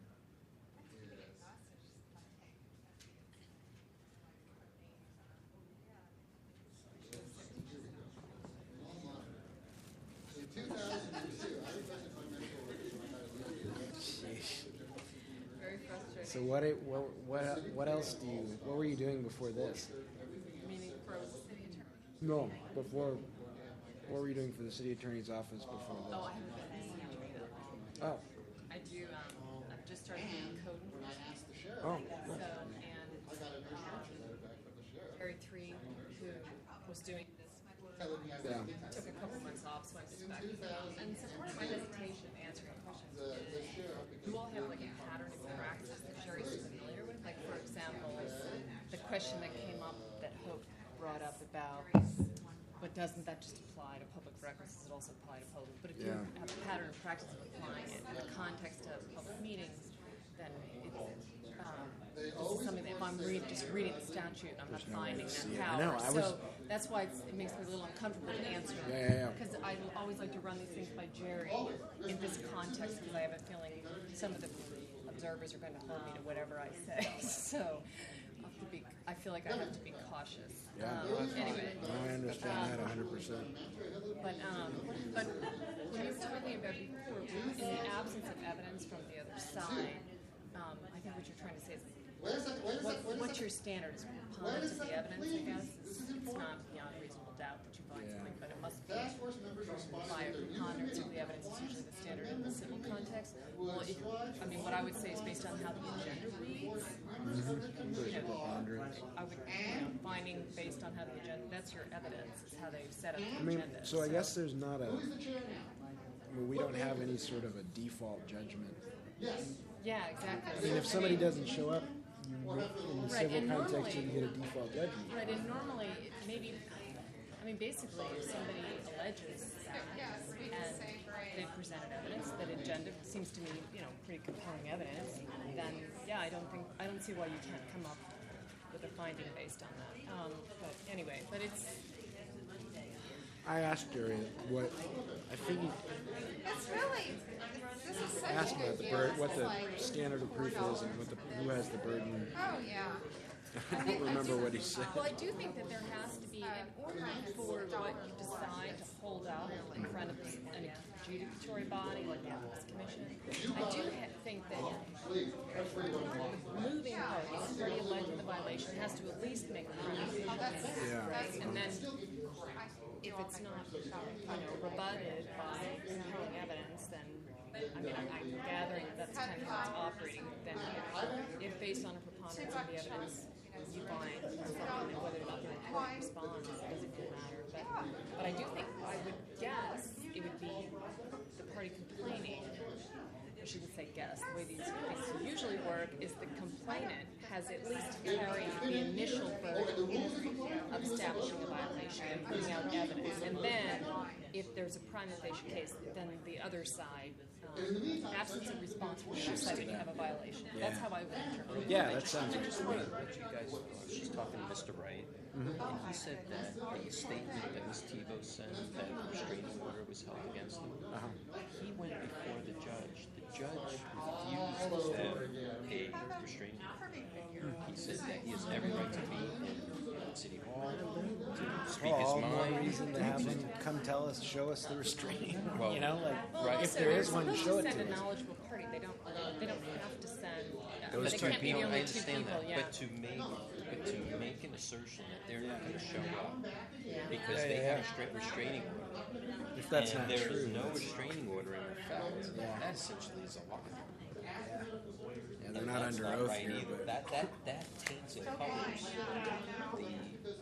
the proceeding. I think they would make a lie like that. But I don't know the party, but yeah, no It's idea. very straightforward about trying to tell us that what they're doing is not a passive beating. Yeah, somehow that seems different to me, but I don't know. I don't know the parties involved. But the other thing about being buzzed in or not, like, I don't know what their history of security. Do they have a history of security problems? Because, like, for example, that's the to get next- into a courtroom, you have to go through a metal detector. You submit the show ID. I get not having to sign in. You don't identify yourself, but I think they can have sort of minimal. Yeah. I go to the Social Security I think so, too. Administration There's all the a- time. They make me take off my belt and everything. Never ask me. No, I'm not saying, I agree with you that you don't have to say who you are, but it seems to be being Here's- buzzed in. here's they the can only- glance. For all we know, they have restraining, they actually do have restraining orders against people. Maybe they want to see who they are.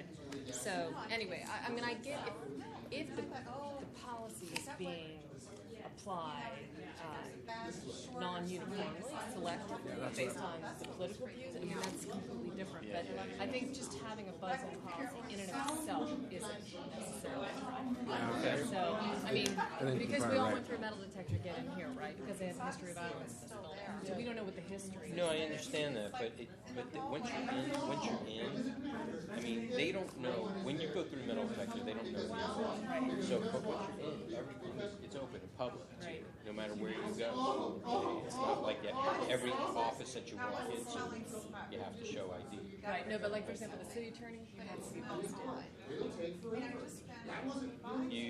I understand that it's an office, every supervisor's office. You're not buzzed in, but you're. But I'm saying, so it's kind of a people.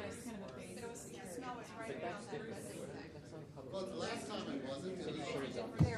But how is the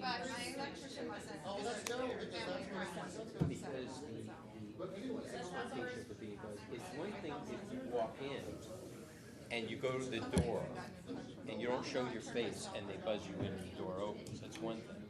Okay? If you have to approach somebody face to face and they are empowered to make decisions to whether you're going to go in or go out. That's something different. Right, but couldn't they have reasons that we don't know about why they have some basic security in terms of just like not letting people go in and out? I don't know. I'm just They wondering. could, and with regards to the Brown Act, it could be a violation. I know in certain, like for instance, when I go to the Department of Technology and they have meetings in the building, that door has to be open. I have to be free. When I get to the front door of that department, it's not open. You have to be buzzed in. Now they just buzz anybody in. I don't know why they have a buzzer. I don't know why it's locked. Okay, there's no equipment back there. That's not where it's data center. It's just offices. So you open the door. Your first place you go to is the front desk. Okay, then there's a locked glass door.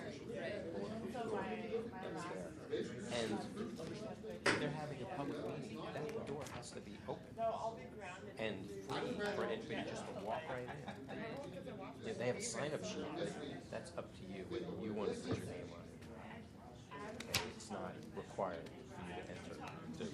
No, I know. I just know like their courtrooms where they have. But they're not subject to the Brown. No, but I mean they have a higher standard. They have public trials. I understand. Right? No, it's true. So, no, I'm just thinking of it. I suspect that the reason is there's some security thing, and they might have a history for all we know. That's why it's too bad for people to here, because I don't see them here either. They're most likely not Here at all. They're not here at all. And, frankly, after Mr. Wright told me that he went before the judge, and the judge was like, guy has every right, First Amendment right to freedom of speech in a public building that he pays taxes for. It's like you can't prohibit it. Time to go home. And you get restraining orders. No, I know. You have to show pretty good cause. Folks, can we reconvene, please? Well, anyway, it's interesting. Yeah. Did you speak to him, Mr. Wright? Yeah. Take a big handful. No? So tiny you can. Can we reconvene, please?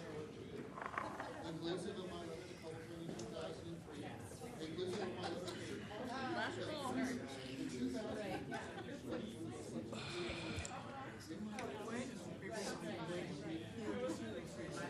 When is it going to CAC? Let's. Well, you might want to.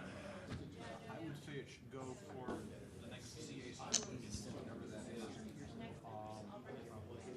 Number Washburn chairs for CAC. Reasonable line that you.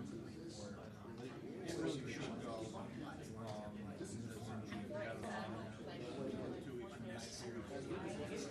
I just don't know where to point to. Yeah, based on, well, the sunshine. I think that's 3 weeks. I think that's 3 weeks from now. I think that's 3 weeks. Exactly what it is.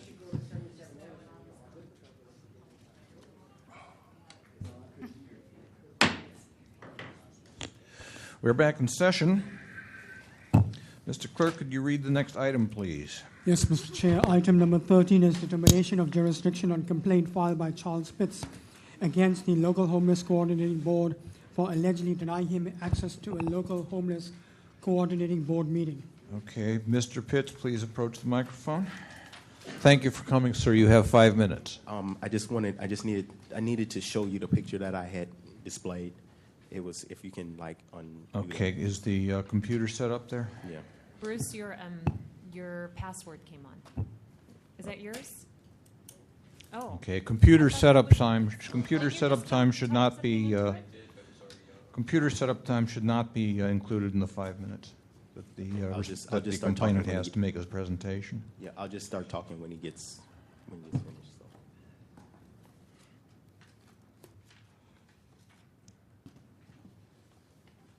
So.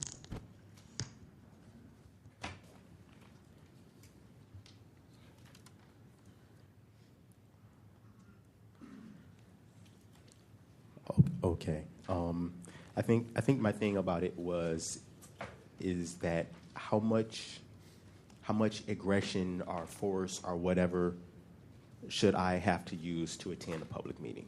It was just definitely far excessive because I'm standing at the... Excuse me, the chair is going to raise a point of order, and this is not your fault, and this is not to be charged against you. I understand point of order. We need to determine jurisdiction first. Okay, so I understand. Please be seated. Is there a motion to accept jurisdiction on this matter? Second. Moved to seconded. Discussion? Is there any public discussion on whether to accept jurisdiction in this matter? Seeing none, roll call, please. On jurisdiction, Member Snyder? Aye. Snyder, aye. Member Cawthon? Cawthon, aye. Member Manny? Aye. Manny, aye. Member Washburn? Aye. Washburn, aye. Member Wolf? Wolf, aye. Member Johnson? Aye. Johnson, aye. Member Chan? Aye. Chan, aye. Member Nee? Aye. Nee, aye. Mr. Chair, we have 8 ayes. Okay, that takes us to the substance of the complaint. Mr. Pitts, please approach the microphone. Thank you for coming. You have 5 minutes. I think what I'm going to say is just that the way the building is set up, of which you can see of the picture. I don't know if it's on your laptop here or not, but it's primarily it's the building. The rough draft of it is kind of like that, where you have the little window where the lady can or whoever there can look at you, and then determine race, class, employee, non-employee, whatever it is, and determine whether or not you can enter. And the thing is you got the 2 doors, you got the window, and then the meeting. And I would have had to cross from outside, which is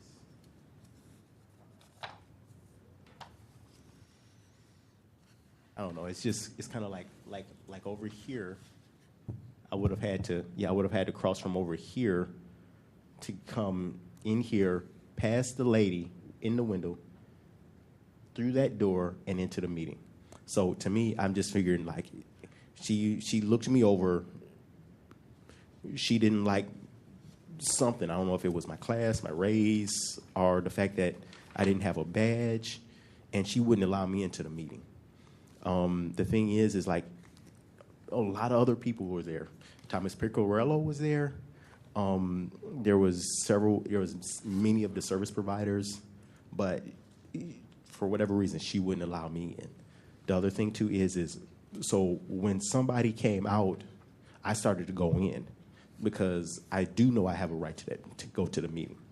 And then the worker, not the lady that wouldn't buzz me in, she stopped me and was telling me that something about not entering, that I couldn't enter. She physically obstructed my pathway to go into the meeting. And then there was a security guard that told me that it was okay, and then she like moved out the way, and then I went into the meeting.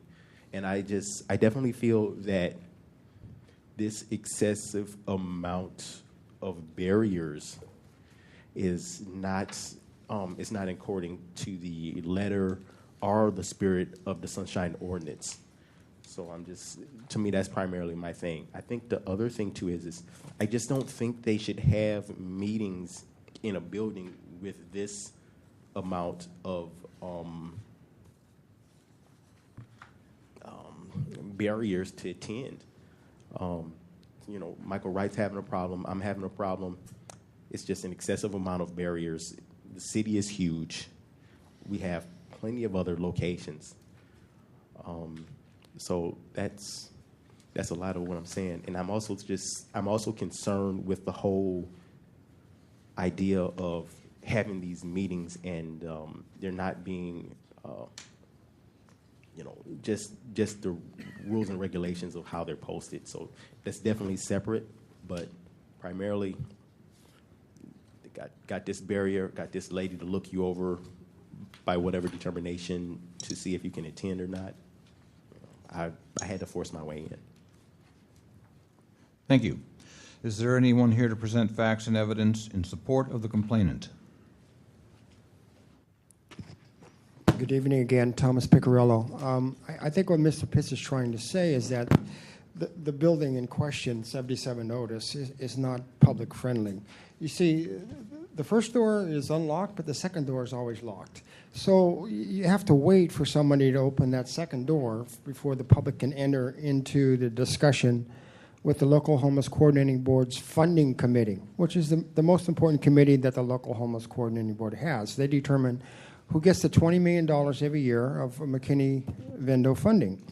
The local homeless coordinating board as a whole meet at 170 Otis, which is excellent place for the local homeless coordinating board to meet and the public. There's no two doors you have to go through.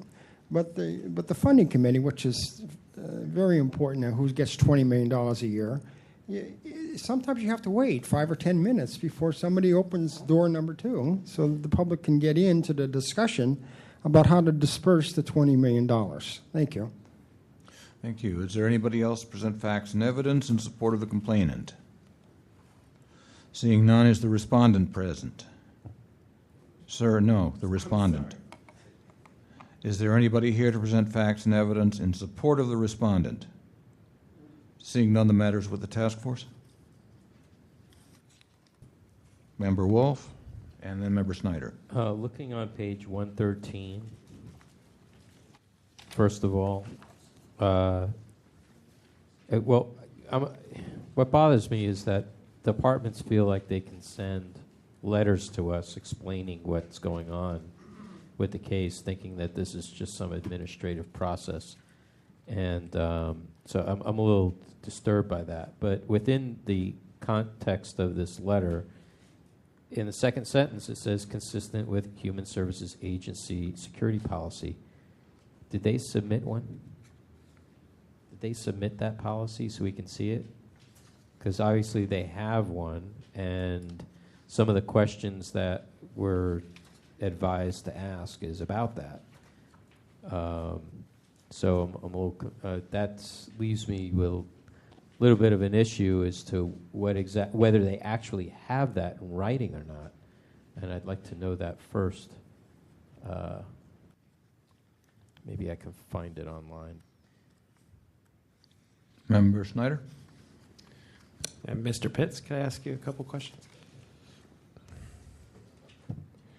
So when you approached the window, did the woman ask any questions or say anything to you before, well, at any point before there was the kind of confrontation where she told you couldn't come in? Nothing, just nothing. And she just looked at you? Looked at me, and she wouldn't let me in. And I just feel like it's a pub. Go ahead. Did she say, how do you know she wasn't going to, did you try to open the door and it wouldn't open? Or when you say she didn't let you in, what do you mean by that? I was shaking and pulling on the door trying to get in. And would she shake her head, or did she do anything like that? I wasn't really looking at her because I have right to enter that meeting, and I figure if I pull on the door and I open the door to a public meeting, then I should be able to be in that meeting. And then what happened after that? There was a worker who opened the door, and it was a different worker who opened the door, and she opened the door, so I went in, and that's when she blocked me. Who was it that blocked you? I the same person that opened the door? It was a different person. So one worker came through and opened the door. You tried to come in through the door that had been opened, and a third person came by and blocked your entry. So the first person was in the window, and she has a button or whatever somewhere where she can allow or not allow people in. She didn't allow me, so I'm trying to get the door open, and then another lady, she opens up the door, and I went in, and then that lady blocked me. So you have the lady who had opened the door. Yes, so they're two different people. Did you ask why they didn't let you in? That just happened, and so did you say anything at all? I mean, I don't really do like that. I mean, part of my characteristics is just like I just go do what I need to do. Sometimes the words aren't really necessary. She knows that I'm trying to open the door, which means I'm trying to get in. So there's no real hard dialogue there. Did the woman who tried to bar your entry explain why she was doing that? No, I don't even know. She just wouldn't let me in. And how long were you kept from entering? Well, to me, part of it is just the spirit of the whole thing. Like you are trying to go to a public meeting, and you got like two people telling you you can't enter. To me, it's really more about the spirit of it. That's my main thing. Was it a few seconds, or was it 30 seconds, or a minute? I think it was maybe about 4 or 5 minutes. That you were held outside of that door and couldn't get in? Well, between not being allowed in and this lady blocking me. Member Johnson? And just a couple questions. Do you believe that the woman in the window and the worker who blocked your entry in the doorway knew that you were attempting to enter to attend the meeting? I just feel as the way that building is set up, it's just not in compliance. You know, you shouldn't have to go through excessive amount of hostility and like blockage to attend a public meeting. I mean, But do you feel that they knew you were trying to attend the meeting? Why is there a lock on the door? Are there other issues that are going on in this building that require that kind of security, and they may not have realized you were going to the meeting? Well, to me, the whole question is you have the city and county of San Francisco. They own millions, probably billions of dollars in property. They could have had the meeting in this place. They could have had the meeting at 170 Otis, which is primarily across the street. They could have had that meeting in excessive amount of different places. So why would they have a meeting where they can lock out the members of the public to the meeting?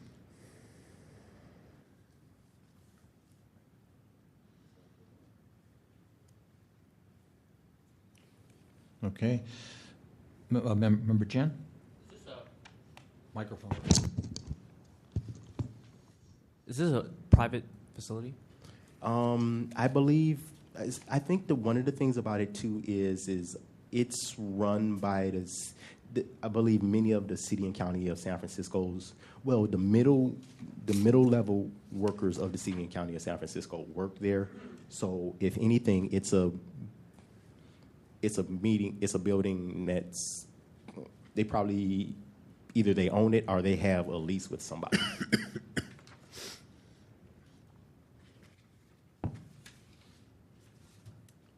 And I also want to just throw another idea out here is that I also asked, if you disagree with this finding, then to submit a video.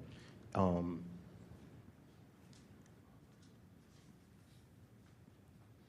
think it's on page 111. So some of the questions that you're bringing up, it would have been addressed in that video that I had requested them to provide.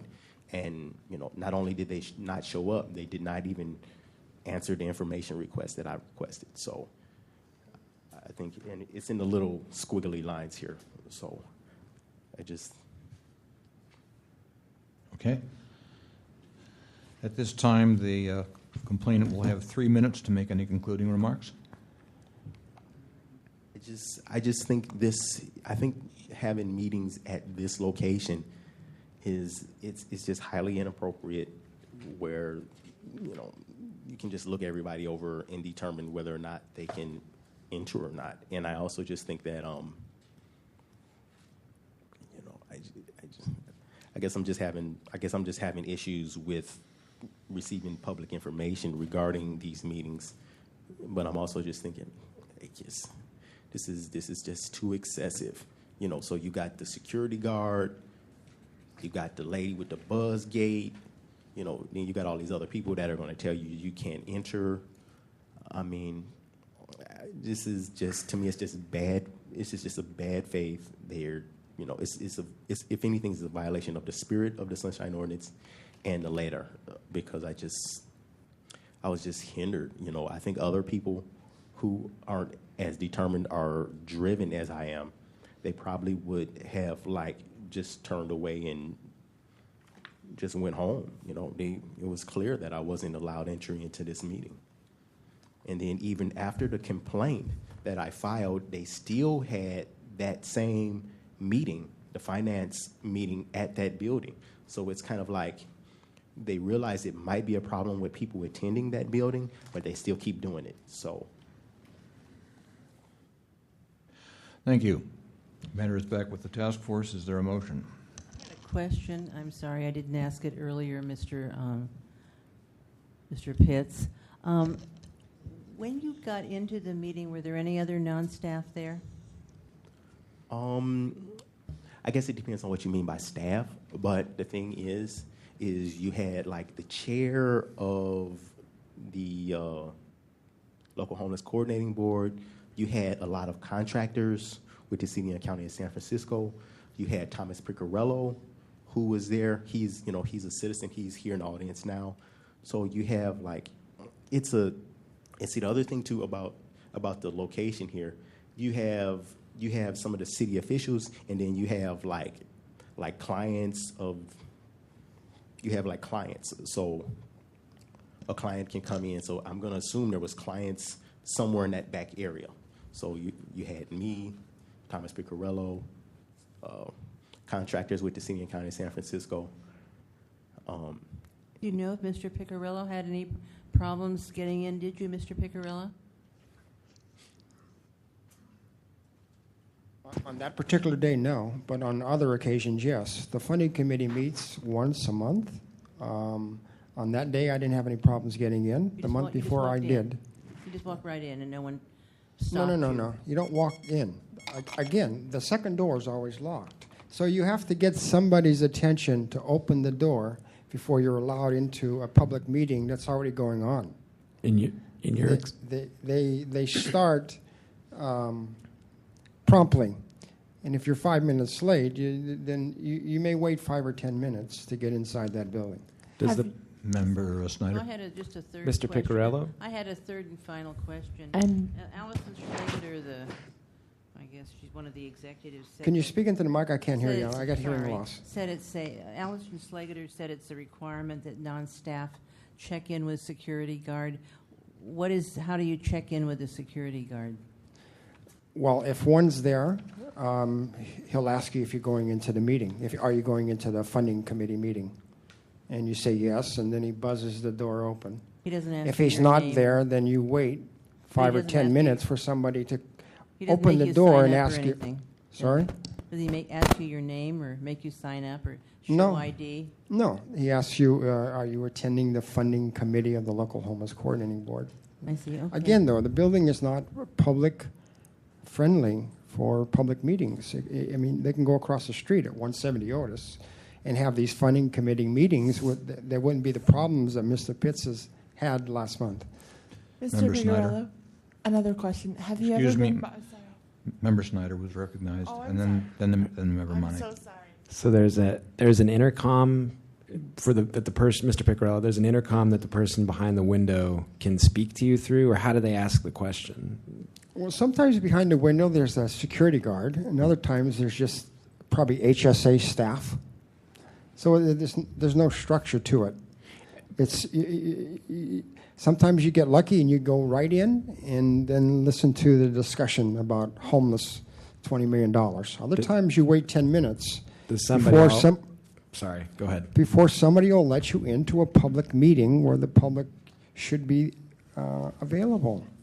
Do they always ask you a question before you come in, or are there occasions where they just look at you and buzz and let you in? No, they ask you, are you here for the funding committee meeting? Is it always the same question? Do they ever ask more than that? I can't say it's always. Again, they meet once a month, and we've had these meetings going for the last 2 years. So, Yeah. But have you ever, in your experience, have you ever been asked your name or any other characteristics about yourself? No. Who are you? Where are you from? Etc. Correct. No. Okay. I have not. No. Thank you. Yep. Member Monek? I just wanted to clarify quickly. Have you ever been barred from any meetings? Any of those meetings? Have you ever been barred? Have From you the been, from the funding committee? yeah. Have they ever No. denied you? Okay. No. I've been delayed. I've been delayed getting into the meeting, but never totally barred. No. Thank you. Do we have a motion on the floor? Okay. Does anyone want to make a motion? Could I make just a brief comment? Member Snyder? So it's kind of a troubling procedure, and I take Mr. Pitts' point that it is difficult to, or might be difficult for a lot of people to make their way into the building. And I'm also troubled by the fact that they didn't send a representative. It bothers me, and I think we should find a violation for failure to appear. However, I'm trying to anchor this into what we know about the Sunshine Ordinance, and I can't find a violation. I think, in my view, we're unfortunately in some instances anchored to what the ordinance says, and what I know of the ordinance, there must a prohibited basis for prohibiting somebody from coming in is actual presumed class identity or characteristics. That the statute lays that out. The ordinance does, and I don't see that here. I don't see a violation of that portion of the statute, and I don't know of any other portion of the statute that provides a basis for a violation, except for the failure to show up and explain to us why or how the security policy provides an ample basis for buzzing people in like this. I think we may have a 67.13 here, particularly based on what Mr. Picarello has told us, that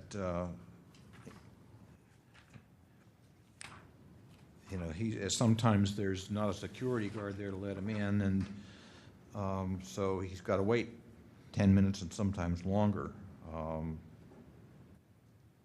not sure which part of 67.13 applies, but yeah, I mean, I looked through that, and I don't see anything there that gives us a basis here. I mean, 67.13A prohibits exclusion on the basis of actual or presumed class identity or characteristics.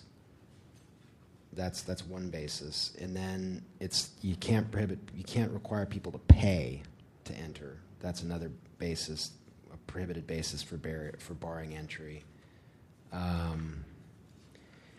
If the meeting is going to exceed the legal capacity of the meeting room, they have to provide a means for people to otherwise experience the meeting. And I don't see anything after that in B, C, D, or E. I may be missing something. Member Wolf? 67.5.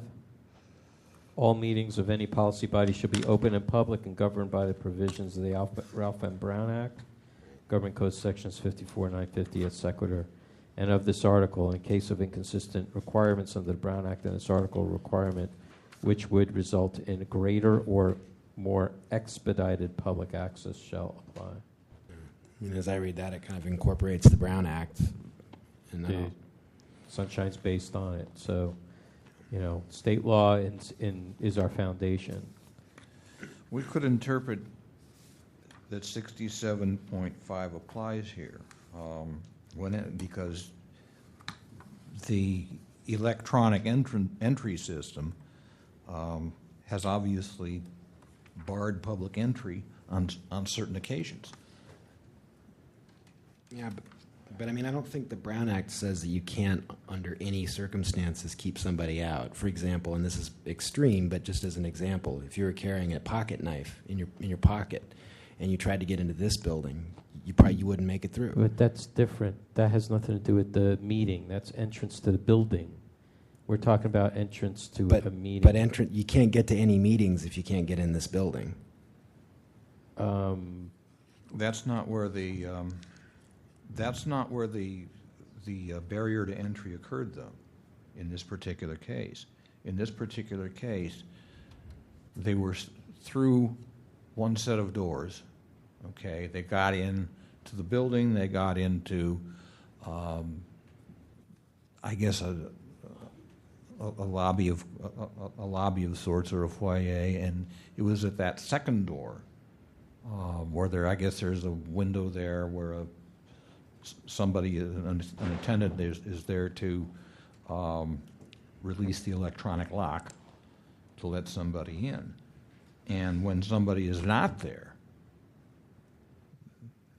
and a person wants to get in for a perfectly legitimate reason, that is that violates 67.5.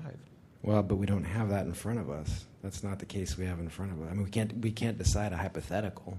He wasn't barred entry because nobody was there, and that might happen, but we can't say that there's a violation on something that might have happened. Mr. Chair? Member Wolf. I would go back to my personal experience going into the Committee on IT. I entered the building. The building has private security. They require me to sign in. Chair Nee and I already went around the block with that one. We're required, anybody who enters the building has to sign in. You can scribble whatever name you want.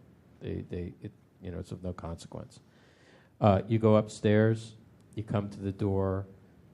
Actually, that door is locked. They have to buzz you in. Somebody's sitting at the front desk looking at you. She doesn't know who you are, but she'll buzz you in. But that door should just be open. I don't know why it's not open. How does she know who or is not supposed to be there? I come in, and her first question is what are you here for? That should have been the question before she buzzed me in. So I get to the front desk. I'm here for the COIT meeting. She says, okay, we'll sign in here. I said, not required. We already been through this 2 months ago. "Oh, I'm sorry. Everybody's got to sign in." So I'm standing there making a fuss. Somebody comes out. Some staffer comes out, and I say, look, public meeting, you got to have that door open, and you got to allow members of the public to come in. And but they'll let the guy from Microsoft come in without signing in.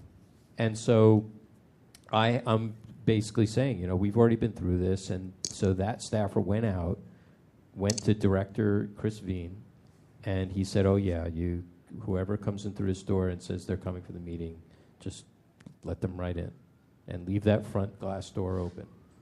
And that's what happened. So that's the way it should work.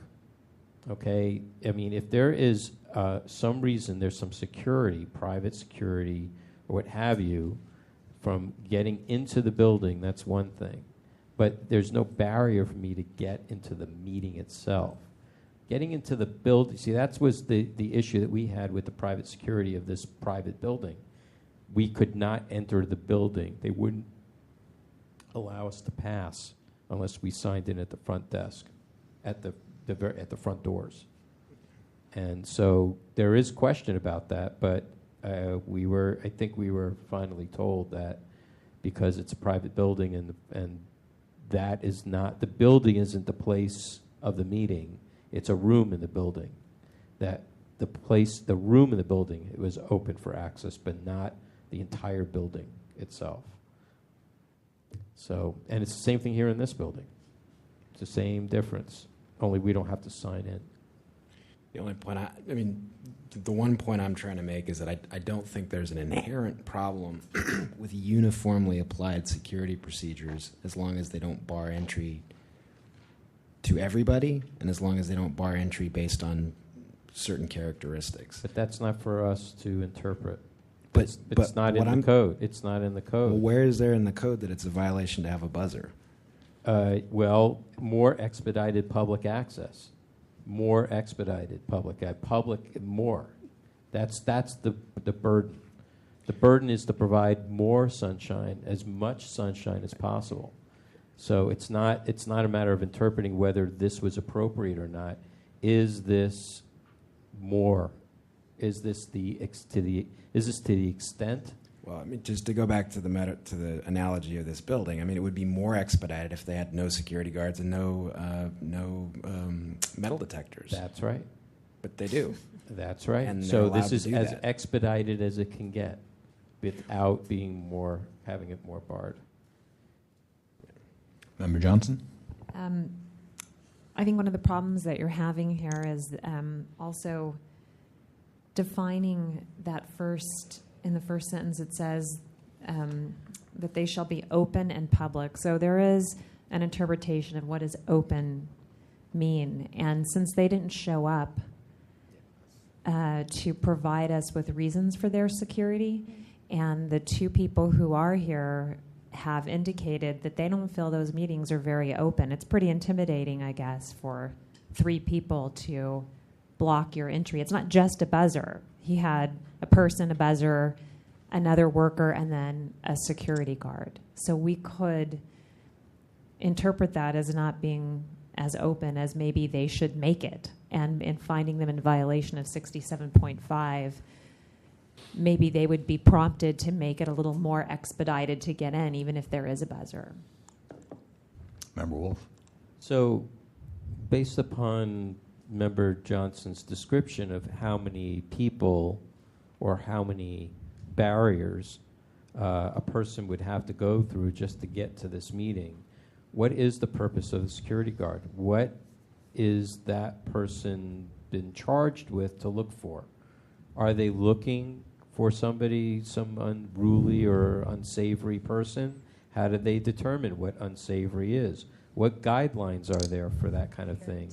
And does that include actual or presumed class identity or characteristics et al.? Member Chan? My perception is the security guard is just to guard the building, period. But they're not here to Against tell what? us. Yeah, I mean, so I think Making what decision? I think I've changed my mind a little bit based on the discussion. Member Money? Yeah, just to speak to what Member Wolf was mentioning, that it's very obvious that the folks before us made it clear that they were there to attend a public meeting. So, I mean, it can't get any more clear than that. That whether or not they were posing a threat, there's no one here, as Member Johnson pointed out, also to clarify that. So, Member Chan? A little quick. The security guard is just to guard the building, and it's nothing to do with the city's thing, right? From what I heard from Mr. Zipitz, right, that the security guard didn't even block him, right? Did the security block you? No, right? Yeah. So apparently, that third person must be the local homeless coordinator person, right? I'm sorry, I missed that part. Deliberately blocked you, right? I mean, to me, it was 2. I was blocked at least twice. One with the buzzer, and then the other one with the that was physically blocking me. And the security guard, he was sitting down with his chair at an angle leaned back. So, I mean, so he wasn't checking for like knives or guns or anything. He was just sitting down. I don't even think he has a wand metal detector. So the idea that I just feel like it was just, they're trying to use that building for other reasons than for a public meeting. So it's, I just feel like the idea that they're, okay, let me try it like this.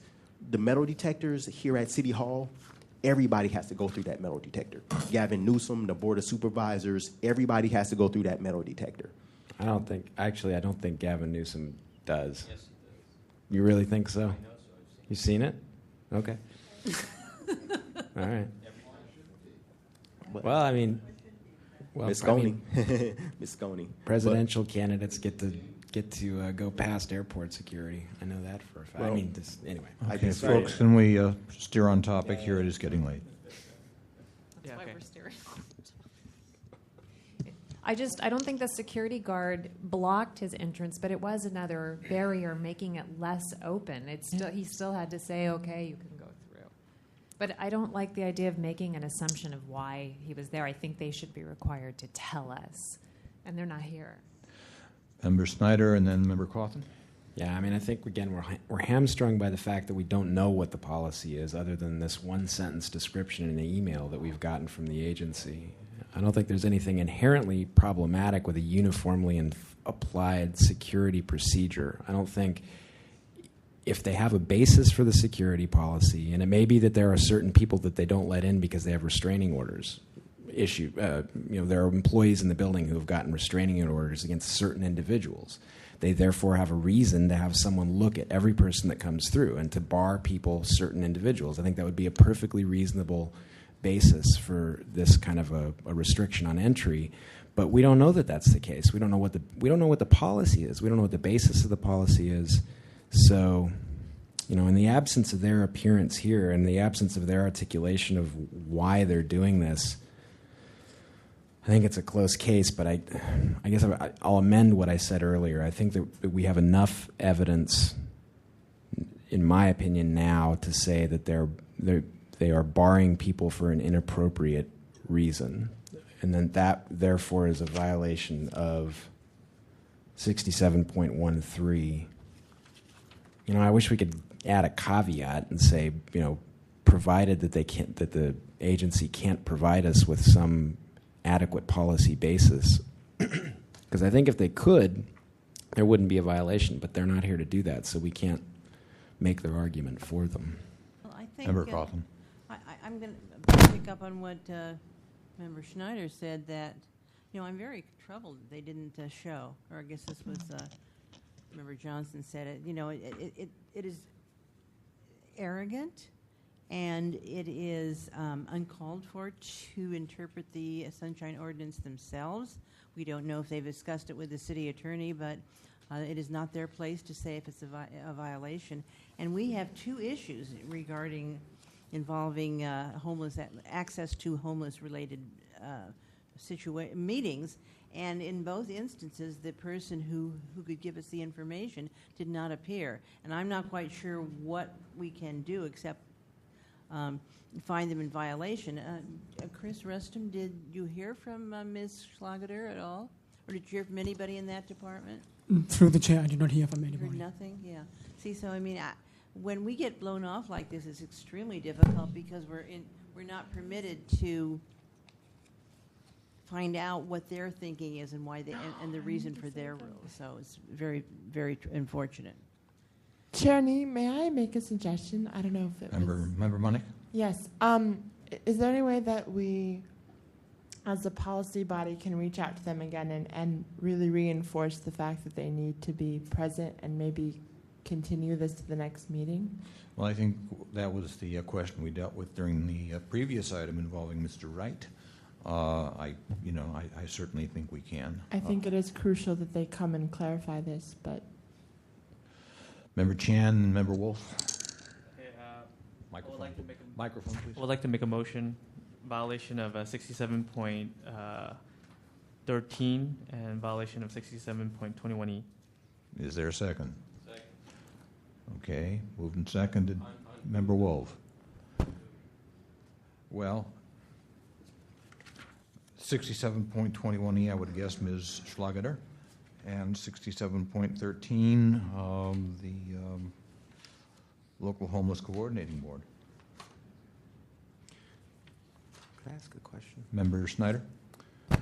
Chris, I've noticed in some of the emails that you send, you specify that attendance is required under 67.21E. Am I remembering that right? That is correct, through the chair. Do you do that would Ms. Schlageter have gotten that message?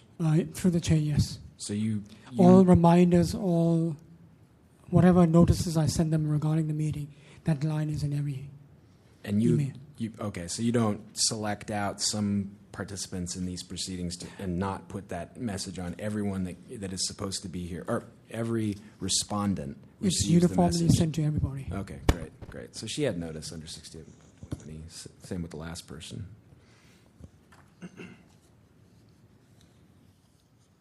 Further discussion? Okay. Is there public comment on this item? Yes. Naturally, sir. Just to show you how your system doesn't work, I would refer you to 6734. Willful failure shall be official misconduct. Your statement, which Mr. Rustum just said, that he sends it out to everybody, that they have to be here, that they're required to be here, is a willful failure. So this should be considered official misconduct. Also, if you look at the section right above it, 6733, the department heads and employees and all employees are required to sign an affidavit with the Ethics Commission that they have read the ordinance. So for it to continue to go on for years is a farce.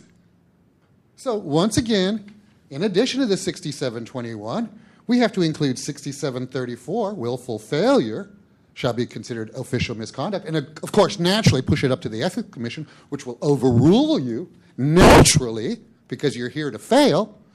And we should also take into consideration that these people on a yearly basis were supposed to have signed something saying that they understood all the regulations of the ordinance, inclusive of the fact that willful failure constitutes official misconduct, and they've been on notice that they were supposed to show here, and apparently they're not, so I would consider that willful failure. But then again, when you send it up to the Ethics Commission, I'm sure you'll be overruled. Thank you. Member Wolf? Just to respond to that, you have to have willful failure of somebody. The Ethics Commission doesn't take issue to a department. They take it on people. So, there's no way you can, pass a citation on to, that's not the way it's written. It's written about for an individual, for a person. That's why complainants need to specify exactly the people who they want the complaint against. Because a complaint against a department, an entity, cannot result in any kind of consequence. You're not going to convince the Board of Supervisors to withhold their funding. That's the only consequence on a department that can happen. Is there any other? Is there anybody else to speak on the matter from the public? Seeing none, public comment is closed. Chair has a question on the motion regarding the violation of 67.21E against Ms. Schlageter. Does the task force, do the maker and seconder of the motion wish that to be referred to the Ethics Commission?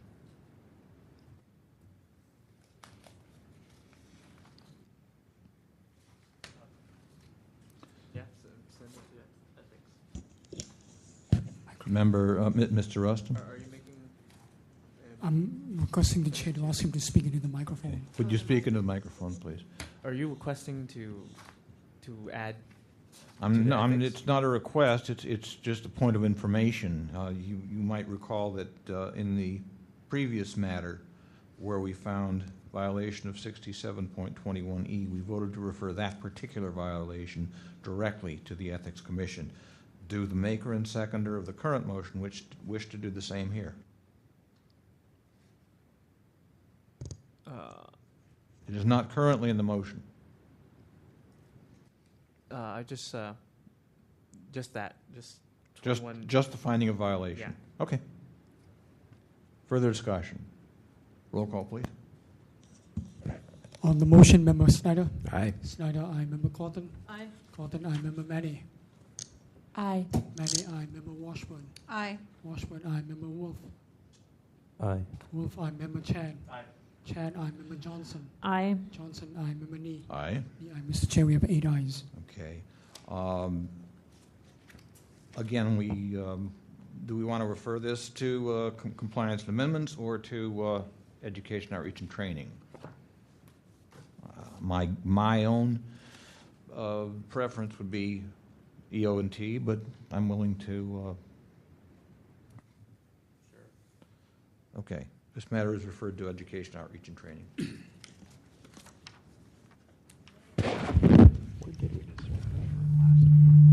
Where did we refer the last one? Mr. Clerk, would you call the next item, please? The next item is item number 17, determination of jurisdiction of the complaint filed by Thomas Piccarello against the single-room occupancy hotel safety and stabilization task force for allegedly preventing him from commenting on a proposed action item and allegedly legislating and vetting pending public matters by email. Is there a motion to find jurisdiction? So moved. Is there a second? I second. Moved and seconded. Discussion? Is there any public comment on the jurisdiction question? Seeing none, public comment is closed. Roll call, please. On jurisdiction, Member Snyder? Aye. Snyder, aye. Member Cawthon? Aye. Cawthon, aye. Member Manny? Aye. Manny, aye. Member Washburn? Aye. Washburn, aye. Member Wolf? Aye. Wolf, aye. Member Chan? Aye. Chan, aye. Member Johnson? Aye. Johnson, aye. Member Nee? Aye. Yeah, Mr. Chair, we have 8 ayes. That takes us to the substance of the matter. Mr. Piccarello, please approach the microphone. Thank you for coming, sir. You have 5 minutes. Yeah, I appreciate the task force still having a quorum at 9:45. I'll be brief. Again, this is another case where you have a no-show by the respondent. In looking at your agenda material on my complaint, the city attorney, she wrote a pretty good memorandum framing the issues, but I only see the first page of her memorandum in this package. So, I go to the Sunshine Ordinance Task Force every month. Last June I went, and on item 5 there was a discussion about families in SROs. I requested to speak on that issue, and it was an issue that, as you can see from the minutes, was discussed quite substantially. When the task force members finished, I requested public comment on that issue, that item on the agenda, which was listed, as you can see from your package, as possible action. And I was denied public comment. I was told, save it for general public comment at the end of the agenda. And if you're really looking at the agenda material in front of you, you'll see that the Sunshine, the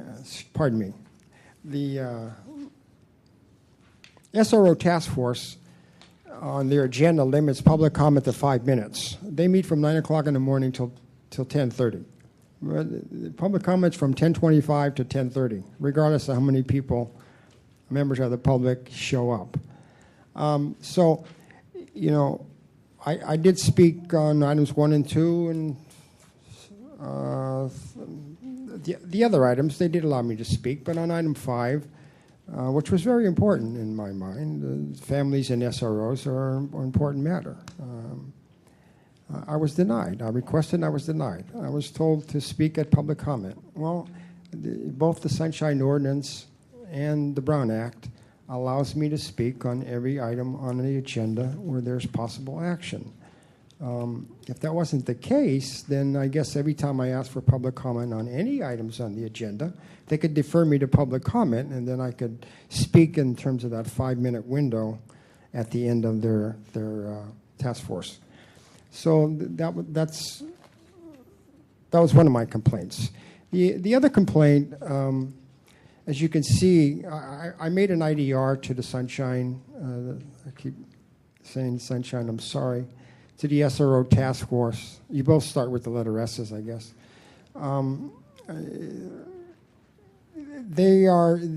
They discuss legislation and proposals through series of emails, which is unlawful public meetings. And you can see from your package the 19 emails that I got when I made my IDR. They actually were trading votes. You could see they're discussing who's going to vote on the letter to the Board of Supervisors. The issue about this letter is the SRO task force is made up of 4 collaboratives that were seeking funding from the city. And clearly, without recusing themselves, they got enough task force members to get this letter approved by the task force and then sent to the Board of Supervisors for $1 million. Clearly, so the collaborators should have recused themselves, but rather than that, they sent series of emails that you have in front of you. Those emails are illegal public meetings. And all you got to do is go to your website, and you'll see under your Sunshine training that those are illegal public meetings. Whenever you have a majority of the public body, they can't discuss legislation through emails because it denies public access to either agree or to disagree with what's being said in the emails. So those are my two complaints about the SRO task force, and unfortunately they're not here either. Basically, I was denied public comment on an actionable item, and the illegal public meetings that were done by the SRO task force. Thank you. Is there anybody here to present facts and evidence in support of the complainant? Seeing none, is the respondent present? Is there anybody here to present fact in order in support of the respondent? Seeing none, the matter is with the task force. Member Cawthon, Member Wolf. I totally agree with Mr. Picciarello that there has been a seriatim meeting. Page 146 and 147, they discuss via these 19 emails how they're going to, whether they're going to put out this report and how and what form it should take. So I would definitely say that that is a seriatim meeting. And the other thing is, Mr. Picciarello, could I just ask you a question? Did you get to comment on every single item you wanted to comment on? Was there public comment on every item on that agenda? Yes, other than item 5, which was the discussion of families in SROs. I wasn't allowed to speak on that item. Well, why not? But I did give them my comments at the 10:25 general public comment session, yes. So they wouldn't let you speak because you'd already spoken at the previous meeting? No, they said they're running out of time. If you look at the minutes, there was quite a substantial discussion, and they went farther than they would have liked. So they denied all public comment, not just me. All public comment was denied on that item, and offered in a public comment general section at the 10:25 session. Yeah. Okay, well, thank you. I'm just very concerned about what's happening here. So many of these departments seem to me to be egregiously violating the ordinance, and they're not sending. They're deciding that they're not in violation of the ordinance, and they aren't sending a member to tell us that. They aren't telling Mr. Rustum. So it's bad for Sunshine, and it's bad for the public. So I'd like to hear what other people say, but I mean, I do definitely think there was a seriatim meeting, and if the members were not allowed to speak on an agenda item, I mean, that's obviously a violation. That's a violation of the public comment rule.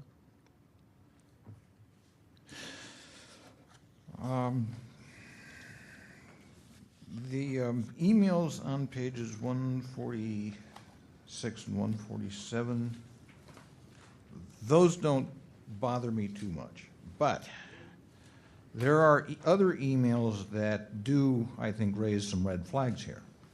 I refer, for instance, to a very brief email on page 148 at the bottom from Johnson Ojo, saying, in view of the budget crisis that the city and my department are facing this year, I will not be supporting such a letter at this time. That, to me, is clearly ex parte communication that is, I think, in violation of Sunshine.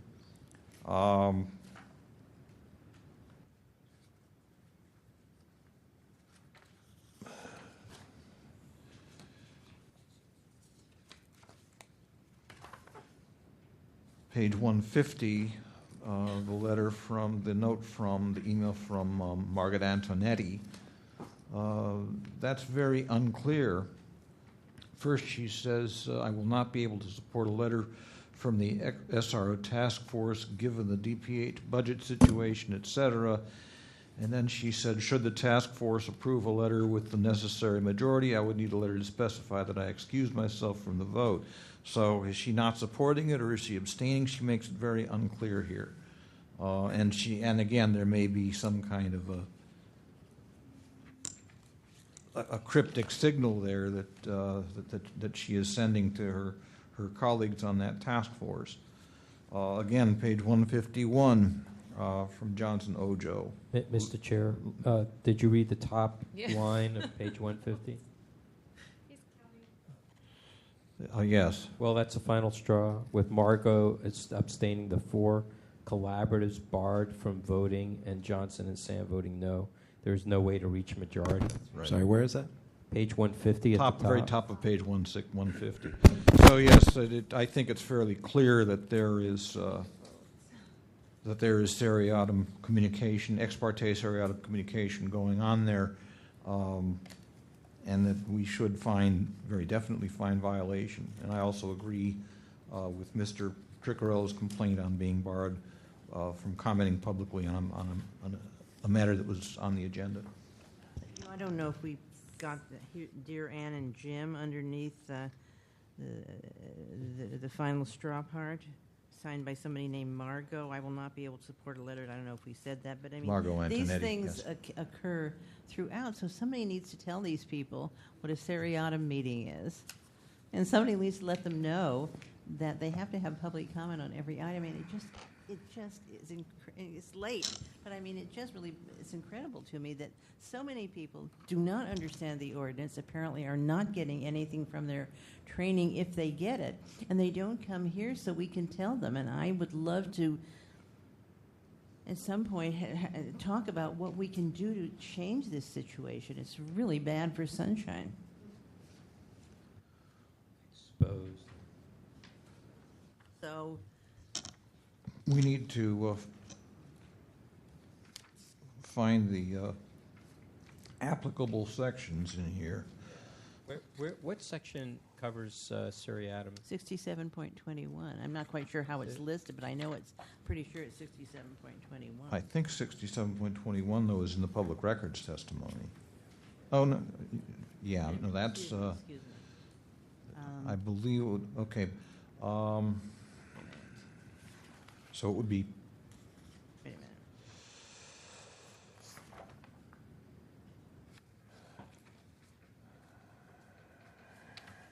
Well, that meetings should be public and open. It should be one of those sections.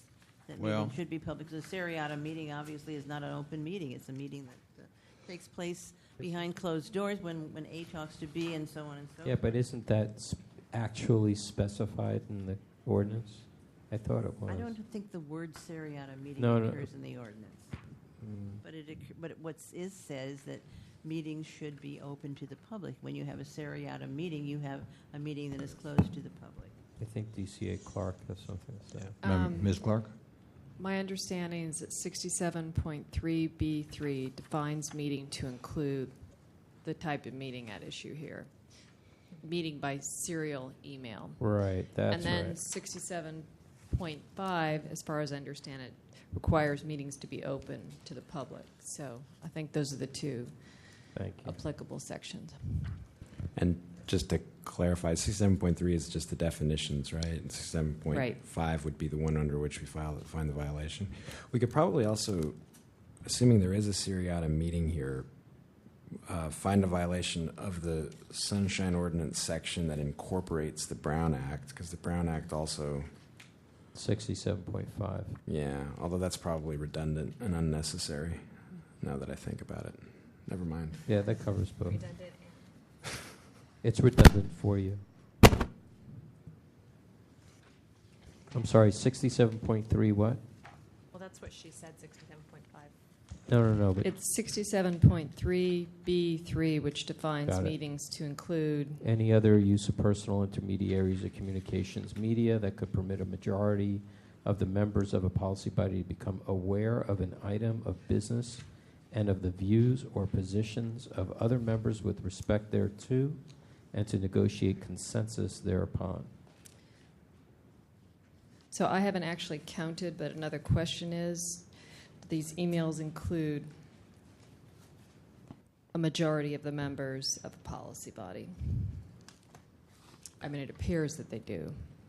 Yeah, I was going to actually raise that point, that I would not feel comfortable. I didn't have the time in the time that I had this packet to really carefully go through and determine whether there was a majority concurrence here, and I think that is required for a seriata meeting. I was actually going to abstain from this because it'll take 25 minutes for me anyway to go through all these emails and figure out if there was a majority. So not giving any advice to anyone else on what they should do, I'm not comfortable finding that at this point. Okay, I'm not sure abstentions are legitimate unless there is prejudice or conflict of interest. You can leave the room. Okay. I would add that public testimony, the relevant section there is 67.15B. Every agenda for the special meetings at which action is supposed to be taken on an item shall provide an opportunity for each member of the public to directly address the body concerning that item prior to action thereupon.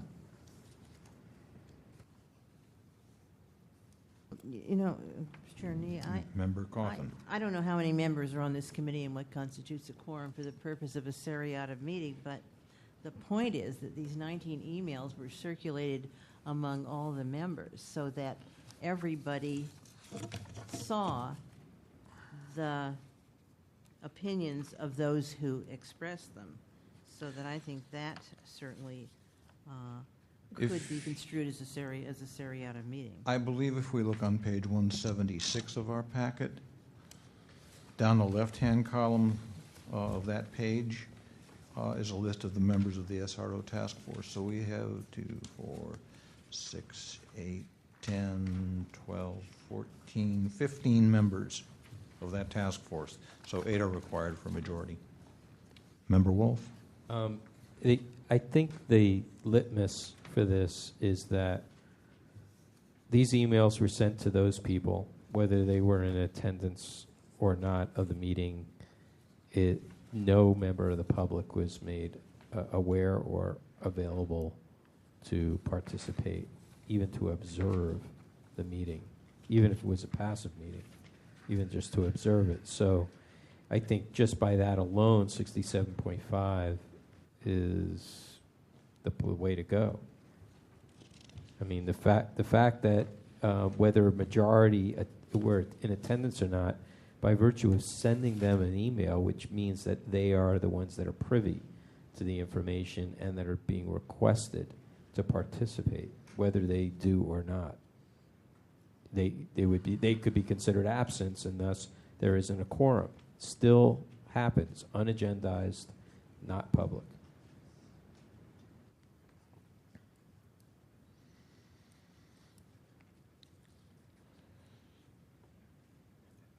Okay, at this time, the complainant will have 3 minutes to make any concluding remarks. Thank you. I'll be brief. I think the task force understands what the SRO task force did and is continuing to do until you send them a strong message. But actually, the vast majority of these emails, you'll see that they've been CC'd to the entire task force. It doesn't take 25 minutes. If you look at most of the emails, they've been copied to all task force members with a few exceptions. And let me also say this. These are the 19 emails that I received. I can assure you that there were more than these 19. The problem with your Sunshine Ordinance is that there is no sending, IDR request under penalty of perjury or in the declaration. So there's no incentive to give me everything that I'm entitled to.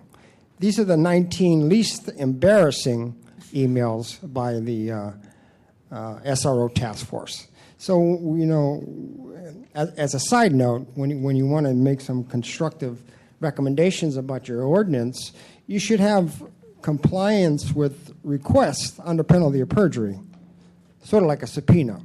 And then perhaps there would be really a truer picture of what was discussed by the SRO task force. Thank you.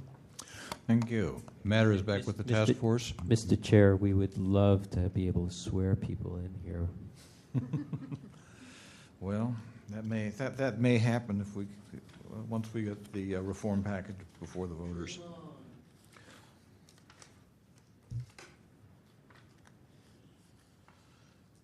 Is there a motion? I move to find a violation of 67.5. Is there a second? Can I add 67.21E? I would like to add 67.3B3 because I do think there was a seriata meeting. But 3B3 is just Isn't a three- description. We can declare that it was a Sierra meeting let's and do then that. find violation. But in B, it said, in the B part of 3B3, it says, provided a majority of the members refrain from collectively discussing the topic of a gathering or any other business. Okay. That's a specific situation where you can't appear in person together. But what has happened here is that via email, the whole group has gotten. The chair is going to raise a point of order here. We have a motion on the floor that has not received a second. We should not be discussing this. There is a motion on the floor so far. Okay, motion on the floor, 67.21E, 67.5. And I'm just continuing with why I think And it's a seriata meeting, and 67.3B3. whatever the seriata, whatever the number is, I think we should just include that, because I do believe that all the members were solicited to act in a certain fashion by observing what their fellows were doing. Okay, are you amending, are you suggesting a friendly amendment to the motion then? Yes.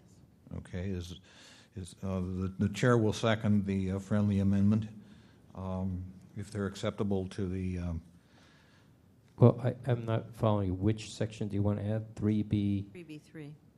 67.3B3. I think it's 3B3, whatever Janet. 3B3, but 3B3 is a definition. It's not a, it's just a definition. It's not really a actionable. I don't know the number that Janet Clark read. Well, but what you could say is that you find a violation, or you move to find a violation of 67.5, defining meeting to include that listed in 67.3B3, or it could be included in your 67.5 motion. Okay. Okay. That with me. So its motion is to find a violation of 67.5 based upon a Seriatim meeting. Based upon a seriatim meeting that was not, well, 67.5. Well, 67.5 just describes that it should be open. Let's see. Right. It should be open, and when you have a seriatim meeting, you have a secret meeting where the public has but no 67. opportunity to comment. Wait a second. 67.3b says that you can have it. You can have this type of meeting, as long as you're as long as you're not in violation of 67.5. Okay. I think that my understanding is the definition of a seriatim meeting is for purposes of letting commission or board members know you can't get around the open meeting law by meeting seriatim, by two of you getting together, then three of you getting together, Right. then two of you getting together. But there's no specific section in this ordinance that describes that. I think The section that I'm referring to is 67.3B3. It Does- defines meeting to include the use of communications meeting that could permit a majority of the members of a policy body to become aware of an item of business in the opinion of the other members. Right. So what they were trying to do was valid. How they went about doing it was not correct. The process for doing it wasn't correct. And what about Chair Nee's suggestion of 67.15B? Because it didn't allow for public testimony. But it wasn't a properly agendized meeting in the first place. If it didn't allow for public testimony, then you're making the statement that the meeting was valid. See, there's no description of a It's not that the meeting was valid, it's that it constituted a meeting. Right. I mean, they had a meeting that they didn't properly, I mean, they didn't allow public testimony, they didn't notice it properly, it wasn't open, it was all those things. It's not So- validating, it's just saying that you had a meeting Where they took actions. where they took action. Right, and so, I mean, there was no agenda. It wasn't open. If it wasn't open, then of course there wasn't any public comment. So that's kind of the thing here. 3B3 says, it basically says that for that this kind, what they tried to do is valid, as long as they agendized it and notify the public. It says it right there. It doesn't say you can't have it. It doesn't say except for this particular thing. It doesn't say meeting shall mean any of the following except for. It says it is a meeting. Any other use of personal intermediaries, communication media that permit a majority of the members of the policy body to become aware of an item of business and of the views of positions of the other members with respect thereto, and to negotiate consensus thereupon. It's valid to have that. No, that's not how I read it. How I read it is that 67.5 requires meetings to be open to the public and certain meetings to have an agenda and opportunity for public comment, and then defining what a meeting will be. And then that pulls you in under 67.5. That's the way I read it. I agree, right, but you can't say there's a violation of 67.3B. 3. No, but what I think you can say, or what I think you're trying to say, is that there's a violation of the requirement that the meeting be open to the public. Right. And that this 19 emails, I think what you're trying to say is these 19 emails constitute a meeting as it's defined under 67.3B3. Right. Exactly. So the would be violation of section 67.5. If you want to add 67.15B, that's fine too, as an extension. And I think just that, I think that's just it. I don't think we have to mention 3B. It's assumed that they held a meeting and it was improperly noticed and not open in public. I think they need to see why we're calling it a meeting.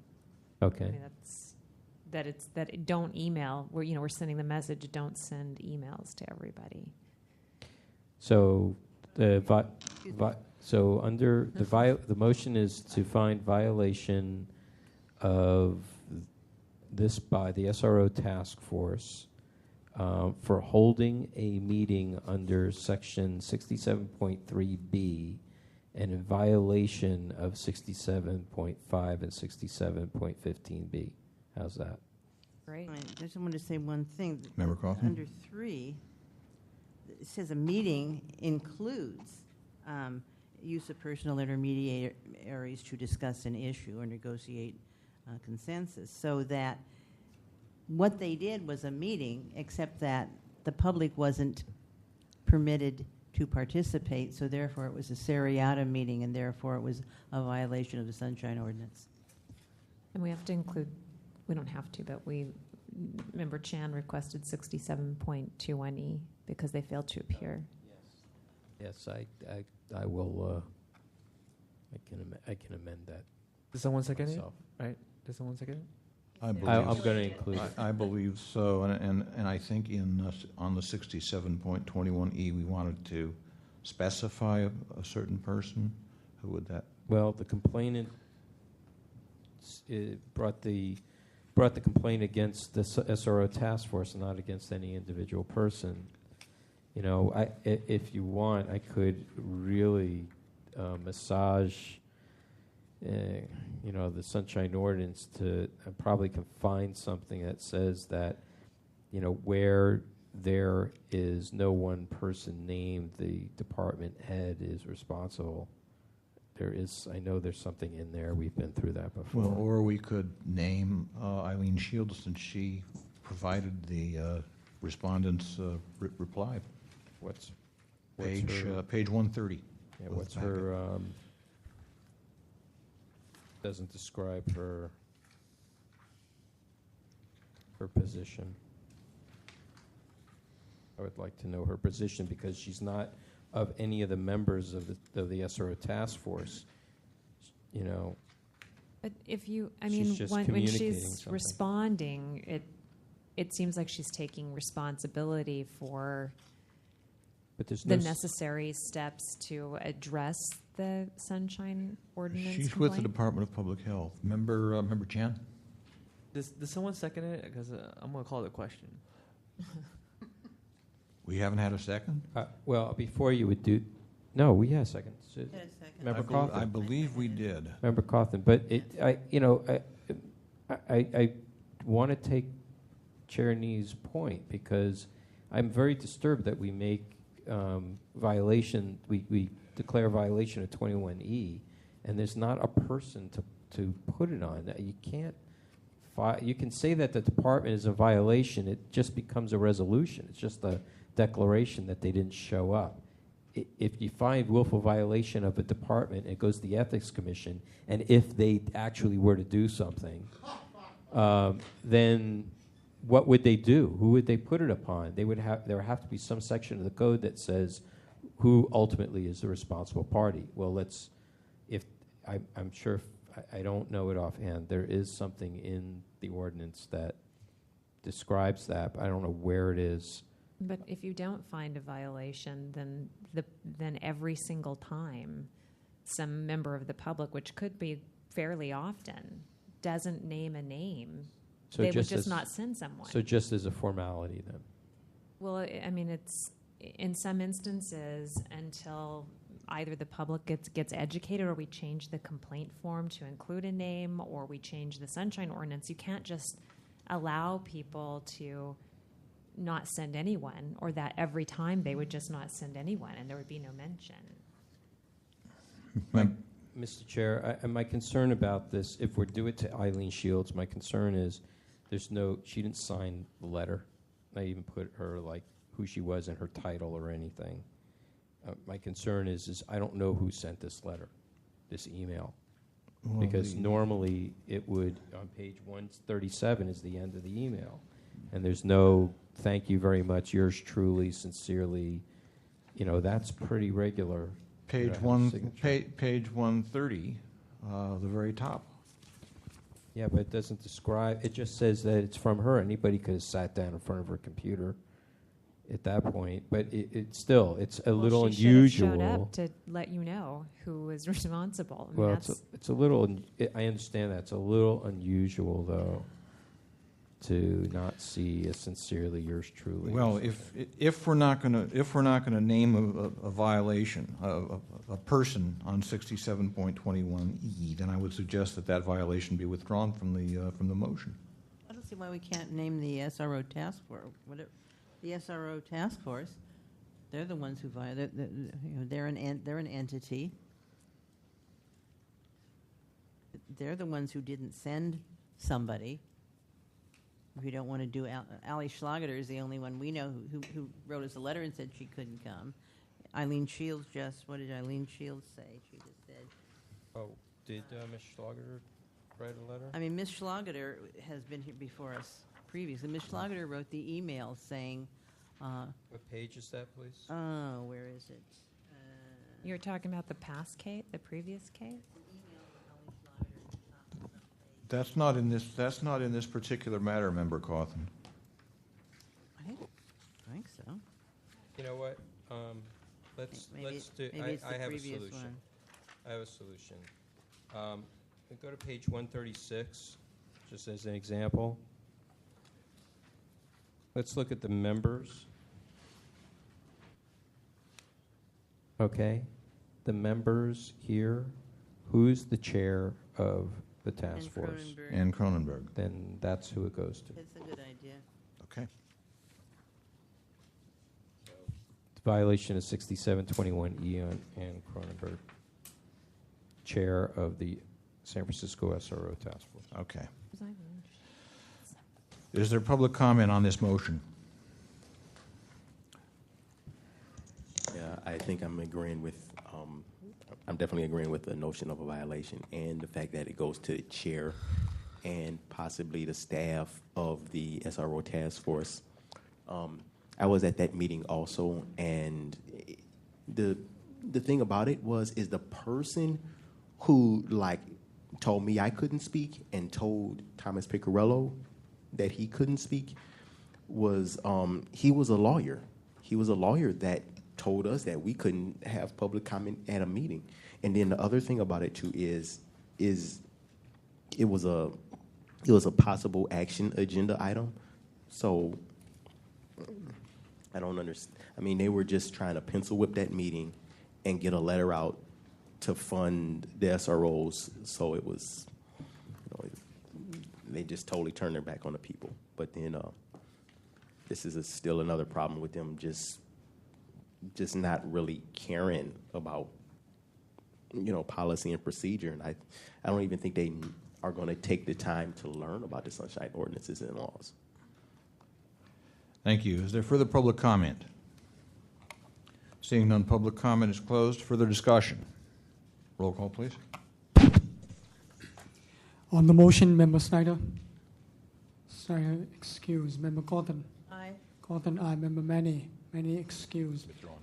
Member Washburn. Aye. Washburn, aye. Member Wolf. Aye. Wolf, aye. Member Chan. Aye. Chan, aye. Member Johnson. Aye. Johnson, aye. Member Nee. Aye. Nee, aye. Mr. Chair, we have 6 ayes. Okay.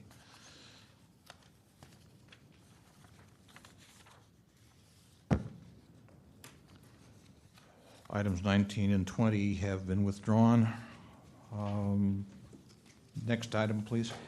The next item is item 21, determination of jurisdiction on complaint filed by Jason Grant Gaza against the Department of Public Health for allegedly not providing documents related to an incident at the Tom Waddell Health Center. Okay. I'm sorry?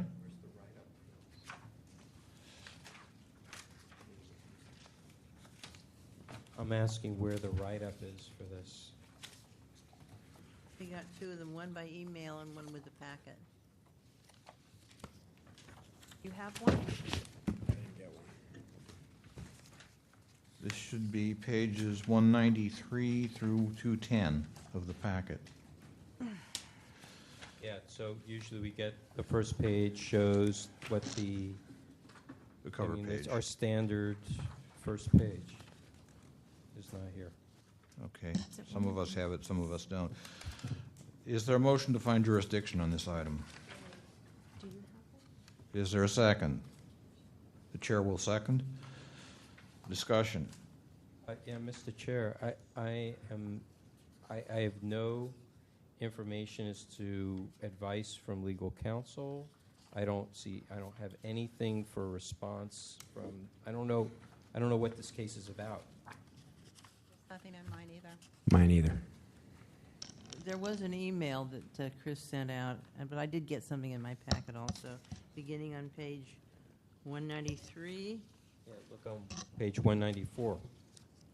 194 is the email of the complaint, but then there's no write-up. There's no write-up. The write-up is in an email that was sent by Chris Rustum today. Page 193 is the cover page. Pages 194 through 210 are everything else in the packet. And when you say write-up, you mean by the city attorney? Yeah. Well, the one that we got in the packet is also numbered, beginning with 190. Yeah, but do you have the write-up from the city attorney? I have them both, and they have the same numbering system. So, it's not there. Chris, do you know if she sent one down for this? I believe if she did send it, I would have added in the packet through the chair. Did she go home? Yeah. Yes, she left. Well, do we wish to continue this item, and would that be fair to the complainant? It would not. No, it would not, since he's still sitting here. We need to hear it. My concern is whether we're able to. Are we able to? That's the question. Well, let's look first at the evidence that will be presented to us and go from there. Very good. We have a motion and a second to accept jurisdiction. Is there public comment on the jurisdiction question? Seeing none, public comment is closed. Roll call, please. On jurisdiction, Member Snyder. Aye. Snyder, aye. Member Cawthon. Aye. Cawthon, aye. Member Washburn. Aye. Washburn, aye. Member Wolf. Wolf, aye. Member Chan. Chan, aye. Member Johnson. Aye. Johnson, aye. Member Nee. Aye. Nee, aye. Mr. Chair, we have 7 ayes. Okay. That takes us to the substance of the complaint. Mr. Garza, please approach the microphone. Thank you for coming, sir. You have 5 minutes. To be honest with you, Mr. Nee, I am not thankful for coming. This has been, probably my 13th or 14th episode in front of the Sunshine Commission, where only one was, as you put it, remedied by being sent up to the Ethics Commission, in which I was screwed. The other 90% of my determinations were in my favor, but for some strange reason that isn't considered remedy.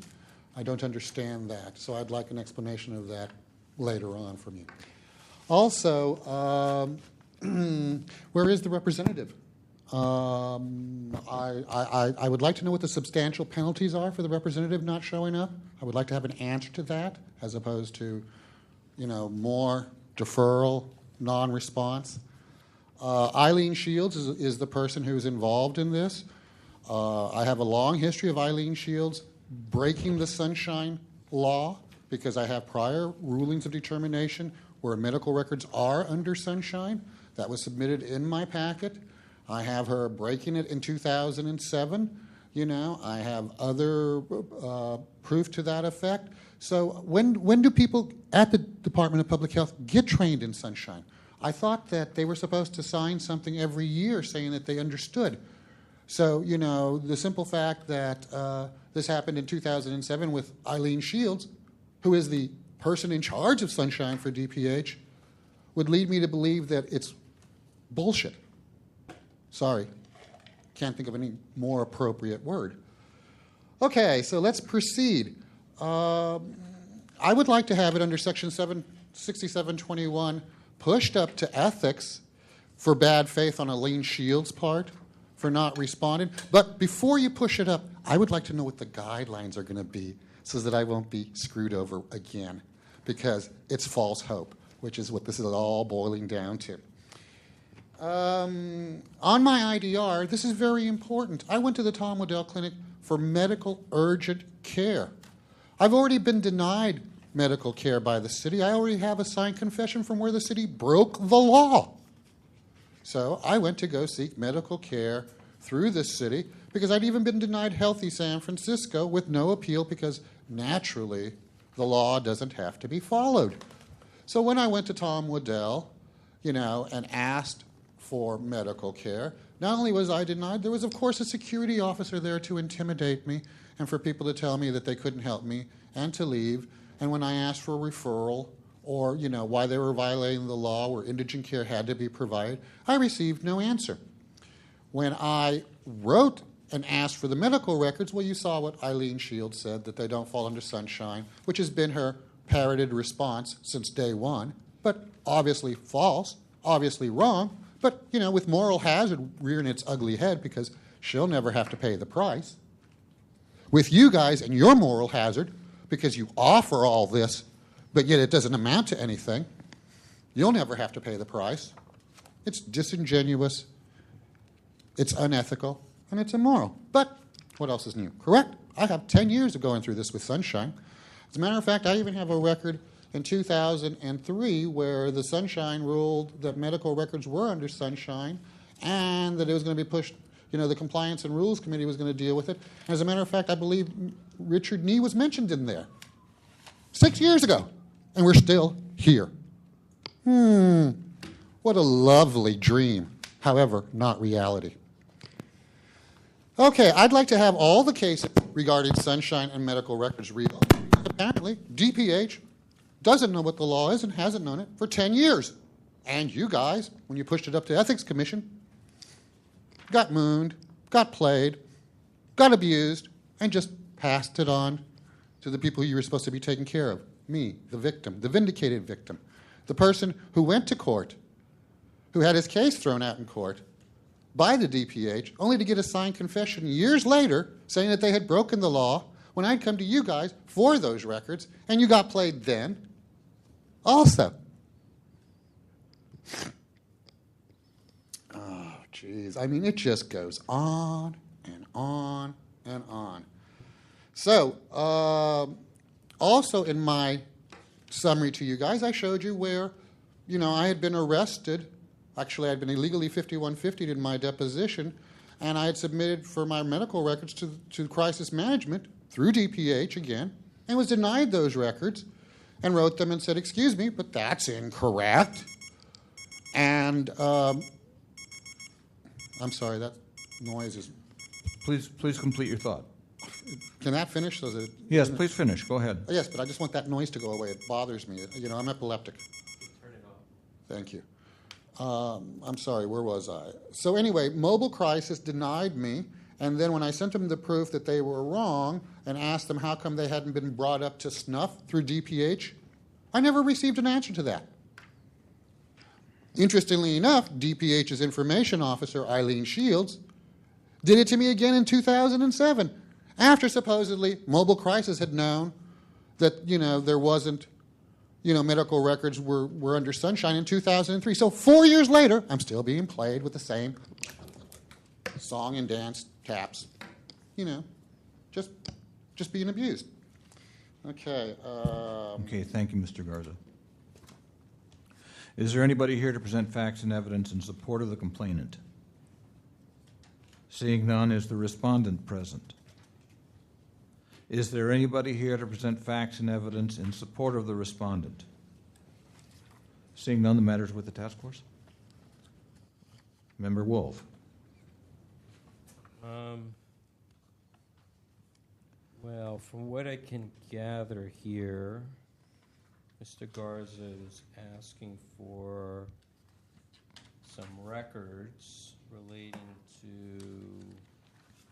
him trying to get services at Tom Waddell, and was denied, or I'm not sure if he was denied those services, but he was asking in subsequent to that visit that he wants a certain number of records which include or that are being claimed to be medical records by the Department of Public Health, as shown by a letter on page 209 by Eileen Shields, who again does not sign her letters. Well, the only one obviously violation of 21E, and the other one would be 6727B, which is a withholding on the basis that disclosure is prohibited by law shall cite the specific statutory authority in the Public Records Act or elsewhere. And she doesn't. She offers no reference as to under what law that they cannot. She does offer my apologies, Charity. She does offer some, I'm not saying that it's correct or not, but she requests that Mr. Garza fill out the authorization form for medical records. It's kind of standard. And that says that they don't fall under the Sunshine Ordinance. I'm not saying it's correct, but that's her interpretation. Right, but she has to tell us under what law that it's prohibited. She can't just say, well, just out of the blue, what is it? What that it's not, we don't have to release it because it's medical records. She just, first of all, has to prove it or has to provide a a section of law that says that it's protected. She's saying under HIPAA that she can release the information. She's not saying she's prohibited because of HIPAA. But based on this form, which, did you fill out the form for her? It's not necessary. HIPAA is there, says that it's for privacy. Excuse me, they're my records. That's why initially the task force ruled in 2002 that HIPAA didn't apply. I can ask for my own records. I'm not invading my, what am I going to sue the city for having given me my records and invaded my privacy? Yeah, the thing about, he's correct about HIPAA, but the city has a requirement. It's on page 202. It's a authorization to disclose health information. That's required by the city. Every city has one. It's just to make sure that you are you. That's all it's really for. I'm confused because if I'm not me, then how can they mail it to my address? Well, they need to know, they do that by virtue of this form. I didn't fill that out in 2002. I didn't Okay. fill that out any of the other times I asked for medical records, so I don't understand. The form is required to get your medical records. That's how you make the request. I said I didn't have to fill it out in 2002. And when you I got your my other records? Yes. Where did you go to get them? I got them through you guys. I had to come through here and get a decision, and then they filled it. Just like the IDR that Eileen Shields was supposed to fill, that, you know, is in my paperwork that she asked for more time. I didn't have to sign that form then in 2007 for my medical screening examination record, which should have been in San Francisco General, which was the main record that was needed to defend myself in a lawsuit in which the city testified in federal court, had my case dismissed, and then later I got a confession saying that the city had broken the law. I did not have to fill out that form in 2007 from Eileen Shields for that IDR, which she asked for a 14-day extension. I also think, and I would like to finish, I read somewhere in the Sunshine Ordinance that, you know, under Sunshine, any local laws are superseded by Sunshine. So if you're saying that this is a local thing in this city, well, isn't it superseded by Sunshine anyway? Interesting question. Member Gautham. I just have a question for Mr. Rustum. On page 2, Eileen Shields on page 209 says that signing a release form is a requirement of getting the documents. Then the release form is on page 202. How did we get that, Mr. Rustum? Did Eileen Shields send it, or did Mr. It's an Garza attachment. provide it? It's an attachment to emails to Mr. Garza. Correct. Does this come from you, Mr. Garza? No, it's the forms that she wanted me to fill out came from her. They were sent to me as an attachment. Okay, and you just put it in as part of your package. No, when I answer people, I answer them back on their email so that I have receipt of it, and that's what was included in her email. page 201 is where that attachment is coming from. Page 201 is a whole series of attachments that Eileen Shields sent to Mr. Garza, Okay. and that's where that. Okay. I don't know where the others are. So I only see one letter from the department, and that's the one on page 209, in which she says that she can't release the form unless Mr. Garza signs the release form.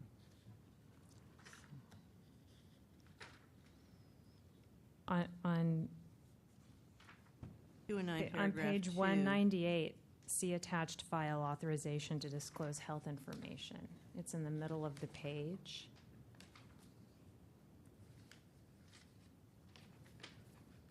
It is from Eileen Shields.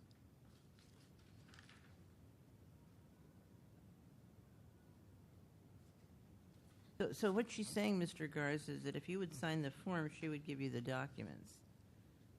But you're saying you don't want to sign the form? Or you don't need to? I'm saying in the past I never had to, and that under Sunshine, it was ruled that medical records fell under Sunshine. Well, she says in it that... Well, she can say anything she wants. She's lied in the past. What's the point? Where's the character reference? So what I'm saying is you don't want to sign that release. You don't feel it's necessary?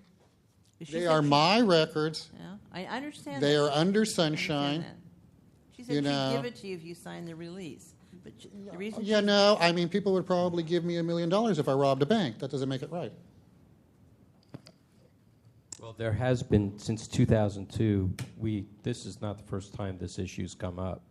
And that form was required to be filled out. I know what you're going to say. That was 2002, sir. But subsequent to that, no medical records were able to be released. So, without Mr. that Wolf, form. if you knew what I was going to say, what was I going to say? That in 2002, you didn't have to do it. False. So you obviously didn't know what I was going to say. So then please What I was going to say enlighten is us. then why did I get my records in 2007 per your assessment? Well, the last time I see that you got anything was in 2002. No, it was 2007, the IDR to Eileen Shields, if you look through the packet, which she's asking for a 14-day extension on. Can you tell me what page that's on? Mine pages aren't numbered as yours. All I see is this order of determination of 2002. It's part of the packet. Well, I can find it for you, but I'm just saying they're not numbered like you are because I didn't receive that. That's all I have.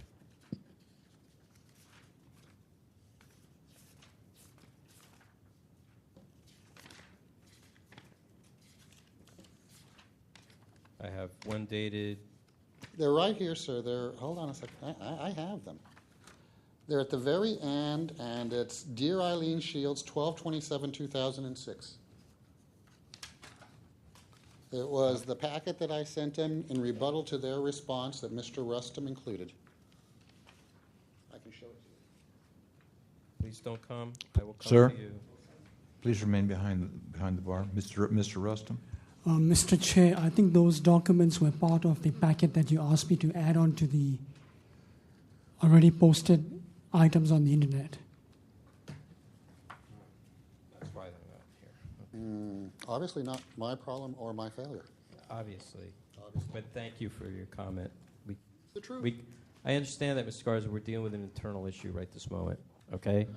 Trying to help you the best we can do without the rhetoric, all right? It's late for all of us. Mr. Garza, could you please be seated? Sure. Thank you. Well, it looks like in 2002, we found that he should get the documents, and my recollection of 2002 is that he didn't sign the release form then either. So I don't know. I wish Janet and Clark were He said he got the documents without having to do that. without signing it. Yeah. Because I wonder, was that because of our order, Mr. Wolf, Chair Wolf, Member Wolf? I don't know. I wasn't here in 2002. I recall, and maybe my recollection is a bit murky here, but it seems to me that, number one, the task force found at that time that medical records, that a person had a right to his or her own medical records under Sunshine. Yeah, what would be the bar to having your own medical records? Yeah. I mean, it's hard to know because we could find a violation, but I'm not clear that we're on the right page doing that because of the authorization situation. I don't know what the legal implications are. I'll tell you what the legal implications are. Under 6727, justification for withholding. Any withholding of information shall be justified in writing as follows.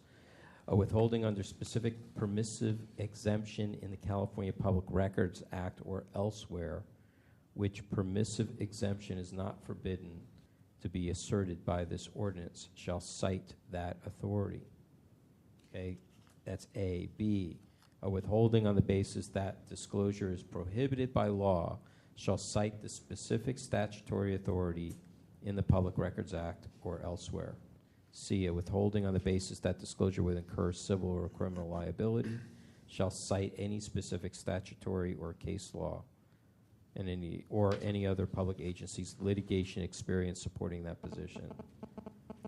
When a record being requested contains information, most of which is exempt from disclosure under the California Public Records Act and this article, the custodian shall inform the requester of the nature and the extent of the non-exempt information. See, the point is he's hasn't been told why he can't get the records. Exactly. No. It's not been cited, so I don't think it demands any further investigation. I think there's a clear violation of 6727 here. It was justification for withholding. That's 67.27, yeah.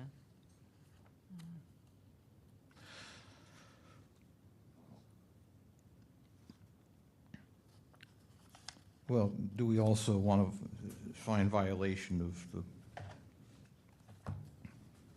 the actual provisions that require the records to be released? It seems to me that's part and parcel of what we're doing here. I'm trying to look at the... 67.21? I'm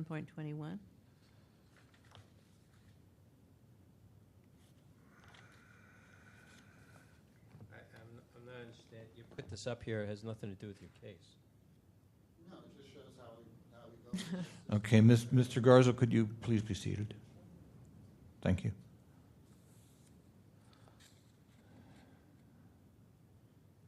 I mean, I get what Member Wolf said about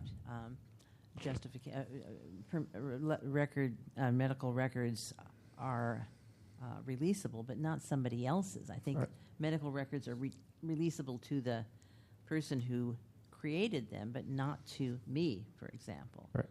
So here's the California Public Records Act. It's of the California Code, Section 6254, except as provided in Section 6254.7 and 13.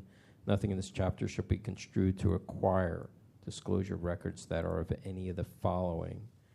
I'm going to jump down to C, personnel, medical, or similar files, the disclosure of which would constitute an unwarranted invasion of personal privacy. Okay, so that alone, because he's asking for his own records, does not constitute an invasion of personal privacy. It's not like it's going to anybody else, it's going to him. I don't see it. To me, again, they're withholding information. I think the decision that came through in 2002 is correct. And I think we went through this before ourselves when Member Vice Chair Craven was here. I don't remember if it was in the time they came back or the time prior. I don't remember. But I know we went through the same thing with someone else. Yeah, I think, just to chime in, I don't think that the exemption under the California Public Records Act for medical records applies to one's own medical records. I don't think that, by the same token, I don't think that's what Eileen Shields is saying. I think what she's saying is that HIPAA requires you to verify who you are so that I can't walk up and say, I'm Jason Garza, please give me Jason Garza's medical records. Exactly. That would be an unwarranted invasion of privacy. And so what she's saying is there's this form. HIPAA says that you have to verify who you are. I have no idea if she's right about this, but what she's saying, I think, is HIPAA says you have to verify who you are before we'll release your records to you. And the process for doing that is filling out this form. If you don't fill out the form, we're not going to give you the records because that's the way we have of telling that you are you. Mm-hmm. So I'm not sure where that leaves us, but one way to interpret that is she is giving us a statutory citation for why she can't release the records, and that's HIPAA. She doesn't cite the number. She doesn't cite the U.S. code, but she does say HIPAA. Is that what HIPAA says? Does anybody know? I don't know. I mean, it makes sense to me that there'd be some kind of process by which you have to say. I mean, because a hospital can't just walk up and say, I can't walk up and say, I'm David Snyder, give me my medical records. That wouldn't work. Sans HIPAA, just this form alone is all that's needed. That's all it's needed. It's just process. Yeah. So, I know what the complainant is asking for and requesting. I don't believe that they're unnecessarily withholding. I don't necessarily. They're under 6727. They must state within the California Public Records Act, why they're withholding. And that's what they're not doing. HIPAA is not in our jurisdiction. Well, California but doesn't it Public say Records or Act. other statute? It says, the provision under the California Public Records Act provides There's- for other statute which would prohibit release. Oh, it says withholding under a specific permissive exemption That's within the Public Records Act. in the Public Records Act or elsewhere. Yeah, or elsewhere. But I think if you look down further, there's it's something to the effect of or other statutory. A withholding on the basis that disclosure is prohibited by law shall cite the specific statutory authority in the Public Records Act or elsewhere. Or elsewhere. That's okay. I have a question about Member this. Johnson. About this. So I realize what you're saying is that the rules may have changed, but when I subpoena medical records, if he were to fill out this form, it would mean other people could get the documents too. It's not saying only to me, and he's not authorizing them to release the records to anybody else. He only wants them for himself. And normally this form is filled out when you have like a legal case, or you want to, if you want to transfer your records to another doctor, you don't fill out this form because you don't want other people or attorneys or whoever to be able to access your documents. So this form isn't saying give them only to me, which I believe is your intent. Is that correct, Mr. Gart? You want them released only to yourself. In a way to respond to your question and taking what Mr. Wolf had to say into consideration, he says that the HIPAA form has to be filled out so that they know it's coming to me. Well, somebody that is could, not somebody what they could, said. but I'm just saying that's what he said. Oh, I thought the HIPAA form had to be filled out so that I could get my own records, so that it was coming to me. The question that I have, and which would hopefully answer this and his, is that I asked for these records through email, my email address that they've had, and they knew it was coming only to me. Well, there's a designation on it, but the HIPAA thing, the thing that bugs me about HIPAA, and what I'm hearing from everybody here, is HIPAA is to guard my privacy from going out to someone else, not to guard my privacy from myself. I understand that, Mr. Member Garza, Wolf. but I'm looking at this form. This is not a HIPAA form. Okay, so This is city and county just for release of records. That's all it is. that's right, and Sunshine overrules all of that according to the Sunshine thing. It says that Sunshine shall be considered. I believe I read it just They're earlier. but they're not necessarily. All they're saying is here's the release form. You want your records? We'll give And them I'm to you. saying Sunshine overrules it. Where does it say? Sunshine doesn't. Sunshine says you can get the forms.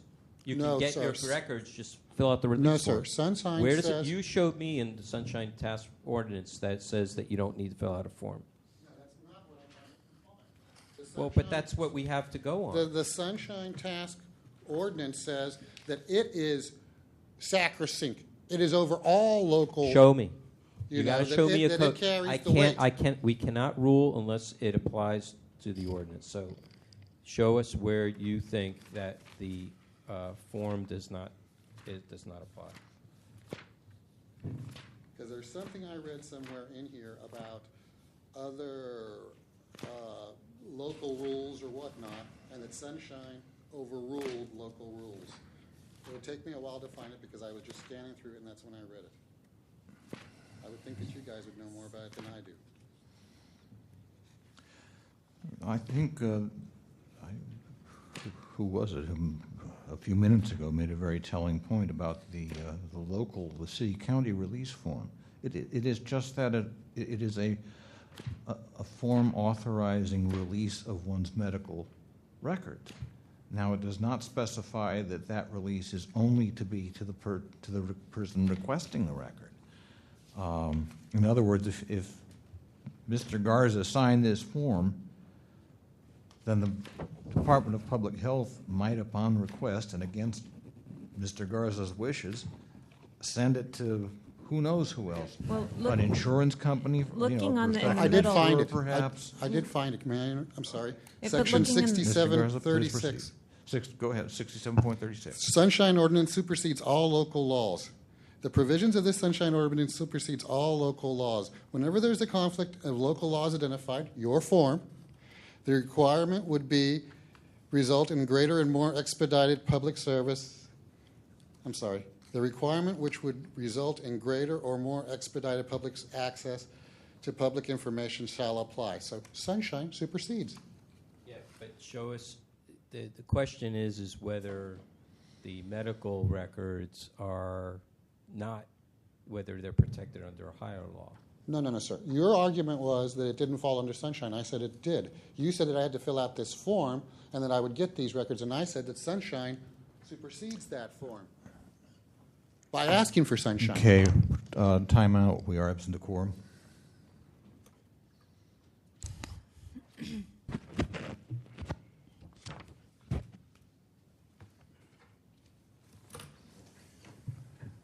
We're back in session. So the form does have a thing in the middle that says who to send them to. Although I don't see how it would verify his identity if he just filled it out and handed it to them, but it would be a signature. Okay, Mr. Garza, it's just you don't want to fill out the form because you don't think you need to? To be honest with you, it's not about not filling out the form. It's about being jacked around constantly. That's what I thought. So do you really want your medical records? I need my medical records to prove the denial at Tom Waddell, in addition to the denial I'd already had from, the emergency services and having gone to court and my case being dismissed and the city law. Okay, I think. I know you think excuse they're me, pulling. Member Cawthon, I believe. I'm sorry. I believe that line of questioning is not appropriate. We're not here to ask whether he really wants his records or why he wants them. That's not for us. It's not for us to ask. What might be appropriate is to ask him if he would be willing to sign the form so he could get his records, because he needs his records. I'm not going to advise anybody to really fill out these particular forms, okay? Because I don't know how old these forms are. I don't know if these are the correct forms, the current forms. I have no idea. So I'm not going to do it. I don't think anybody here should either. Bottom of page 202,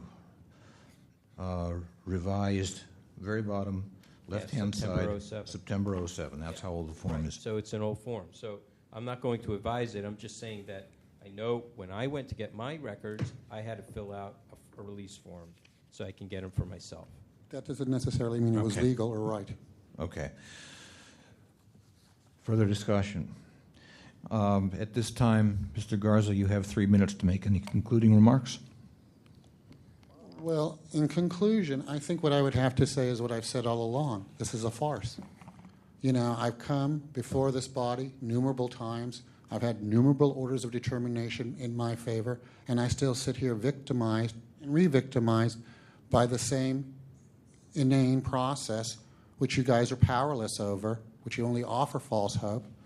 And if you do decide to refer this up to the Ethics Commission, it'll be overruled again. And what you're doing is such disservice that it's nauseating. It's difficult enough for me as a poor person to find the strength and the energy to fight the city that's broken the law, done something wrong.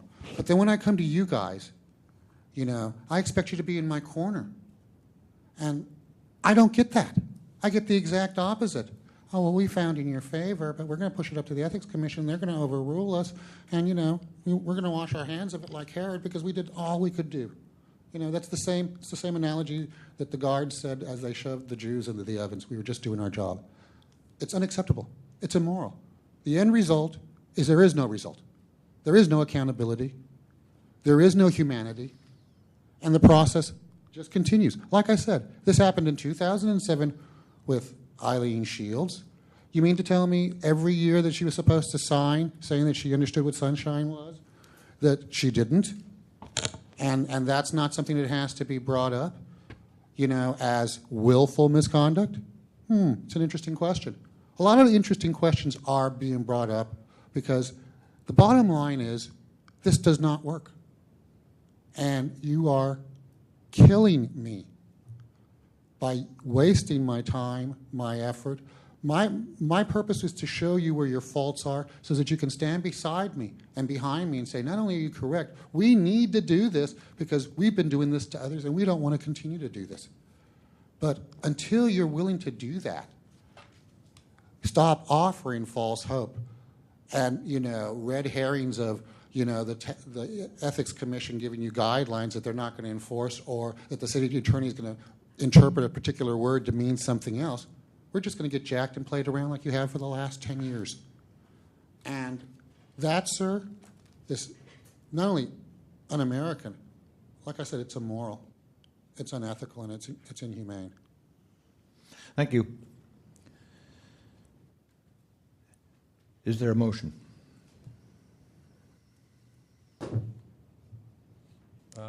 Member Wolf. At bare minimum, violation of 6721E against Eileen Shields for not attending. Second. Moved and seconded. Is that the? I'll take, if somebody else wants to offer some addition to that. I think at this time it's really difficult for us to do that.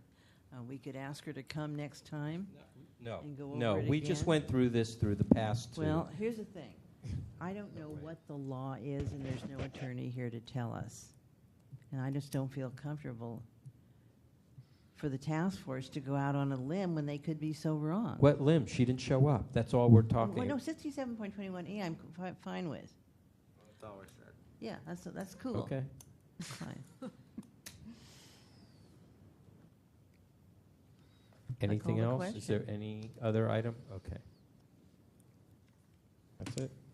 And referred to the Ethics Commission. Please don't. Not until you get the guidelines. I don't want to be played again. Well, there's not. Then I would suggest that we, if that's the case, if it's at if that's going to be the case, then I would say I would continue this to a later date until after the guidelines have been accepted. I mean, I think it's our duty to find a violation where there's a violation. I'm not sure we should necessarily be guided by what the complainant wants. No, but this is not just his issue. This has been my issue for a long time. It does seem wasteful to do that. But there's nothing to do. The thing is creating the record. It goes. This stuff does enter in a person's personal record at some point or another. It also we keep track of these things and present a report every year to the Board of Supervisors. There are things that we can do administratively to kind of help move things along, sans any real enforcement today. I don't know what like I said, I'm open to suggestions. It would be interesting to continue it we don't have an attorney's write-up, and it would be helpful if we also had that input.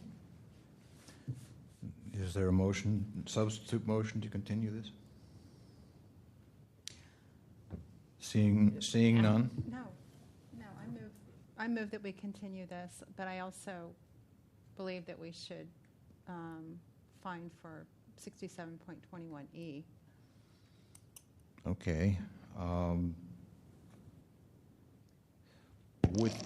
we combine the two motions? I would say make them separate first of all, define violation of 67.21E, and then also to continue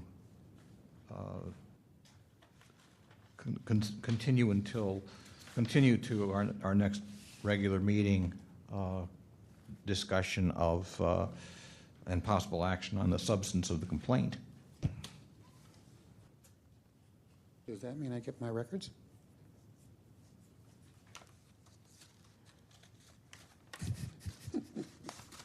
Is that acceptable to the maker and the second of the motion? All right. And with the finding a violation of 67.21E. Does that include referral to ethics? I believe so. Maker and second both agree? Yeah. All righty. So the motion is to find violation of section 67.21E against Eileen Shields of the Department of Public Health, and to refer that violation to the Ethics Commission, and to continue until our next regular meeting, the task force's next regular meeting, discussion and possible action on the substance of Mr. Garza's complaint. Does that mean I get my records? Excuse me? Does that mean I get my records? I mean, it's already been 2 Okay, months. Mr. Garza, please be seated, and we'll explain forthwith. Is there public comment on the motion? Seeing none, public comment is closed. Further discussion. Roll call, please. On the motion, Member Snyder? Aye. Snyder, aye. Member Cawthon? Cawthon, aye. Member Washburn? Aye. Washburn, aye. Member Wolf? Aye. Wolf, aye. Member Johnson? Aye. Johnson, aye. Member Nee? Aye. Nee, aye. Mr. Chair, we have 6 ayes. In response to your question, Mr. Garza, we still have, at this point, we could not answer the question you have as to whether you will get the record. Okay, we are in recess at the moment. So shall I wait till he comes back so that I can ask my questions? Good idea.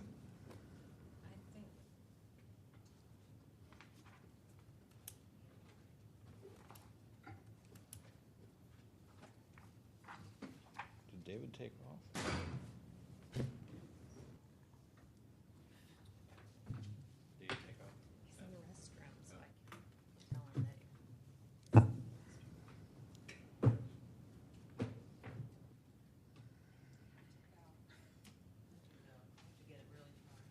Well,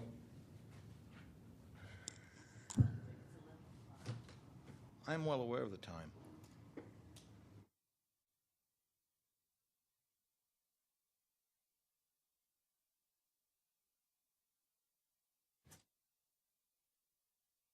Minutes.